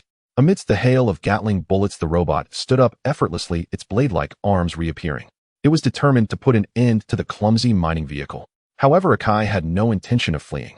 Faced with such a robot, escape was simply not an option. Their task was to cover the escape of their half-human kin from the concentration camp. Even delaying for just a second could save more of their kin. The robot leaped forward, closing in rapidly. With a swift motion, it slashed down, severing the tracks of the mining vehicle, rendering it immobile. The butcher robot then reached out and grabbed two half-human gunners. The half-humans let out cries of anguish. With a gentle squeeze, their skulls were crushed, blood flowing down the mining vehicle. The butcher robot's assault did not cease as it finally turned its gaze towards the driver's cabin. But Akai was nowhere to be seen. He had jumped off the mining vehicle and was fleeing in a panic. Just as Akai was escaping, the butcher robot spotted him and gave chase. Its speed was astonishing, like a bolt from a crossbow, far beyond what a half-human from Baikinstar could match. It took large strides forward, leaping to block Akai's path. A dazzling white light flared up. The blade reached Akai's chest. In that instant, he felt the approach of death. Just as he was on the brink of despair, a missile appeared before the butcher robot, which failed to dodge in time and was struck, veering off course, and crashed. Akai narrowly escaped a calamity. A loud boom resonated. A massive figure jumped down from a broken wall, sending dust swirling into the air. Amidst the dust, another robot emerged. It was the water ghost, a robot captured by Lin Fan. Upon seeing the water ghost, the butcher robot hesitated. However, it quickly assessed that this fellow had betrayed the Qinyang star and raised its cannon to unleash a barrage of attacks. The water ghost possessed dual-core power and was incredibly fast. Before the butcher robot could fire, it grabbed Akai and swiftly retreated. Lin Fan also appeared, donned in heavy armor, wielding an electromagnetic rifle to shoot at the butcher robot, covering the rescue operation of the water ghost. Seeing Lin Fan, Akai was taken aback. He stood there stiffly, his face filled with guilt. The butcher robot did not retreat and charged towards the water ghost. Suddenly, the shrill cry of the winged beast echoed through the sky. Amidst the sandstorm, a massive figure appeared, revealing a red cloak. Descending from the sky at a rapid pace, it crashed into the butcher robot. Seizing this moment, the water ghost stealthily appeared behind the butcher robot. It too wielded a sharp butcher knife, swinging the blade fiercely to launch a surprise attack. Crack! The butcher robot was caught off guard, and its head was severed in an instant. Akai was stunned. It was the first time he had witnessed a butcher robot being defeated.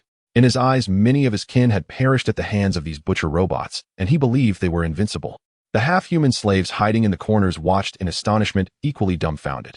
Although they did not know who the newcomer was, they felt that he was on their side. The half-humans from Baikinstar had fallen to earth, toiling day and night in the mines. They were slaves stripped of status and dignity, and no one had ever helped them. For the half-humans, the eternal fate had always been doom and tragic endings. It was unimaginable what kind of existence would offer assistance at this moment. Moreover, in just a minute, the devil-like butcher robot was brought to an end. At this moment, in a corner of Altai City, 3 other robots were still pursuing the fleeing half-human slaves. Upon discovering that their companion had been decapitated, they targeted Lin Fan and the water ghost as primary attack objectives, abandoning their chase of the half-human slaves and heading towards the concentration camp. The half-human slaves hiding in the shadows were secretly worried. It was important to note that the one killed just now was only one of the robots. If the three butcher robots teamed up, they did not believe the water ghost and Lin Fan could handle them. While the half-humans from Baiken Star were still fretting over Lin Fan, the sounds of other winged beasts echoed around once more. Alo, the wings tore through the sandstorm, gradually revealing their forms. The half-human slaves on the ground were utterly shocked. In the sky, there were actually 9-headed canine winged beasts flapping their wings and launching a frenzied attack on the butcher robot on the ground. The butcher robot attempted to fire its cannon, but the winged beasts flew too swiftly. Utilizing the tremendous momentum from their descent, they easily dodged the robot's artillery. They were clever and concentrated their efforts to catch a solitary butcher robot. Compared to humans, the butcher robot was tall, but it seemed slightly smaller when matched against the winged beasts. The winged beasts surrounded the butcher robot. With powerful fangs and claws as formidable weapons, they targeted the robot's weapon systems first. In a rush, the strong jaws bit down on its arms, tearing apart components piece by piece. The robot's arms malfunctioned, no longer posing a threat. Next came a slaughter. Soon after, a small-scale war ended. Under the siege of the water ghost and the winged beasts, all 4 butcher robots were rendered scrap, restoring peace near the concentration camp. The half-human slaves who had been fleeing paused. Looking at the massive flying monsters circling in the sky, they surprisingly began to gather back towards the concentration camp. At this moment, Lin Fan walked into a corner and found Akai. Akai lowered his head, filled with shame, and pounded his own head. He said, "My lord, I apologize." Akai left without saying goodbye. "You have more important matters." Lin Fan replied, "I do not blame you." Akai's frown lifted a bit as he asked, "My lord, can you really forgive Akai?" Lin Fan nodded. "Like you, I bear a mission that requires me to set aside my emotions, even sacrificing my life." Akai was overjoyed, saying, "My lord, not only have you saved me, but you have also saved my kin. I have a request, can you grant it?" "You speak." "I wish to continue being your guide." Upon hearing this, Lin Fan frowned slightly. Akai's heart sank, and all traces of happiness vanished from his face. He was certain that his actions had disappointed his lord, leading to a loss of trust. Lin Fan replied curtly, "You've consumed so much of my rations, do you still wish to run?" Akai sighed in relief upon hearing this, and jumped around happily in front of Lin Fan. The winds and sands in the sky gradually dissipated, and a ray of sunlight broke through. It illuminated the battered Altai city. Numerous half-humans from Baiken Star emerged from various corners, all converging. Before Lin Fan, the half-humans approached, quietly forming neat rows before him. Each of their faces was filled with reverence. Suddenly, they all knelt down, simultaneously prostrating themselves on the ground. "Ulu," the half-human slaves shouted in unison. "What?" Lin Fan was taken aback by this display. Even the orb resting on his shoulder was startled, quickly hiding behind him. "Ulu," the half-humans continued their chant. Lin Fan quickly waved to call Akai over, asking, "What is going on with your companions?" In legend, the Ulu deity can control the giant beasts of the skies. Our ancestors once said that one day Ulu would save our tribe. Akai conveyed to Lin Fan, "My kin clearly regard you as a deity." "What? A god?" Lin Fan found it both amusing and exasperating. He quickly said, "Please tell them I am just a human from Earth, not the deity they believe me to be." Akai arrived before the half-human slaves of Baiken Star, clearing his throat. In the half-tongue, he shouted to them, "Misu, Ulu, Aslanda, Saluka." It was an attempt to tell these Baiken Star beings that Lin Fan was not the god Ulu, but merely a native of Earth. However, Lin Fan was a kind-hearted man, genuinely willing to help the half-humans of Baiken Star. Before Akai could finish, the half-human slaves exchanged strange glances and whispered among themselves. Suddenly, an elderly half-human rose to his feet. His body trembled as he uttered a faint yet furious voice in the Baiken Star tongue, seemingly rebuking Akai and commanding him to be silent. The surrounding half-humans lifted their heads to glare at Akai. They appeared both enraged and terrified. Though Akai had been instrumental in this rescue, he was insignificant before Ulu and could not dare to be presumptuous in the presence of a deity. His words were laced with a reverence, blaspheming the great god Ulu. What did he mean by saying it was not Ulu? The half-humans of Baiken Star seethed with fury. Through long years and arduous waiting, they believed their daily prayers had moved Ulu, and the deity had finally descended upon this world. Yet Akai's blasphemous words might provoke the wise Ulu, causing the deity to depart once more. Akai was at a loss, still attempting to explain. But several robust, half-human slaves charged forward, seized Akai, and beat him as they drove him away. What a pitiful race this was. Forced from their homeworld, lost to the passage of countless ages. Ulu. The half-humans of Baiken Star continued to prostrate themselves before Lin Fan. Akai cowered alone in a corner, too afraid to emerge. What was to be done? Lin Fan was at a loss. "Akai, come here." He beckoned to Akai, who had been driven to the corner. Akai knew he stood against all his kin. After long hesitation urged by Lin Fan, he steeled himself, covering his bruised and swollen face as he rose. Amidst the hostile gazes of the Baiken Star Halfamans, he slunk back to Lin Fan. Lin Fan placed a hand on Akai's shoulder, conveying his intent. Explain again. Tell them I am not your... Akai was deeply troubled. He had already been beaten black and blue. If he insisted further, he might be killed by the enraged tribe. He spoke to Lin Fan plaintively. Master, forgive me, but they will not believe me. They think no one in this world would pity our race except Ulu. If I say again that you are not Ulu, they will banish me from Altai City. Their exchange was silent, yet the Baiken Star half-humans found it unsurprising, seeing it as the very manner of divine revelation. It further proved Lin Fan was Ulu. Lin Fan was exasperated. These Baiken Star half-humans had evidently decided he was Ulu, and Akai's explanations were futile. What a stubborn race. He saw these half-human slaves, each reduced to skin and bones, starving in the camp, long tormented by hunger. His heart ached for them, so he said to Akai, your companions are hungry. Let them search for food first. If there is danger, tell me at once. Akai mustered his courage and relayed Lin Fan's words to the Baiken Star half-humans. Hearing that they were to seek food, they did not immediately leave, but exchanged glances and murmured softly. Lin Fan was curious and asked, what are they discussing? My kinsmen think that any food found should not be eaten, but offered entirely to you, master, as tribute. Akai added, they are terrified that if you are displeased with the Halfamans, you will abandon the Baiken Star race once more. What? Lin Fan was astonished, his pity for them deepening. Perhaps for these displaced Baiken Star Halfamans, their tragic ordeals had bred utter despair. Yet endless years of enslavement had not shattered their primal faith. Their sole hope might be the so-called god Ulu. The being who had suddenly descended to save them, though but a faint spark in the darkness, they regarded as a blazing star, a deity enthroned on high. They feared Ulu would depart again. But in Lin Fan's eyes, all life was equal. So he conveyed his intent to Akai. Tell your people that the god Ulu requires no tribute. They should have freedom and dignity, the right to eat and sleep and do as they please. Akai hesitated, saying, Master, I must tell them this is the divine edict of Ulu. Otherwise my kin will not believe me and may attack me. Very well. In a corner of Altai City, Akai again shouted to his kin in a half-tongue. He straightened his small frame and uttered a stream of sounds, the gist of which was, compatriots of Altai City. The deity Ulu, moved by the day and night prayers of Baiken Star Halfamans, has descended here to save us from suffering. Now a divine edict is proclaimed granting freedom and dignity to all Baiken Star half-humans. Each has the right to pursue survival, and neither food nor property need be shared with Ulu. As he spoke, Akai sensed the half-humans' expressions shifting, his heart pounding. In their eyes, how could Ulu not demand offerings? It was only natural for half-humans to present tribute to the deity. Had Akai distorted the deity's will? They watched as the flames of anger kindled in their eyes. Akai shouted frantically, the gist being, the god Ulu no longer needs material offerings. As long as you maintain supreme devotion in the depths of your souls, the deity will not abandon the beings of Baiken Star. Only then did the Baiken Star half-humans calm down. So it was about offering the devotion of their souls. Though uneasy, they breathed a sigh of relief and began to prostrate themselves before Lin Fan. Akai's words and actions often provoked the other halfamans, yet as the only one who could communicate with Ulu, they had to accept him as the deity's messenger. The Baiken Star half-humans began searching for food and shelter. At night, an elderly half-human from Baiken Star crept to the heavy truck and prostrated himself before it. Lin Fan told Akai, quickly let him in. He refuses, believing such an act would be disrespectful to the god. Akai said.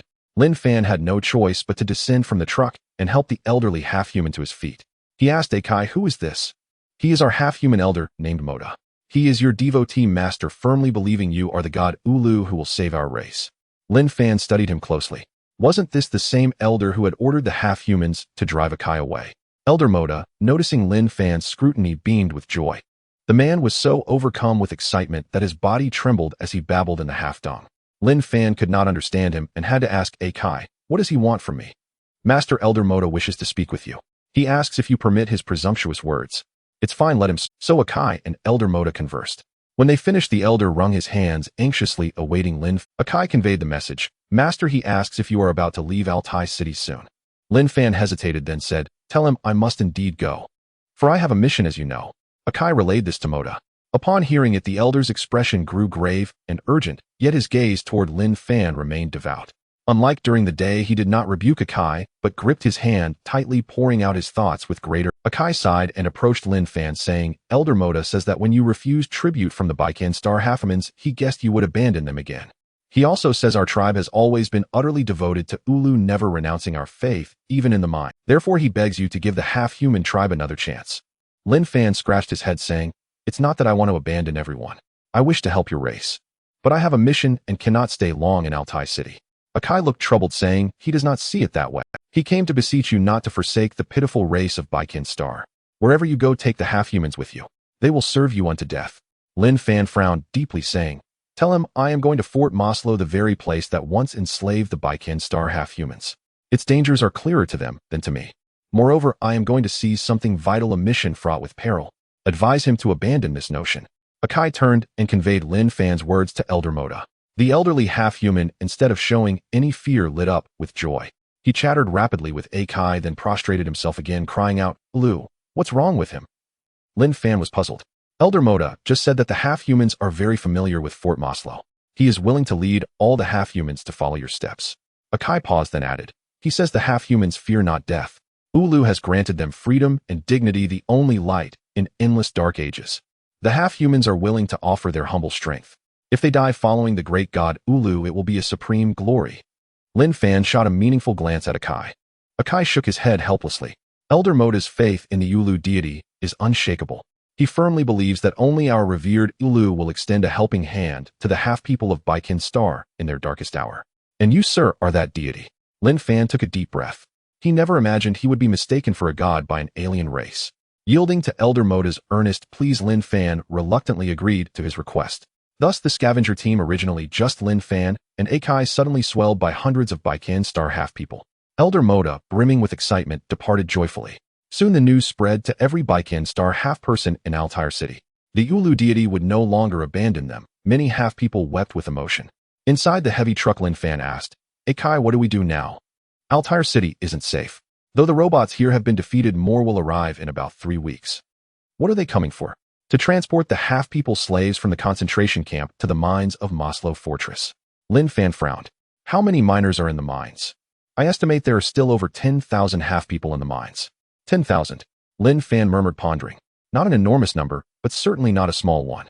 He asked Akai again, "Can you tell me how you escaped from Maslow Fortress a few years ago?" Akai hesitated. "Sir, I apologize for not sharing this with you. It's all right. This story goes back decades. Our ancestors were brought to Earth by the giant commercial conglomerate of Qingyang Star." A trace of fear still lingered in Akai's eyes as he spoke slowly. "After the conglomerate's colonization plan failed, we were forced to wander and hide in deep valleys and ruins, eating anything harboring no hostility toward Earth's natives. Back then, most human cities were destroyed and civilization was in the midst of rebuilding, leaving no time to—" Akai nodded. "Yes, our ancestors thought the Dark Age had passed, but unexpectedly, the Qingyang Star people returned with even greater force than the commercial group. We were captured again and sent to those sunless mines. It couldn't have been easy for you to escape under the watch of the Qingyang Star forces," Lin Fan remarked. "Originally, there weren't many robots in the mines. We half-people grew clever. Over several years, we secretly carved a tunnel just wide enough for us to pass through, leading to the drainage ditch of Maslow Fortress." As he spoke, Akai's eyes sparkled. "And so those foolish robots never imagined we'd slip through that tunnel to—" "What happened in the end?" Akai's face darkened with sorrow. "Until that night, the very night I escaped, the robots caught the fleeing compatriots and finally discovered the truth. The secret was exposed. To allow more of our kin to flee, our clan drove the mining machinery in a final uprising." Akai's voice grew choked. "To get me into the tunnel, my parents were beheaded by the robots." Lin Fan clenched his jaw. These half-people had indeed endured tremendous hardship to survive. No wonder they saw him as their only lifeline. The half-people stranded outside were defenseless, far too weak. Against the Qingyang Star robots, they stood no chance against the overwhelming firepower and were doomed to capture. Lin Fan closed his eyes, lost in thought for hours. He looked at Akai and finally spoke again. "Akai, do you know? Before today, I planned to sneak into Maslow Fortress with you and the water ghost, avoid the robots, and steal what I need." "I understand, sir," Lin Fan continued, "but now I've changed my mind."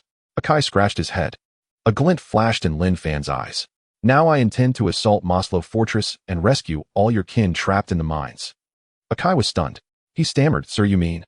How is that possible?" Lin Fan took a light breath and said calmly, "We'll never know unless we try." Akai was utterly astounded. He never imagined Lin Fan would want to save the half-people slaves of Maslow Fortress. He exclaimed, "Maslow Fortress is heavily guarded by robots, and there are many sky beasts lurking there, 10 times the number under your command. Don't you want to rescue your companions?" Lin Fan asked with a smile. No, I do, Akai said. From our tribe's perspective, we'd be overjoyed if you helped the compatriots in Maslow Fortress escape. But Akai wishes for you to survive even more. I'm not going to die. Don't you Baiken-star half-people still have me? Lin Fan said. Sir, you've seen it. We half-people lack strong offensive capabilities. We're just cannon fodder almost destined to be slaughtered. Akai said. He knew it all too well. Even piloting a steel mining vehicle, they were utterly helpless against the Qingyang star. Indeed, it's very difficult. Based on your intel, I estimate there are around 50 to 60 Butcher-class robots in Maslow Fortress. To prevent you from digging another escape tunnel, a large portion of them are likely stationed in the mines. That's right. The robots are more vigilant than ever. Attacking the mines of Maslow Fortress is incredibly tough, Akai said. Though it's extremely challenging, I've made up my mind, Lin Fan said slowly. I've seen your wisdom and courage. You're not without the power to resist. This time I'll help you arm yourselves better. Akai fell into deep thought, his expression solemn. He said, Sir, don't you have a mission? If you plan to save our kin, it will only add fuel to the fire of your already difficult task.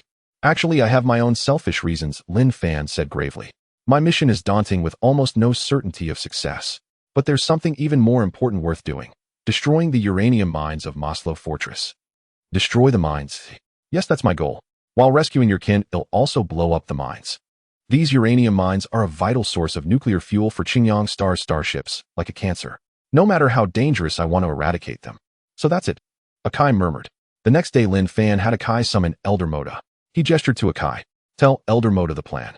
Akai hesitated, inwardly reluctant to let Lin Fan take the risk. But he didn't defy him and relayed the plan to Elder Moda in a stammering voice. When Elder Moda heard the plan from Akai, his eyes went blank and he was dumbfounded. He repeatedly asked Akai if he had misheard. Realizing he hadn't, he could no longer contain the storm within him. As if possessed, he prostrated himself before Lin Fan, worshipping him fervently. Ulu. Elder Moda, unlike Akai, was the most devout follower and supporter of Ulu. His obedience to Ulu's words was almost blind. Attacking Maslow Fortress was undoubtedly a mad endeavor, but Elder Moda had no doubt. Hearing that Lin Fan planned to save the half-people slaves there, he was overwhelmed with ecstasy. Akai, however, looked on with worry. This stubborn old man was already fanatical, and now he had completely lost his senses. Lin Fan struggled to calm Elder Moda down. Taking Elder Moda's scarred hand, Lin Fan transmitted his thoughts to him. Old man, to attack Maslow Fortress, the first thing is to arm the defenseless Baiken Star half-people. Elder Moda nodded eagerly. Feeling this telepathic communication, he rejoiced inwardly. This was a sign that the Ulu deity had accepted him. The mining vehicles will be your weapons, but they need further modifications, Lin Fan said. Elder Moda nodded again. Lin Fan continued, Hey, race, what you need to arrange. The Baiken Star half-people must be divided into 3 groups. The first group will search Altair City for weapons and find all abandoned mining vehicles. The second group will gather at the abandoned warehouse in Altair City, the same place where Akai modified the mining vehicle. These half-people must be capable and numerous. They'll work with them to arm the vehicles. The third group, the remaining elderly women and children, will scour the city for food and supplies. Before attacking Maslow Fortress, the half-people must stockpile enough provisions. This is crucial. After hearing Lin Fan's words, Elder Moda prostrated himself again, his face full of piety. He said, O Ulu deity above, as your follower on this planet, Moda is grateful for the Ulu deity's forgiveness of the crimes and irreverence once committed by the Baiken Star clan. The entire Baiken Star tribe will be eternally thankful and vow to follow the deity in the crusade against the sinful Maslow Fortress. Even if it costs our lives, even if we must sacrifice our souls, we will do so without hesitation. Lin Fan struggled to pull the old half-person to his feet. One more thing, don't kneel before me anymore. Treat me as a companion. Elder Moda hesitated for a long time, but firmly shook his head. Soon after, Elder Moda returned to the half-people and announced the plan to breach Maslow Fortress and rescue the Baiken Star half-people slaves. With Elder Moda's heartfelt exhortations, the morale of the Baiken Star half-people soared, and each one became fervent. It was as if that once cursed city would soon be utterly crushed under the great deity's heel. Even the small Baiken Star children were invigorated, as if injected with adrenaline. Nearly all of them had escaped from Maslow Fortress and knew it was a hellish place. But under Ulu's call, they were ready to face death without flinching. Altai City, a city that had risen many years ago due to its mineral deposits. After enduring brutal wars, it was now shrouded in windblown sand and a scene of decay. In an abandoned warehouse in the southern district, many half-men were bustling about, coming and going. Several mining transport vehicles abandoned for years were parked nearby and had been requisitioned by the half-men. Standing less than a meter tall, they were nimble and worked with desperate fervor. They were quite familiar with the city and tirelessly scoured every corner searching for discarded mechanical mining carts scattered throughout. Some mechanical mining carts could still be driven and were brought directly into the warehouse. Others were completely scrapped, forcing the half-men to load them onto transport vehicles. Even the scrapped mining carts still had most of their parts intact. The sphere busied itself, its body transforming as its fingers morphed into dismantling tools. Repairing brought the sphere joy, just like eating. It tirelessly scurried up and down the mining carts, installing new. Gradually, some half-men found various tools and joined in the repair work, attempting to disassemble and reassemble the mechanical mining carts. They were not stupid. They had repaired mining carts in the mine tunnels before. But this time it was not just about repair, but also modification. The cabs and tracks were all welded with thick protective steel plates by the sphere. The steel-plated mining carts looked bizarre and bloated, but these uneven protective plates were not to be underestimated. Originally from aircraft or armored vehicles, they were far harder than the mining cart's own hull, ensuring the mining carts wouldn't be blown to pieces instantly under the robot's cannon fire. Under Lin Fan's command, the industrious half-men also searched Altai City for various weapons, including many primitive firearms, heavy machine guns, grenades, and even high-energy bombs. These weapons were useful, but of little use against robots. Not until Elder Moda led his men to the outskirts of Altai City and found a downed transport plane. Inside was a heavy anti-armor infantry unit that hadn't had time to land. The soldiers had turned to bones, but their weapons remained. They were uniformly equipped with anti-armor rocket launchers. This weapon was far more powerful than a Gatling gun, and the launcher tube was small enough for the half-men to barely handle. The rocket launcher's recoil was considerable, but 3 half-men working together bracing against the mining cart could manage it. Lin Fan himself wasn't idle. He drove a heavy truck and hauled 4 scrapped Butcher-class robots back to the warehouse. This shocked the half-men immensely. They never expected Lord Ulu to join their work. They panicked, thinking their work was too slow and had exhausted Ulu's patience. Thus the half-men worked even harder. The sphere couldn't repair these robots directly for now. Taking them along was inconvenient, but discarding them seemed a waste. So Lin Fan had the sphere dismantle the matrix cannons from these robots. The matrix cannons were very heavy. The half-men couldn't move them at all, but these massive cannons were loaded onto the mining carts. The cannon's controller was connected to the mining cart's operating system. When the half-men pressed a button, the matrix cannon could fire. Its firepower was far more ferocious than a rocket launcher. However, the operation had significant drawbacks. The Butcher-class robots, aided by radar detection components, had fully automatic aiming and precision strikes. The cannons modified onto the mining carts were completely fixed to the cab. Only by rotating the entire cab could the cannon's aim be adjusted, making it very cumbersome. Each mining cart was equipped with different weapons. Most had anti-armor rocket launchers, while some had a Gatling gun welded to the rear of the cart. They were also equipped with some grenades, primitive rifles, and the like. The 4 mining carts fitted with matrix cannons were called Ulu war chariots by the half-men. The half-men worked around the clock, racing against time, seemingly unaware of fatigue. In just 3 or 4 days, they had managed to outfit over 50 mining carts with various weapons, ammunition, and supplies. In addition, they drove mineral transport vehicles to haul nearly 10 tons of refined compressed coal. Refined compressed coal was the most widespread energy source for industry and transportation. Though inferior to nuclear energy, its production cost was extremely low. After the Qingyang Star people arrived on Earth, they also adopted this energy source. The combustion efficiency of refined compressed coal was hundreds of times greater than pre-solar era coal. A small piece of refined coal could power a mechanical mining cart for a very long time. Watching the half-men workers busily toiling in the abandoned warehouse, Lin Fan fell into thought. Although these half-men were in an uncivilized state, they were truly industrious. No wonder the Qingyang Star people used them as coolies for colonizing various planets. The Mason Fortress mine had tens of thousands of half-men. If they were to escape, a huge problem would arise. How to accommodate so many half-men? Human territory would absolutely never accept them, and the Qingyang Star people would only enslave them. Lin Fan thought for a moment and felt that Ironweight City might be a good place for the half-men. But he didn't dwell on it too long and immediately began military training. Elder Moda summoned all the young half-men. These half-men would directly participate in the assault on the Mason Fortress. When it came to fighting, they were definitely a motley rabble. But Lin Fan named them the Half-Men Mechanized Infantry Battalion. The name sounded impressive. The half-men. In his heart, Lin Fan knew that training these recruits was an extremely arduous task, and they only had about 10 days. The half-men had once staged the most primitive uprisings, but they were far too weak. On one hand, they lacked systematic team combat awareness in marching and warfare. On the other hand, many half-men had no idea how to use firearms or grenades, and were even somewhat unfamiliar with the modified mining carts. Training was scheduled at night as Lin Fan planned to attack the Mason Fortress after dark. Altai City was still shrouded in darkness and gloom. On the half-men's crude training ground, the lights of a heavy truck illuminated the flat area, followed by a do sound. It was the assembly call. Over 300 Baikan Star half-men gathered around Lin Fan like a flock of startled ducks. They huddled together shouting Aya, Aya, and frantically searched for their positions. After a long while they barely managed to form 4 crooked formations. Lin Fan felt a bit disheartened. The half-men were probably the hardest recruits he had ever trained. These fellows were devoutly worshipful and loyal to Lin Fan, even with a hint of fear, and they completely obeyed any command. It wasn't that they weren't serious enough, but their foundation was too poor. Growing up in the mine tunnels, they lacked a sense of teamwork, and after long-term wandering were used to being undisciplined. Lin Fan personally conducted the training, standing ramrod straight. He shouted loudly, "Attention." The half-men fell silent, hesitated slightly, then earnestly straightened their small bodies. At ease. The half-men pricked up their ears, looked around, whispered among themselves, and cautiously stretched out their right feet. However, a chubby half-man in the front row stretched out his left foot instead. The half-man behind him pushed him, and he finally put out his right leg. Attention. At ease. This chubby half-man once again stepped out with his left foot. The surrounding half-men thought he was utterly useless, always messing up at critical moments, afraid of angering Lord Ulu.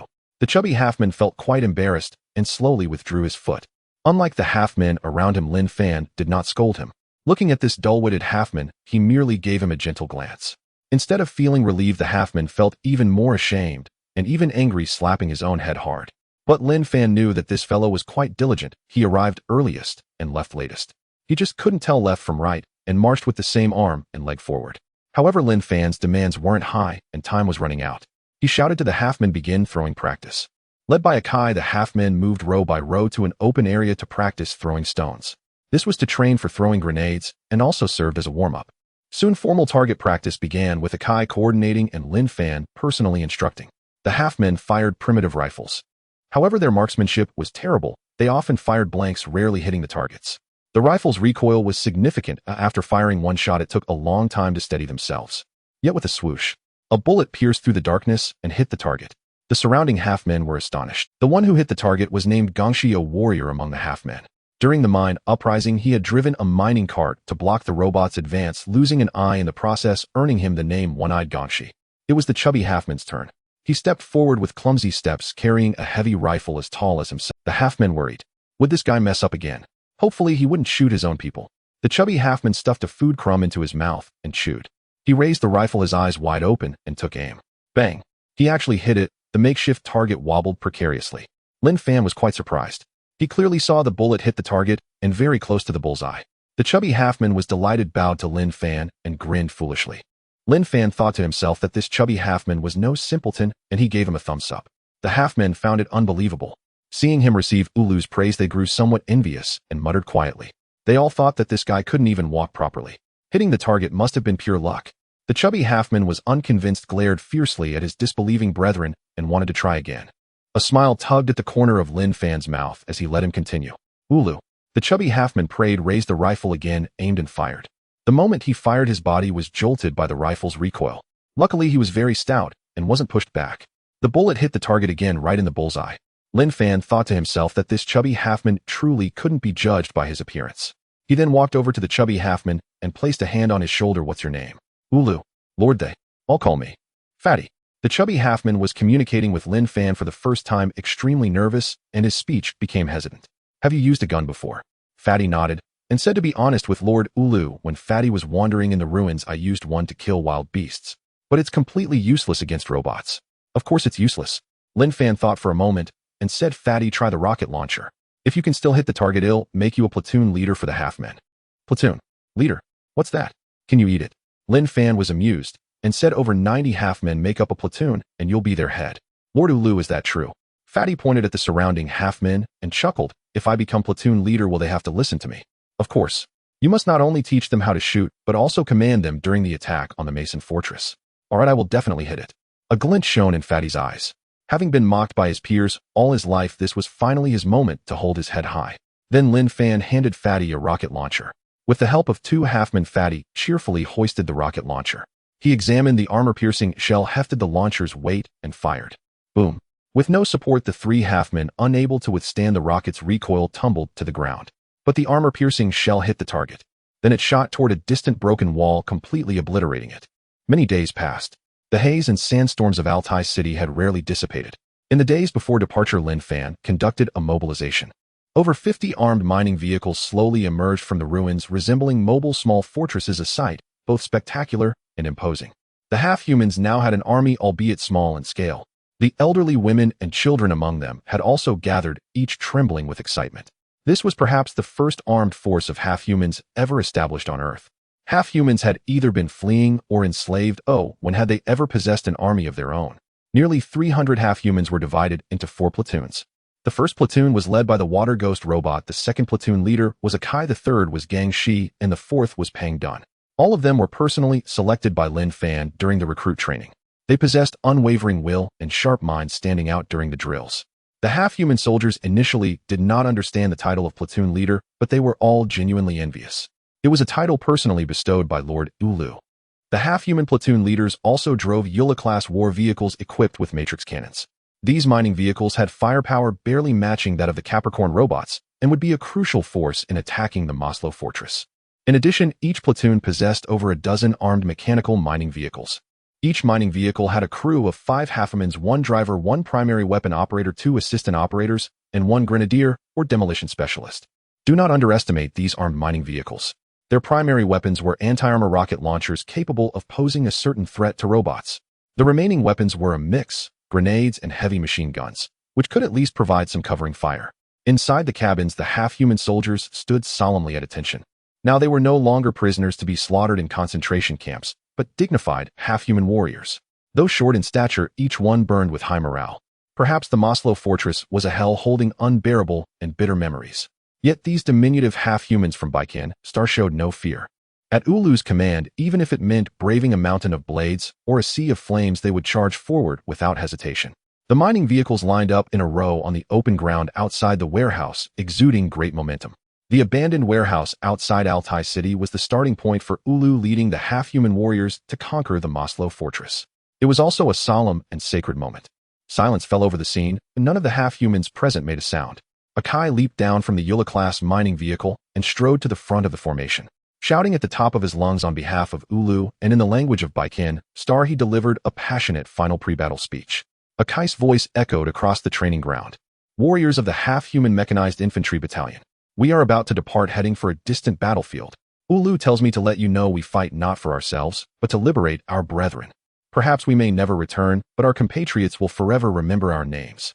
As he spoke, Akai's voice grew choked, yet the timidity in his eyes gradually faded, replaced by a growing resolve and courage.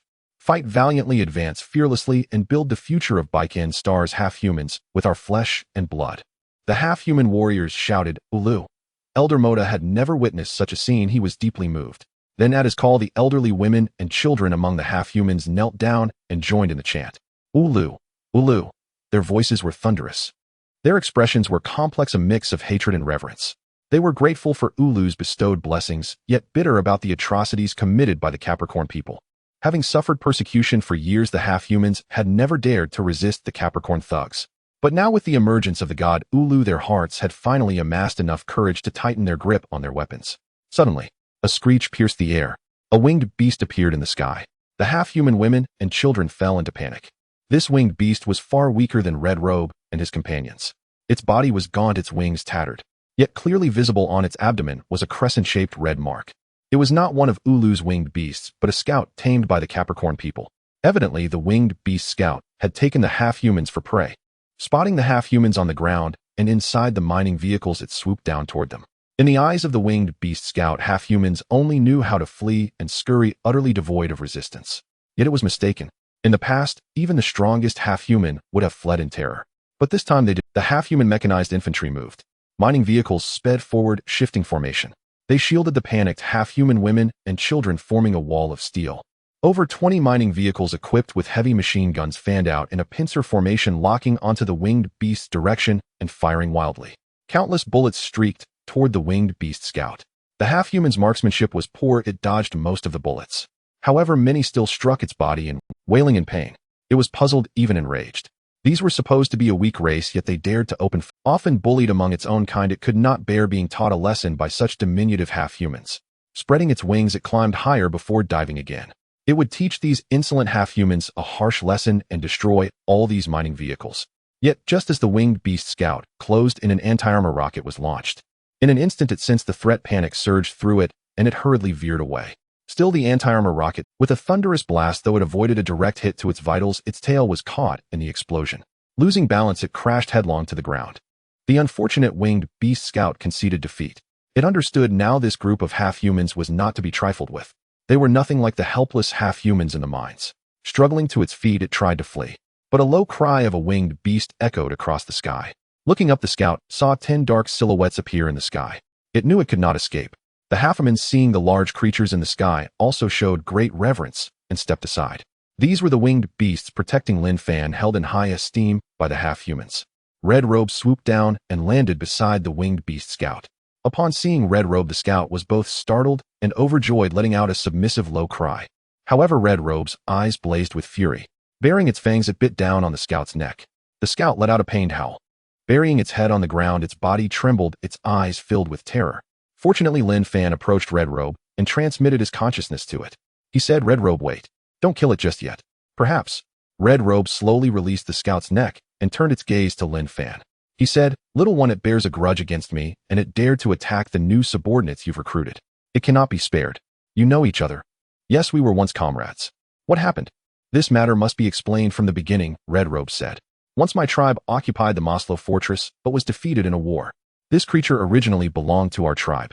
Our lord treated it well, but in the end it defected to the Capricorn people's lackeys." "Oh, so you came from the Maslow fortress." "My tribe's lord did not wish to speak of the past, for it is its shame. It lost its territory. Has it never thought of returning for revenge? It longs to, but according to winged beast tradition, the defeated in war cannot set foot on their former territory." Red Robe said. Only then did Lin Fan understand. When he had first mentioned heading to the Maslow fortress, the Lord Winged Beast had shown a hint of hesitation. So the Maslow fortress had once been its home, only to be usurped. The Lord Winged Beast once commanded many followers, but after losing the war it fled with only a small part of its kin. Lin Fan studied the Winged Beast scout, the former subordinate of the Lord Winged Beast. Aside from the fresh rocket wound on its tail, its neck bore a gash from fangs, and its wings showed new claw marks. It seemed to have been injured by its own kind. Since winged beasts in the Maslow fortress rarely encountered attacks from other tribes, these wounds were surely inflicted by other winged beasts within the fortress. Looking at its frail, emaciated body, Lin Fan knew that the former subordinates of the Lord Winged Beast were not faring well. At that moment, the scout was terrified, staring at Red Robe and letting out mournful cries. Red Robe glared at the trembling creature without a shred of pity, gnashing its teeth, eager to flay this traitor. Lin Fan again transmitted his consciousness to Red Robe. "What is it saying to you?" "This wretch is begging me to forgive its sins. But I will not listen to its pack of lies." Lin Fan said, "Don't be hasty to kill it. Let me communicate with it. Little one, be careful. It could easily harm you." "No problem." Still uneasy, Red Robe pinned the scout down firmly with its claws. It glared at the scout and let out a few low growls, warning it not to attack Lin Fan, or its death would come in the next moment. Lin Fan approached the scout, grasped its wing, and transmitted his consciousness to it. "Why did you attack the half-humans here?" The winged beast scout was surprised that this human could communicate with it. It also sensed that Red Robe obeyed this human. Though curious, it dared not ask. Lowering its head, it looked at Lin Fan and said pitifully, "Human, I was simply too hungry. You are a scout for the Capricorn people. Don't you have enough food?" "None at all. We are merely tools." The scout caught its breath and said, "To be honest, after Roaring Wind left, we have lived miserably." Roaring Wind. Ah, that was our former lord. It might consider that name a disgrace and no longer wishes to mention it. So the Lord Winged Beast is named Roaring Wind. Lin Fan probed further. "Judging by the wounds on you, they seem to be from your own kind." Upon hearing this, the scout's eyes flickered with resentment. "It was that one who did this. It is an aberration, never treating us as kin. Almost all of my wounds came from it." "Who?" "The current lord of the Maslow fortress, Black Fawn." The scout said slowly, "Human, your winged beast kin are loyal to you. Are you Roaring Wind's companion?" "Yes, Roaring Wind and I are comrades and friends." The scout quickly said, "I surrender. Can you forgive me? I am willing to work for you as well." Lin Fan was startled. He hadn't expected this creature to surrender so readily. However, he was skeptical and asked, "The spiritual contract of winged beasts is very powerful. Since you submitted to the winged beast lord of Maslow, how can you surrender to us?" "Human, you know of our race's spiritual contract." The scout was somewhat surprised, then said, "In truth, I never formed a spiritual contract with Black Fawn." "How so?" "I don't know either. Our tribe was defeated in war. I fell behind and was captured. Black Fawn forced us to submit. But strangely, no new spiritual contract was formed." Lin Fan was inwardly shocked. Their communication was through simulated consciousness. If the winged beast scout were lying, the cross-species simulated consciousness technology could detect minute abnormal fluctuations in electrical signals. Yet there were none. Clearly the scout was not lying. He pondered deeply. It was almost certain that this was due to the Lord-level winged beast's bloodline. This ancient gene was too powerful. The new Lord-level winged beast could not break the original spiritual contract. Lin Fan then asked, "How did you deceive the new Lord?" Black Fong is arrogant and self-conceited. "It had no idea. I never truly submitted to it," the scout said. "I have committed unforgivable sins, but deep down I never truly betrayed my original Lord." Lin Fan listened, then thought for a moment. This time he intended to ignite a fire at the Maslow fortress. Since that was the case, he might as well fan the flames even higher. He said, "I will convince Red Robe to spare your life." "Really?" The scout was overjoyed. "Human, thank you for trusting me. I wish to join you." Lin Fan shook his head. "You cannot return yet. There is a more important task for you to undertake."